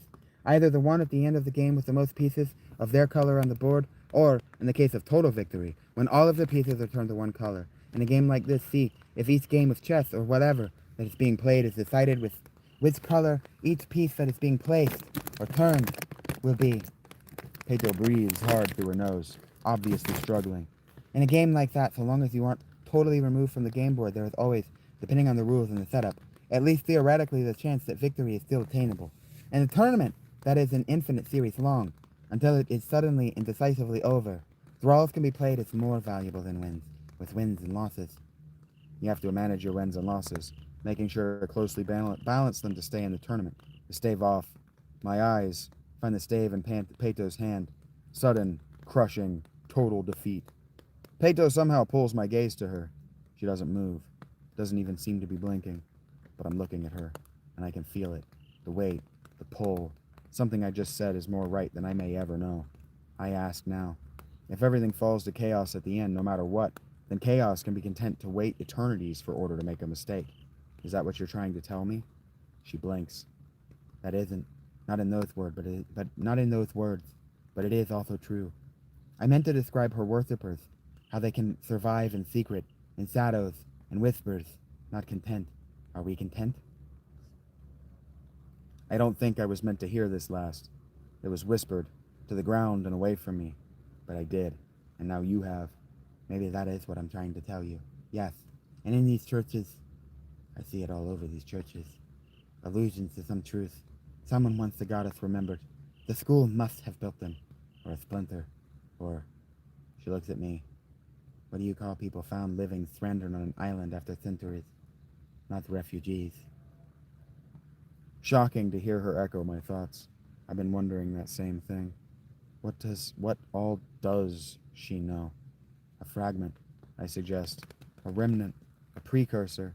Now she's looking at the ground, and for the first time I detect a noticeable, if minute, slump in Peto's shoulders. But what does it matter?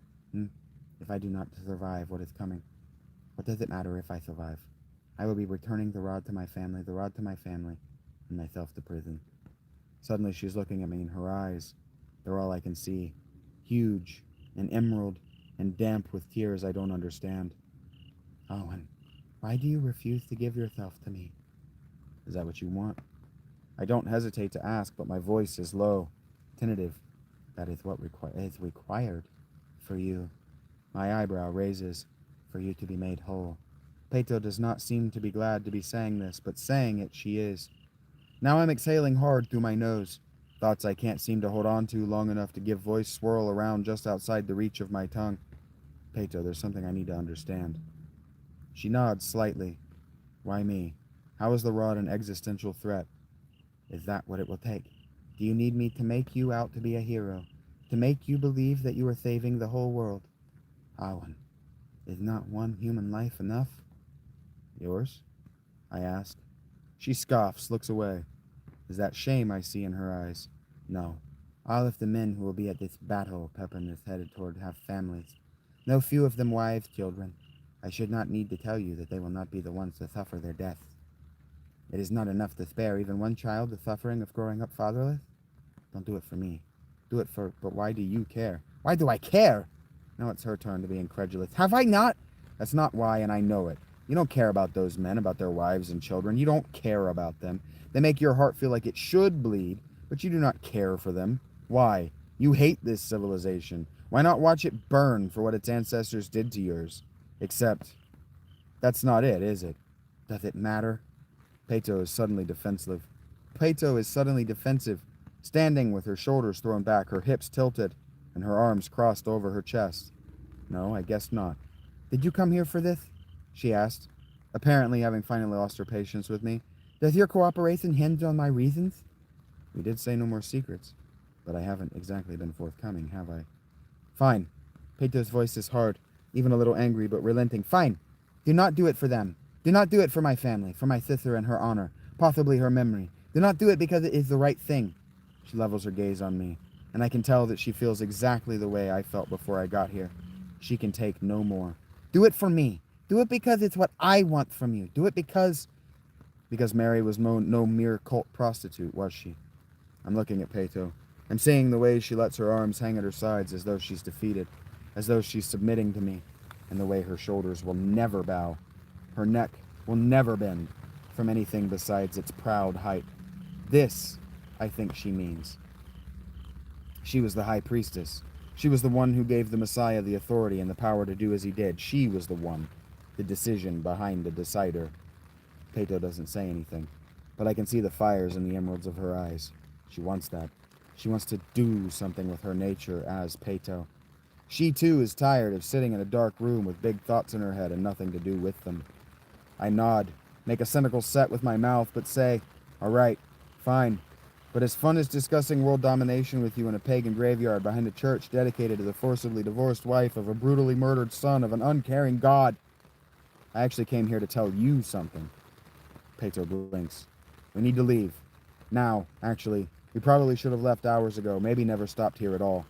Peto looks at me stupidly, mouth agape, unblinking, until she does. What? Why? Oh, Adelbert, what did he say to you? Doesn't matter why, I have a bad feeling. You're always in a bad mood. Funny, but seriously, why then? Peto insists. What has frightened you, little bunny? Is your meatus about? No, I'm not sure. I don't think so. And what is it? I meet her gaze.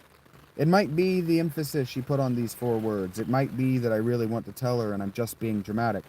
Whatever the case, I say, Pepin was here. For days. Now he's not. There's a chance we might be able to catch him before he gets to where he's going. You don't believe that. You would have made me have this talk with you in the carriage. But you've changed your mind? What happened, really? And have you talked to Ted? How do you think I found you? Right. Peto frowns, looks at the church. I'm not finished here. I look at her, then decide not to ask what she's actually doing here. Her secrets are hers, as curious as they are to me. The best choice is leaving her to them, and getting out of Pavia before Midas has the chance to show up too, really wrecking everything. Is that what I'm afraid of? That the longer we stay here, the more certain it is he shows up. Not finished, I repeat. That's fine, just meet us at the inn when you're done. She nods and turns to return to the church. I open my mouth to tell her to hurry, but close it without a word, watching her in the moonlight. Do I love her? Does it matter? It matters if you're doing this for her. I sigh. Closing my eyes, I hold my lungs empty for a count of 4 thumps of my heart. Then I make my way round to the front of the church and discover what, exactly, I'd been trying to avoid. Part 5. Dazed and confused. Very likely concussed. Oh, sorry. Part 5 is titled, Dazed and Confused and Very Likely Concussed. I stop, staggered by a thought. Peto's religion is dedicated to chaos. Robert, you have known this for her religion. What does it even mean? I don't know. I do think that it's profound. I feel, standing there in the dark of deepest midnight, as though the ground beneath my feet were trembling and quaking, as though a distant western peak had exploded, spewing rock and vomiting lava into the sky, as though the very earth had rent open its own crust, revealing a cavern directly into the depths of her mysteries. And I am overwhelmed. I see in my imagination the chasm which led to the river of fire from my near-death vision, that river which separates this life of torment from the next in the Yaldabaoth's grand scheme of things. In my mind, I am staggered, then fall to my knees, arms upraised in anguish, like that scene from that movie, Platoon, you know, the one on the poster. There's only so much information one can hold in one's mind, only so many multidimensional models one can maintain, only so many plates one can suspend aloft and spinning. Right? Metaphorically, I turn from the chasm and plod along. The plodding isn't exactly a metaphor. I do continue around the side of the church, soon to emerge beside its front, toward the exploding mountain, and my inevitable doom. I go, one dragged step at a time. That isn't how it feels. I feel strangely good, calm, at peace at least with what I've done, what I've managed to accomplish in this life, how far I managed to come on this quest. I maybe feel even a little excited. I am not analogous to a witch going to the pyre, not really, and yet, in reality, I don't turn anywhere and no longer feel doomed. For now, I shake my head slowly. Whatever thought I'd had, I must have thought of something I meant to ask Peto. It's forgotten. I lift my foot to head back to Ted and... Robert. Tisk, tisks. The rasping bone voice of death. I am frozen in place.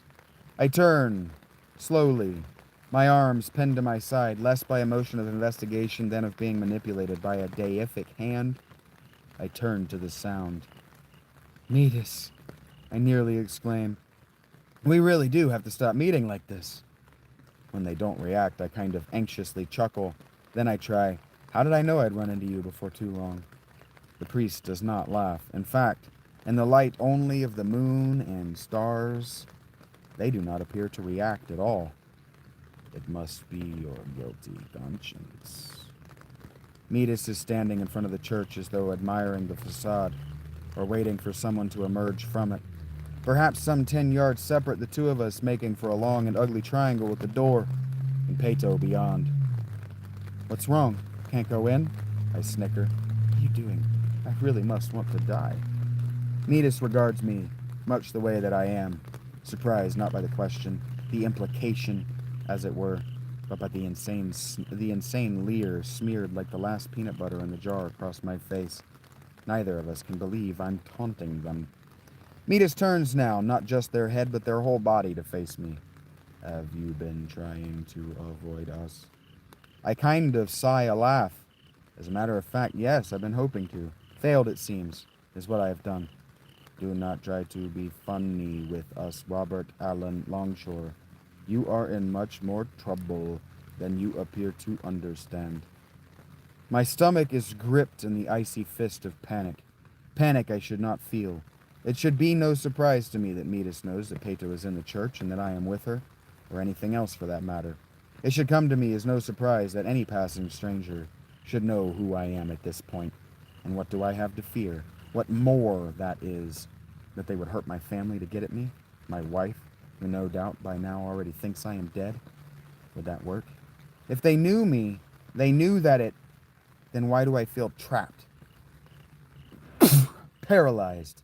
Like a tingling net of cold is closing tight around me to cut into my clothes and flesh.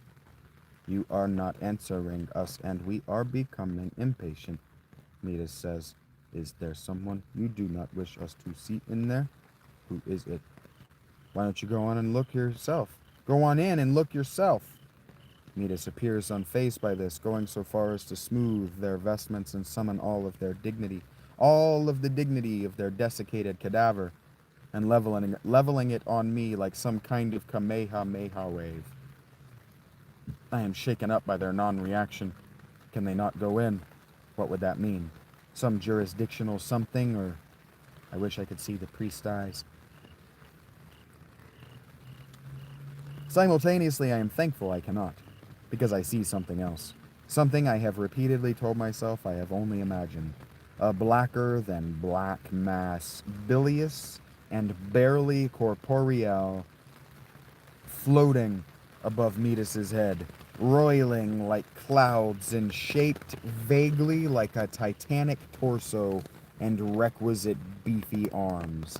It is, if I am seeing it all, looking still at the door of the church. It turns to regard me. and then I see it no more. I have looked. Midas breathes in his eerie monotone, and I have seen. Isn't that expressly forbidden? I ask. The question is impertinent, and you may expect for me to be, for the sneering insincerity to continue, but it does not. I am filled with cold. The tendril fingers which always play along my scalp when I am near this creature, this justitiarius, reaching into my skull and taking hold of my spine and brain stem. Any impertinence, any insolence or impiety which I felt or which I puffed myself up with is gone. I am clamped in the clammy hand of dread, and any feeling besides is choked, strangled out of me, replaced only by the essential oils of terror. To the flock, Midas suggests. And again I am aware of the uncanny, the unnatural way this being seems to be suspended from its shoulders, not rooted and growing from the ground, but dangling above it. Yes, Robert, but to us, the hooded head tilts to the side. Robert, there are secrets deeper than those you think you know, older, more powerful and capable of destroying. I think, Midas, I interject, my voice clear and bright and brave, free, in other words, of the tremulous quaking and cowardice of my body, that I have had enough of your threats. Either make good, or we are not threatening you, nor have we ever. We have sought only my what? Your cooperation, if not your conversion. I blink at this like a slap. Conversion? You are not wicked in your heart, Robert Allen Longshore. Secret after truth. Philoliteia, fulcrum of human fate. We have come here to give you one last chance to turn away, to seek solitude and the life of a father and a husband, the life of a man far from the conflicts and politics of the war. Midas blanks. Of the world. But, yes. Why? Why? What? Fulcrum. This voice, this is not Midas's. This is not to say, not Midas's alone. In unison with their usual monotone, unfeeling voice is another deep guttural and filled, no roiling violently with emotions I would rather not describe, which I would prefer not to dwell on feeling, which I would prefer to have never heard in the first place. Why, I hear myself stammering, and that's the only reason I remember the question, as asked by either of us at all. The answer fills me with a sort of bolstering defiance. Why? Because. Why do you want me out of the way? How do you benefit? How do we benefit? Robert. You misunderstand loyalty, duty. It is not for us to profit off this world. It is for us to obey the will of God. It is God's will that there are those who will lead, and all else must follow, even you. Is it just my imagination, or is the night darker? As though even the stars have gone into hiding from Midas. The will of God is given to you by man? I ask. The will of God is the will of God, Robert. It matters not from whom or out of what it is proclaimed. Those with the ears to hear will comprehend its message, and they will act in sanctified righteousness. My ears. It is not enough to say that this, shouted as it is, hurts my ears. It is not the volume of Midas's voice, nor even the vehemence of its cries. They itch, burning like stinging, biting insects are chewing their ways into my sinuses and into my brain. And what of the Pope? I ask, wincing outwardly. What are you doing in Pavia, Robert? Midas asks. and over its shoulders I see that there is no semi-corporeal thing of spirit and malevolence, but there are real, genuine black clouds massing and roiling about in the sky overhead. The wind is picking up, whipping my jacket around my knees and threatening to head. The wind is picking up, whipping my jacket around my knees and threatening to steal my hat from my head. I have to raise my voice to feel heard. Would you believe me if I said I weren't trying to stop a war? I were trying to stop a war. I am answered by a crack of distant thunder. Guess not. No, not immediately. But then I might reconsider and ask why. Why tell such an outlandish and obvious lie, Fulcrum? To make me ask the question, are you? Metis does not obviously raise their voice, and yet I have no trouble hearing them at all, as though they are speaking as much into my head as the medium of the air between us. I am! I all but shout. I can only describe what Metis does as beholding me. And the tumult of wind and the mist of rain beginning to fall, the priest, this judge of the Venatoris Maleficarum, appears unaffected. Their robes remain as still as though the rising storm buffeting me were entirely in my mind. By aiding a witch, a whore, you think that you can end a war by... Their hood dips to the ground as their voice suddenly chokes off. We did not come here to debate with you. We see that you have been poisoned against us, corrupted by the... As if on cue, in that very moment, the church door opens. Serpent. Metis announces Peto, cooing with a dreadful sort of pleasure. Their switch to Greek from the Welsh of my earliest childhood is made with such fluidity and ease I almost don't notice it. What I do notice is that Peto is much closer to Metis than I am. Demetas, I presume, she says. I can't see her face, but she sounds like she's smiling. She may be even glad. She may even be glad this is happening, knowing her. This is like that moment when you introduce two very different friends. Actually, it's more like introducing your spouse and your side piece, because these two want the other dead and gone forever.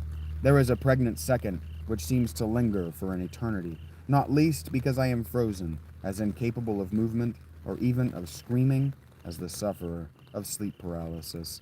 And then, in a practiced motion, one which I can't help but think, watching it unfold with all the alacrity of oozing molasses and none of the clarity, is hasty, even panicked.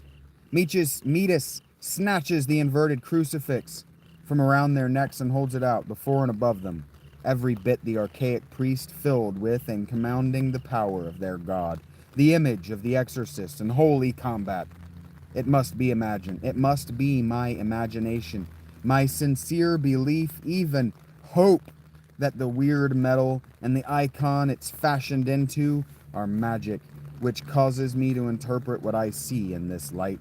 But the crucifix and its chain dangling down Metis's arm glow bright with their own silvery green radiance, like the moon with an oxidized patina, only weirder and more unpleasant even than that sounds.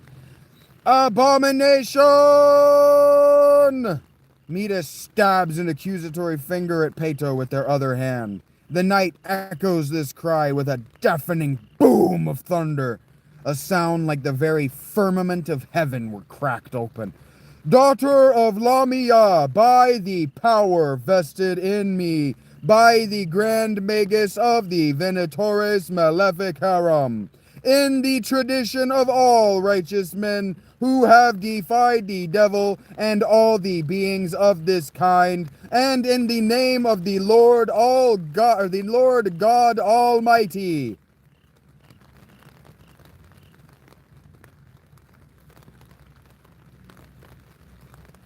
Two things happen. The first is that Metis never finishes this speech. I don't know how long they had been waiting to make it, but, well, bummer for them, I guess. The other is that I realize that Metis' strange voice is not raised in a cry or a shout of any kind, but it is projected booming with an unnatural and unpleasant, almost painful feeling inside my head. Not so much in bones, the hammer and anvil and stirrup, though I feel like if there were any more of it, my ears would certainly begin to bleed. The second, and probably more interesting, is that Peto explodes forward, clearing the distance between her and the significantly shorter and lighter Justitarius nearly instantaneously. Before I'm finished analyzing Midas's voice, before I can even think, Peto is upon Midas before the witch hunter can react. I can only watch, dumb and stupid, my limbs so much cordwood, as the crucifix is knocked into the air and Midas tumbles backward, arms flailing to keep Peto's tearing hands from their throat and eyes. I don't know how the fall doesn't kill them. Midas looks as brittle as a 1,000-year-old mummy. The two land hard. I hear the crack of the priest's skull against the stone of the street. No grunt or wheeze or ejaculation of air for the lungs, however, as Peto's weight crashes down on them. Peto is upright almost instantly, straddling high on the little priest's torso, out of easy reach of swinging knees and limiting the range of motion of desiccated arms. She is hailing blows down on Midas, slashing their defensively upraised forearms wickedly with what I hesitate to describe as clawed fingers. But she is certainly swiping her hands. She's definitely not punching. She's gonna kill Midas. I hear the relief in the thought. She's going to kill Midas. Oh no. She's gonna kill Midas! I hear something else on the stones of the street, something that turns my attention away from the one-sided and soon-to-be-ended fight. Ted sees Peto at the same time as I see him. He nods. His face is determined as I know I should feel. I'm running before I know why, then I'm sprinting. 10 yards isn't that far in the grand scheme of things, but it's miles when you're trying to save a life. I don't know if the blow she raises her arm to deliver would have been the killing one. I do know that her face is frozen in my memory in that second. It's not rage. The murderous grimace contorting Peto's beautiful face, her lips pulled back to reveal long fangs where I had known there only to be upper, outer incisors.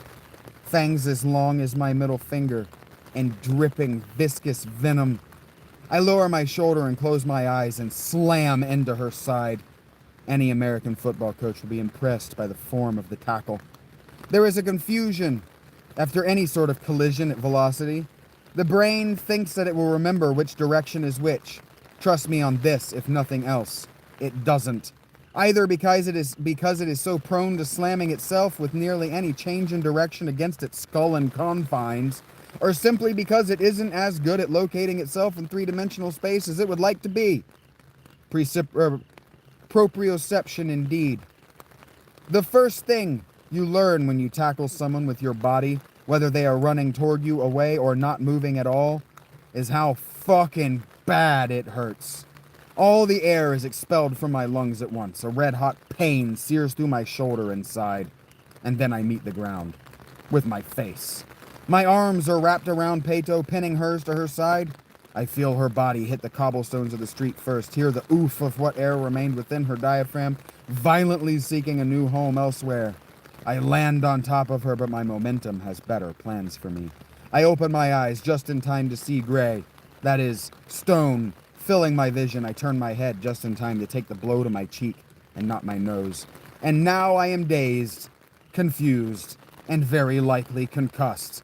Writhing in breathless agony, kicking like I have restless leg, groaning and grasping, but more than anything praying that my face isn't broken.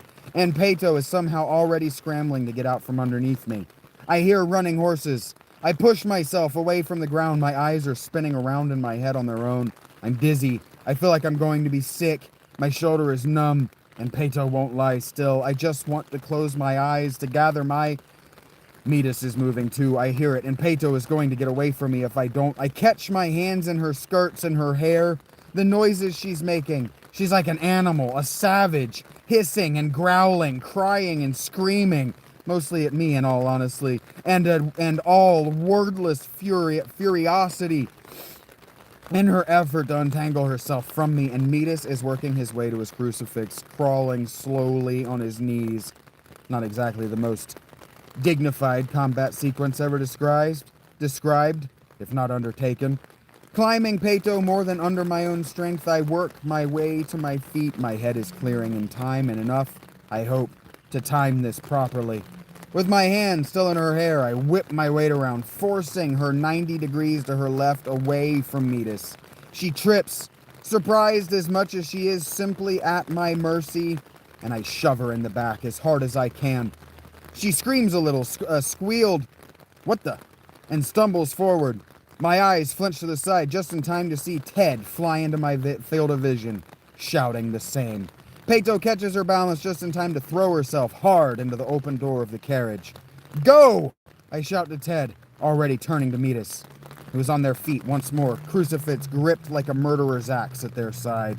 The hood has fallen down, revealing their scarred, dreadful features now cast in a violent grimace.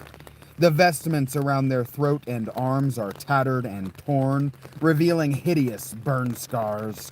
But not, if I were looking for it, a hint of cleavage. A hint of some ritual scarification and tattoo, however. I avoid looking that I might not find. Peto is giving voice to the rage which contorts Metis' features. Her voice is at least retreating. "Why did you do that? Why did you do that, Robert?" Metis' voice, and soon their face are totally blank once more. "That is a question I'll have to come up with an answer to some other time." I pant, grinning, back bent, hands on my knees. I spit. There's no blood in my mouth, can't taste any either, but I can hear the slur in my speech. I see the slight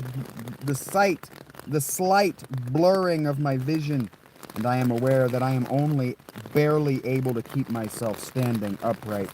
Jesus, why did I have to go and do that? Nearly killed myself trying to keep her from killing. Do you understand what you have done? The magnitude of your choice. You must understand. We cannot let you leave here. Not now. Metis' voice starts, dismayed, but ends, determined. Were they going to let me leave? Did we save the wrong one? She was going to kill you, I whisper to the ground. Then I meet Metis' eyes. But it doesn't matter with you, does it? He's motionless, emotionless. I can hear the horses coming back for me. Fuck, Ted, what? It seems that you have a choice yet to make, Fulcrum. Metis is smiling, but I know delicious irony when it is presented, like the head of my beloved adopted son on a covered plate before me. Stay. Pay the penance for what you have done. Metis is extending their hand. Or join with Peto and learn what is really going on. Or join with Peto and learn what's really going on with the rod? I ask. Their hand stops 2/3 of the way to an offering. Is that what you are telling yourself yet you are doing? Using her for your own ends? And if it is, I take a step toward Metis, close enough I could take that hand, if an offer I like is made.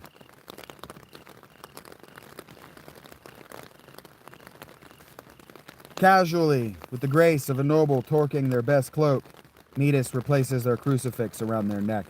Their eyes flit toward the coming carriage. Why do you protect her? Metis meets my gaze with their hideous egg-white eyes. Why are you so loyal to her? What is your debt to her that you feel duty-bound to protect her?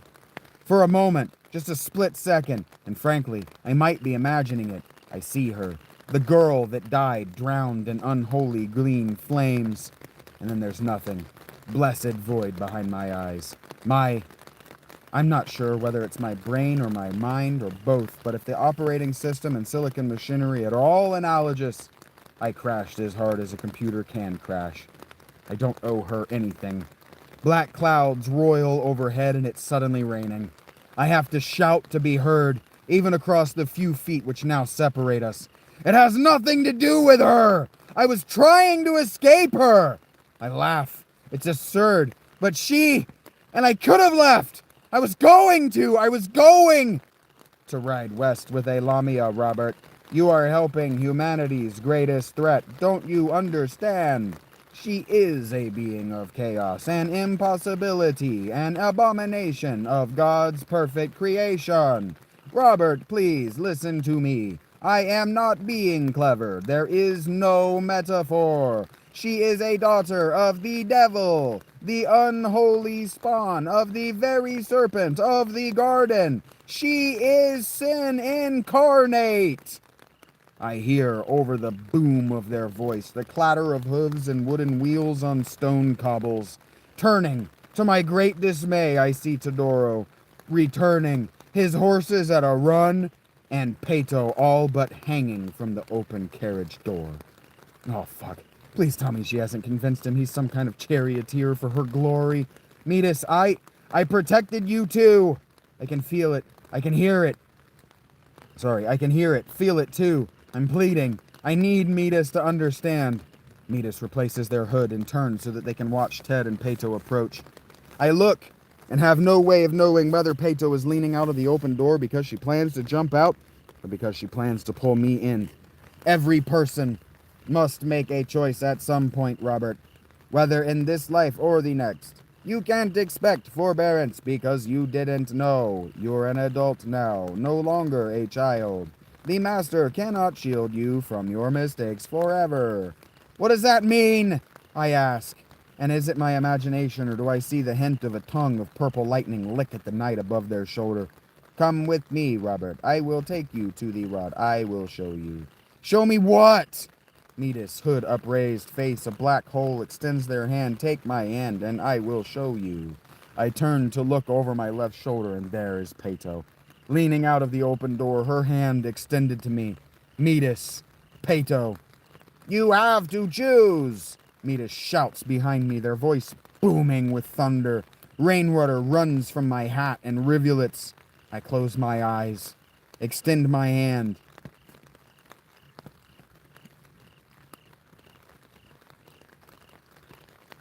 And feel the cool of Peto's palm slap my forearm. Her surprising strength as she all but pulls me into the carriage. And I hear the scream, the howl of agony and rage and sorrow and hatred. I lean out the door of the carriage in time as it races away from Metis and toward Pepin and whatever horrors await, to see the night light up like day. I don't know whether it struck Metis or whether it shot out of him, but a bolt of purple lightning, I swear I saw it with my own eyes, as big around as the trunk of a tree, split the night. The after images seared, if not permanently, into my vision, into my memory. For a long moment I am blinded. My reality is one of pain, of white nothing, of Todoro's cursing, the horses screaming, the panicked and desperate clatter of their hooves, of the wooden wheels of the carriage, of barely keeping myself from being flung from my feet from the carriage and worse, and Metis's inarticulate screams.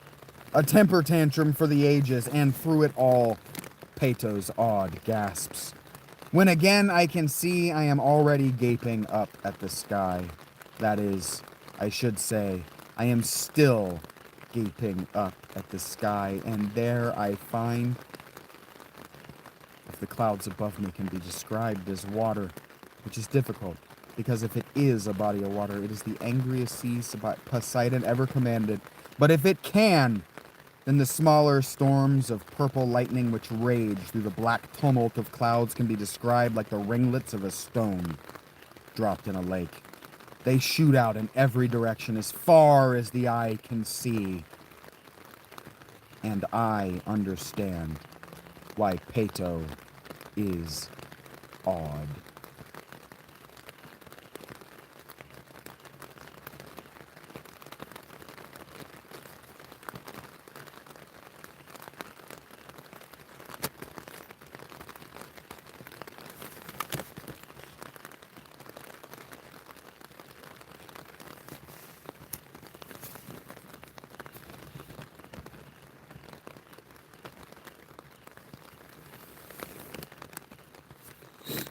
Chapter end.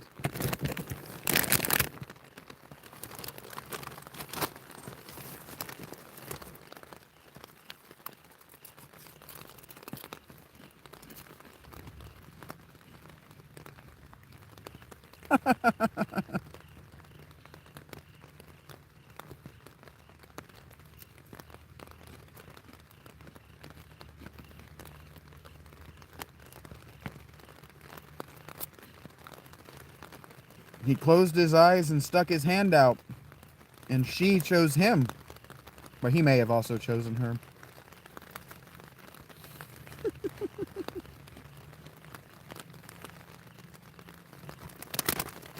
Thank you, Eric. Your tears are cute, Rach.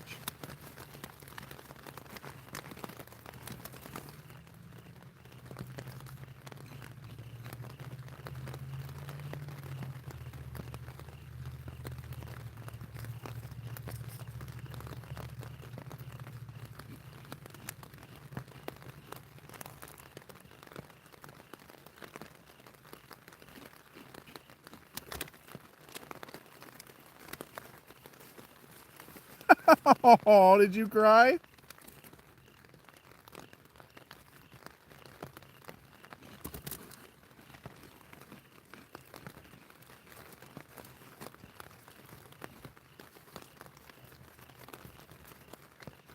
Great news, Jesse.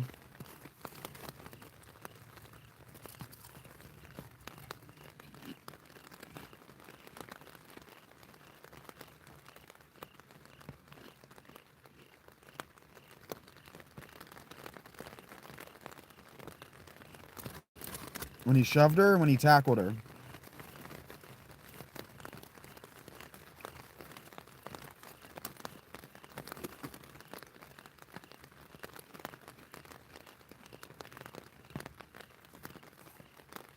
Uh-huh.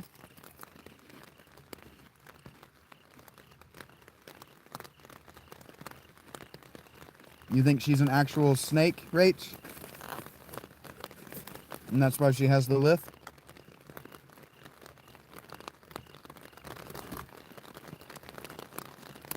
When he shoved her away, you started crying? Why?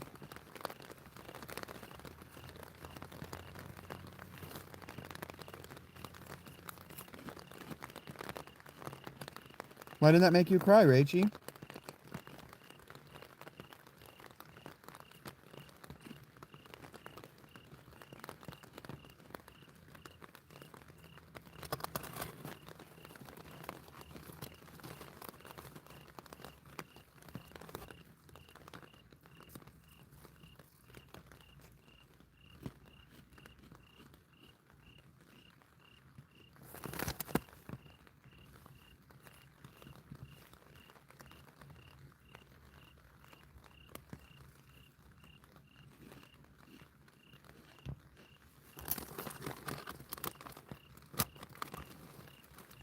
Oh, and you thought he was shoving her away?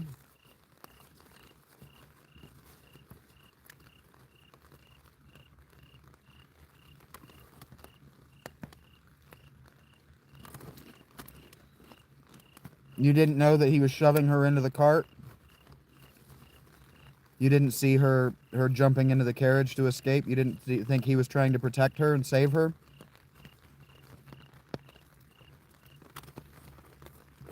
It's all good, Eric.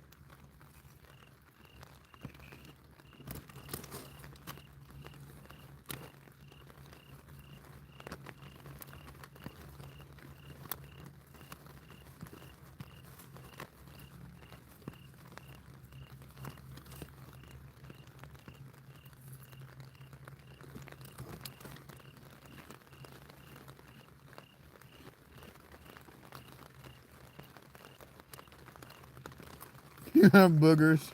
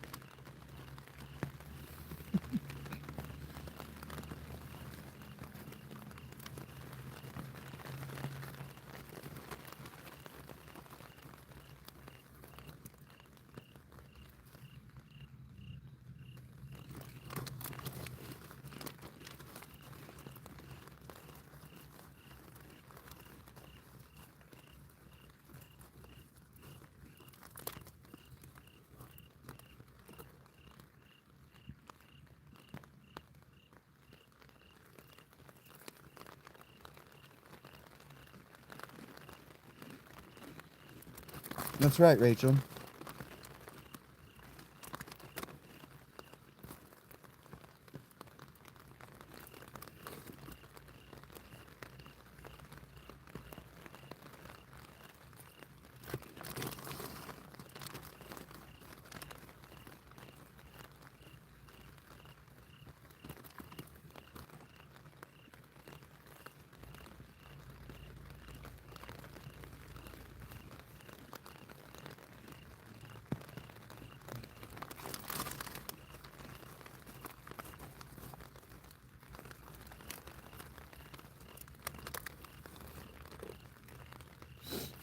You poor girl.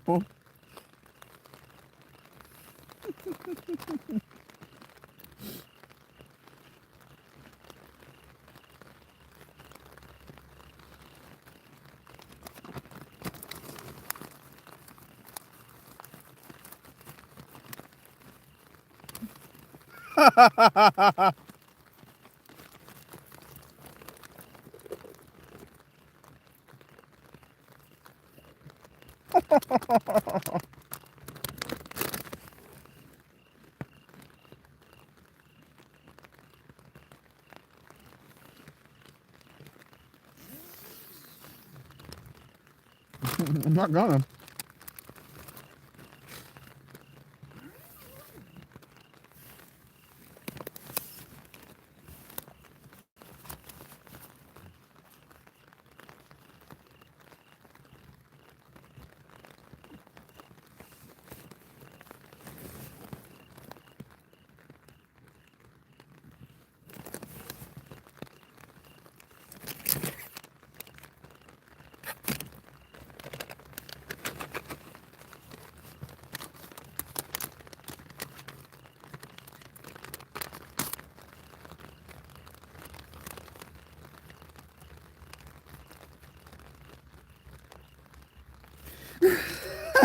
It's me. You know that, Rach. You should know that.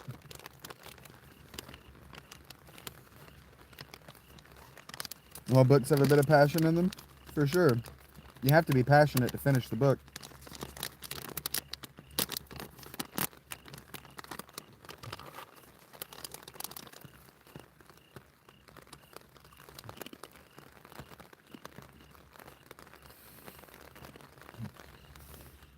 What are you feeling, Rach?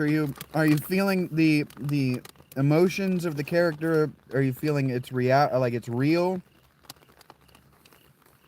Herc, are you okay today, buddy?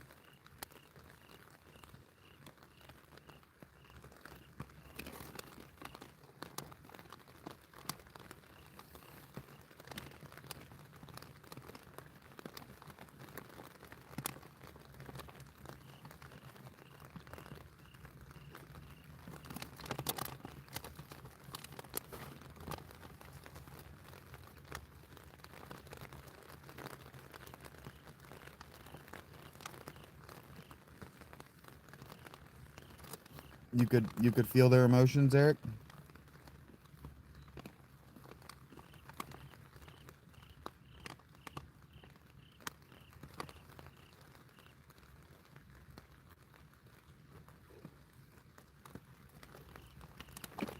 Yeah, I saw that, Rach.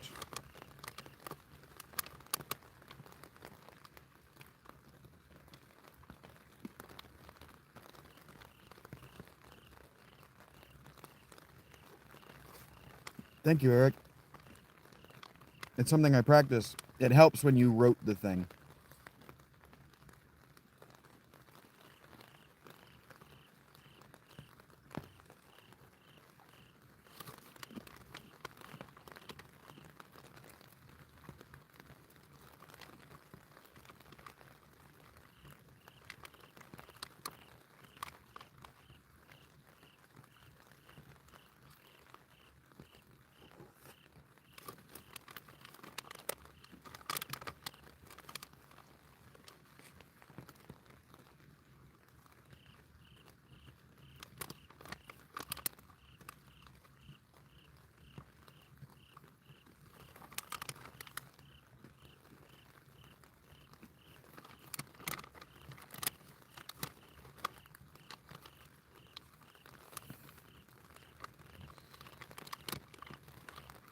It needs to be read aloud, Rach.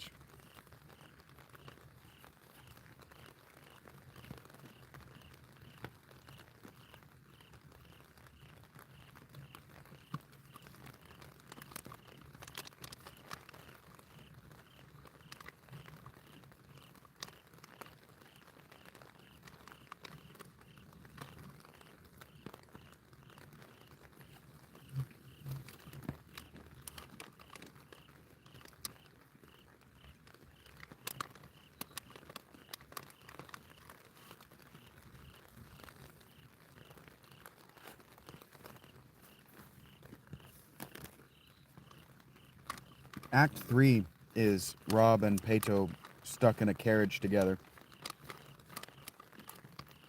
for like a month and a half.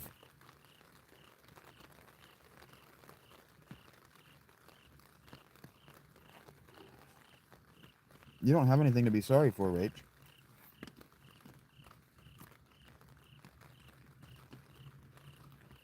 You were getting into it, Eric? Heard that.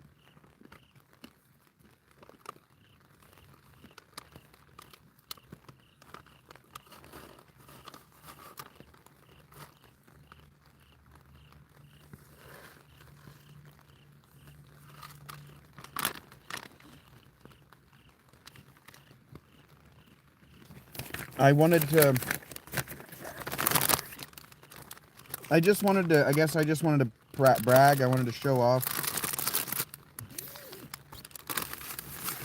I wanted to show that I can write dialogue. You heard that, buddy. Thanks.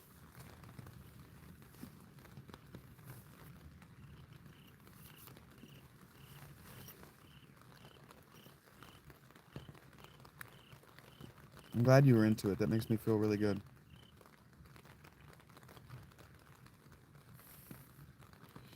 That's a girl. Her name is Peto, but I'm glad that you like Peto.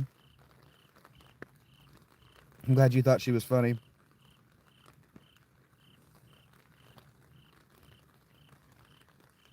Now, Rach, now that you've spoiled... See, I made this... I had a different TV watching experience than you did. I never just sat and watched TV. So I always saw shows out of order.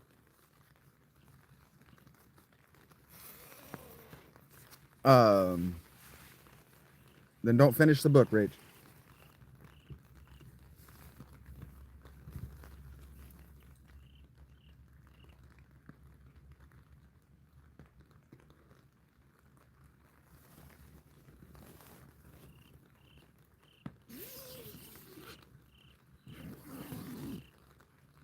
No, well, that's not what's going to break your heart. That actually isn't what that's not what's going to break your heart. I'll just tell you right now, she's not the snake archetype. That would be too cliche and too easy for me to do.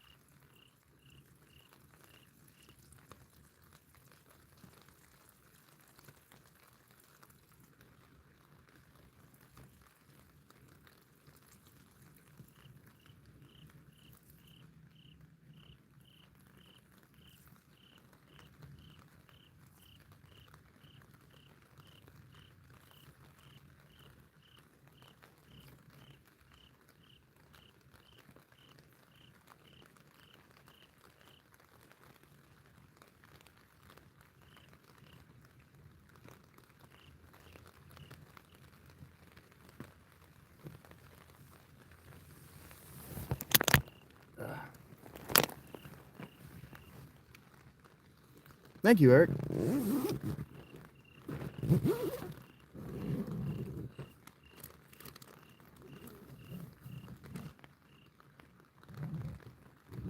I will make you a promise. I will make you a promise.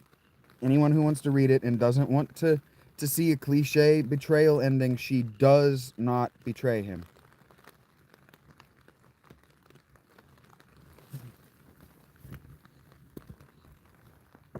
She does not betray him. If you remember the White City, Rach, you know how it ends because they talk about it in the White City. You cry every time? Yeah, you cried during the White City too.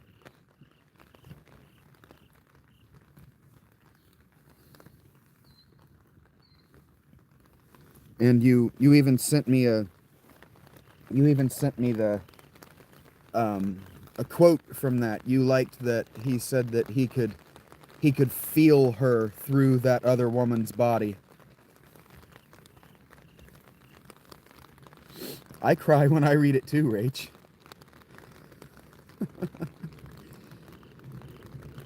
The emotional landscape of my work is intense. Her laughter.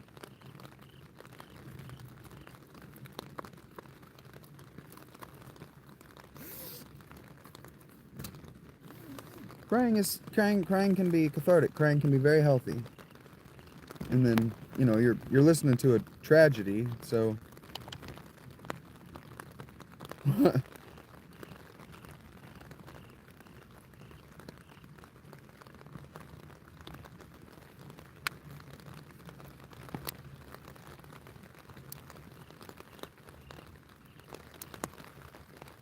I was thinking to myself that once I finish that chapter, I kind of want to watch Sunday Night Football. I kind of want it to be not raining anymore. I'm hungry now.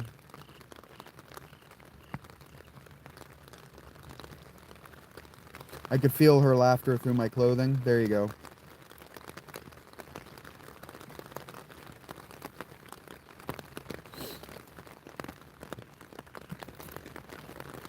I will spoil for you that the love is real.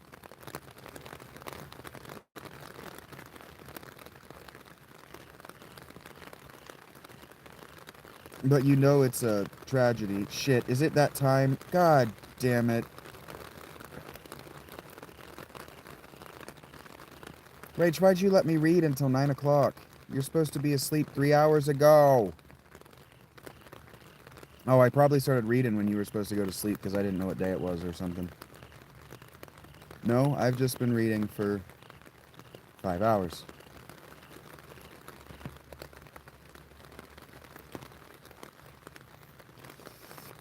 I don't mind the rain, Eric. The rain is good, actually.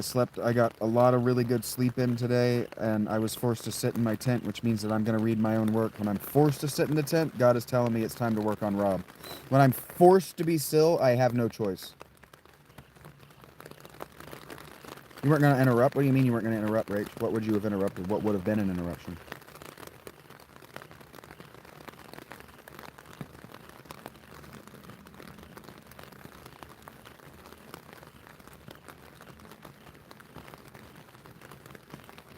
I'm not going to get flooded. I'm at the apex of this hill. There's like 5 or 6 feet, probably not that deep, probably 3 or 5 feet that the water would have to rise to get to my tent. Actually, probably a full 6 feet. Probably a full 7 feet. Because it would also have to fill the creek, and the creek is about 2 feet deep.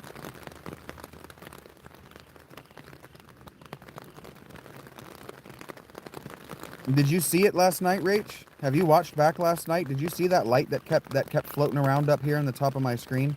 There was a light that kept moving around up here. There was an orb of light that kept popping up right here. Boop, boop. At certain points of what I was talking, when I was doing the demiurge and I was doing the Aldabaoth, when he was on screen, it was doing it a lot. When he was on screen, you know what I mean, on stage when I was reading his voice.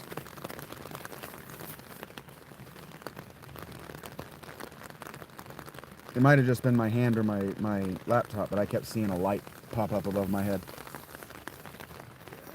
And yes, your genius is your muse, sort of. It's your personal god.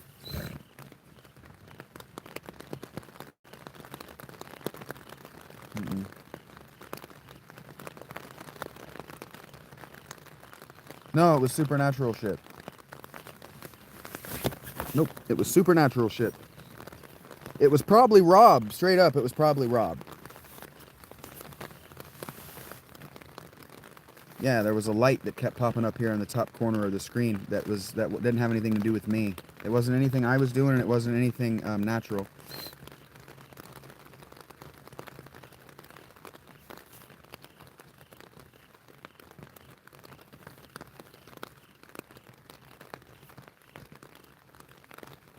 I haven't gone back to look for it to see if I could identify whether it was like a lightning bug or something like that, but it kept happening in the same spot. It was right here.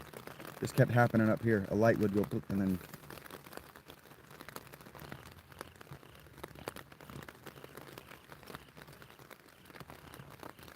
And then I have a very serious rule about treating the supernatural like a Japanese horror movie. Just ignore it.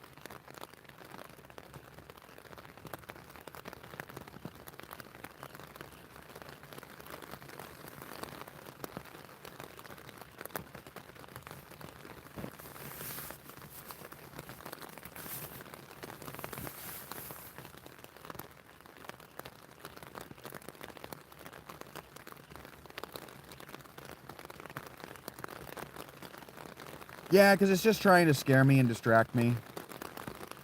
And if I make a big deal out of it, then I'm, drawing attention to it.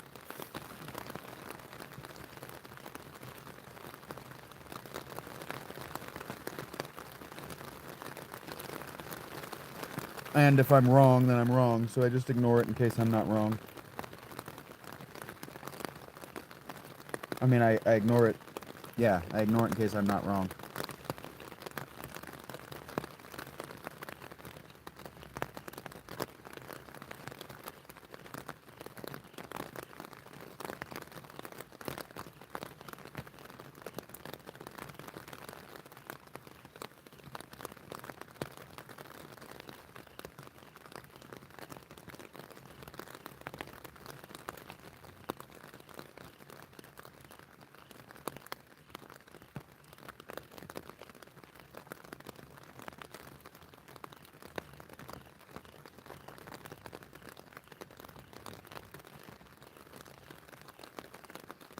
Yeah, now you know what it's like.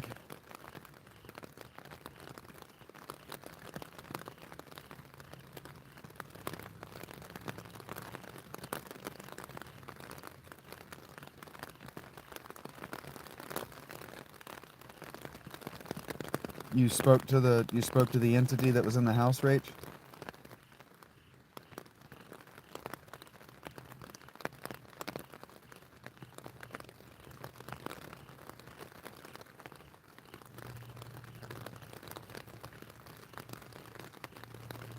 Yeah.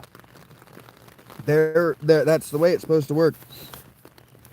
Usually the whole trying to spook us thing, the whole trying to scare us thing is because they're aware of their condition. Usually if they're trying to scare us, it's because they're aware of their condition, and so they're trying to let us know they're there, or they're mischievous and they know they can get away with it, but they're compelled to follow our commands. So if you tell them to leave us alone, or you tell them to not try to spook you out, they have to announce themselves to you if they're around, or they have to avoid you. Wow, 2 glasses.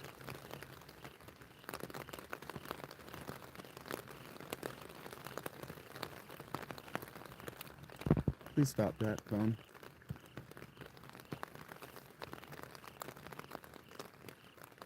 That's really interesting.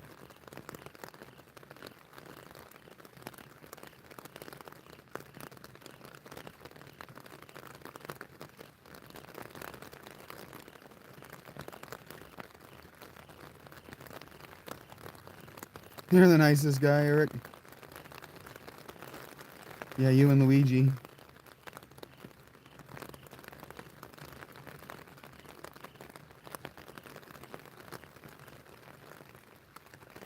Yes. Great.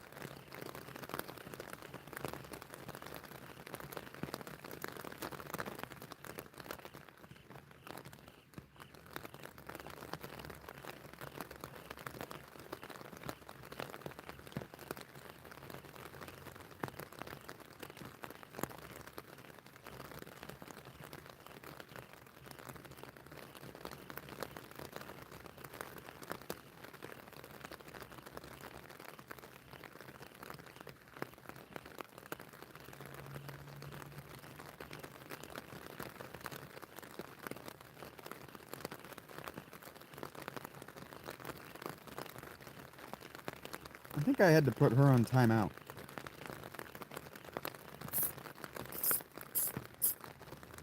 Or I considered it and then chose not to.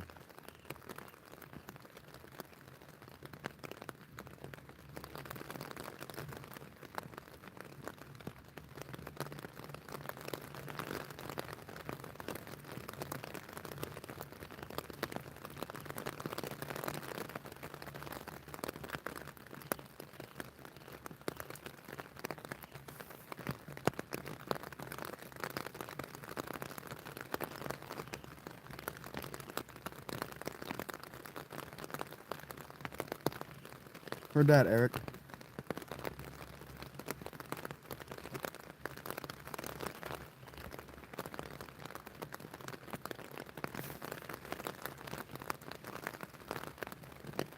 Now, who's playing tonight? Do we know?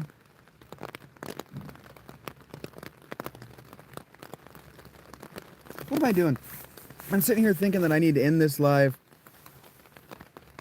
What's wrong, Rach? You need to go to bed. And I need to end this live. I need to put on this ball game. Yeah, Rach is just going to sit here. This is why we don't break up. This is why we don't break up our sleep schedules, Rach. Mine too.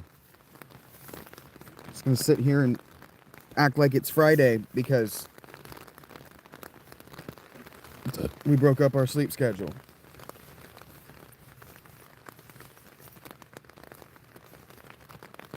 Yeah, you go take a sleep. I'm gonna end this this live stream. I'll be around the Friday, indeed. I'll be around the Discord. I want to watch this ball game, and I'm gonna veg for a while. I'm just gonna relax, watch this ball game. Hey, Gina.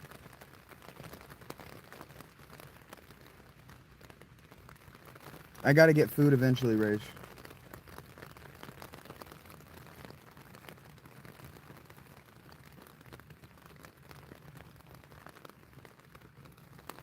For sure, Gina. Be safe and warm. Absolutely.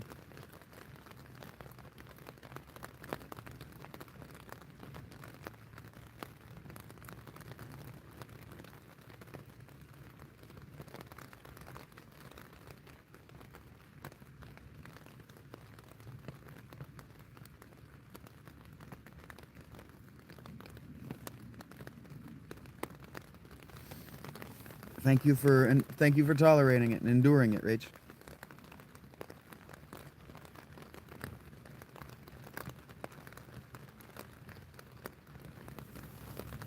Crash dummies indeed. Alright, let me get off this live, my nerds. You have access to me on Discord.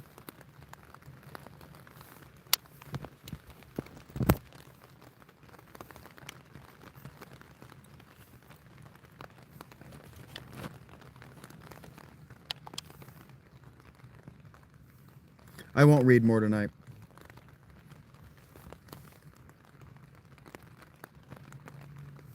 Love you, baby.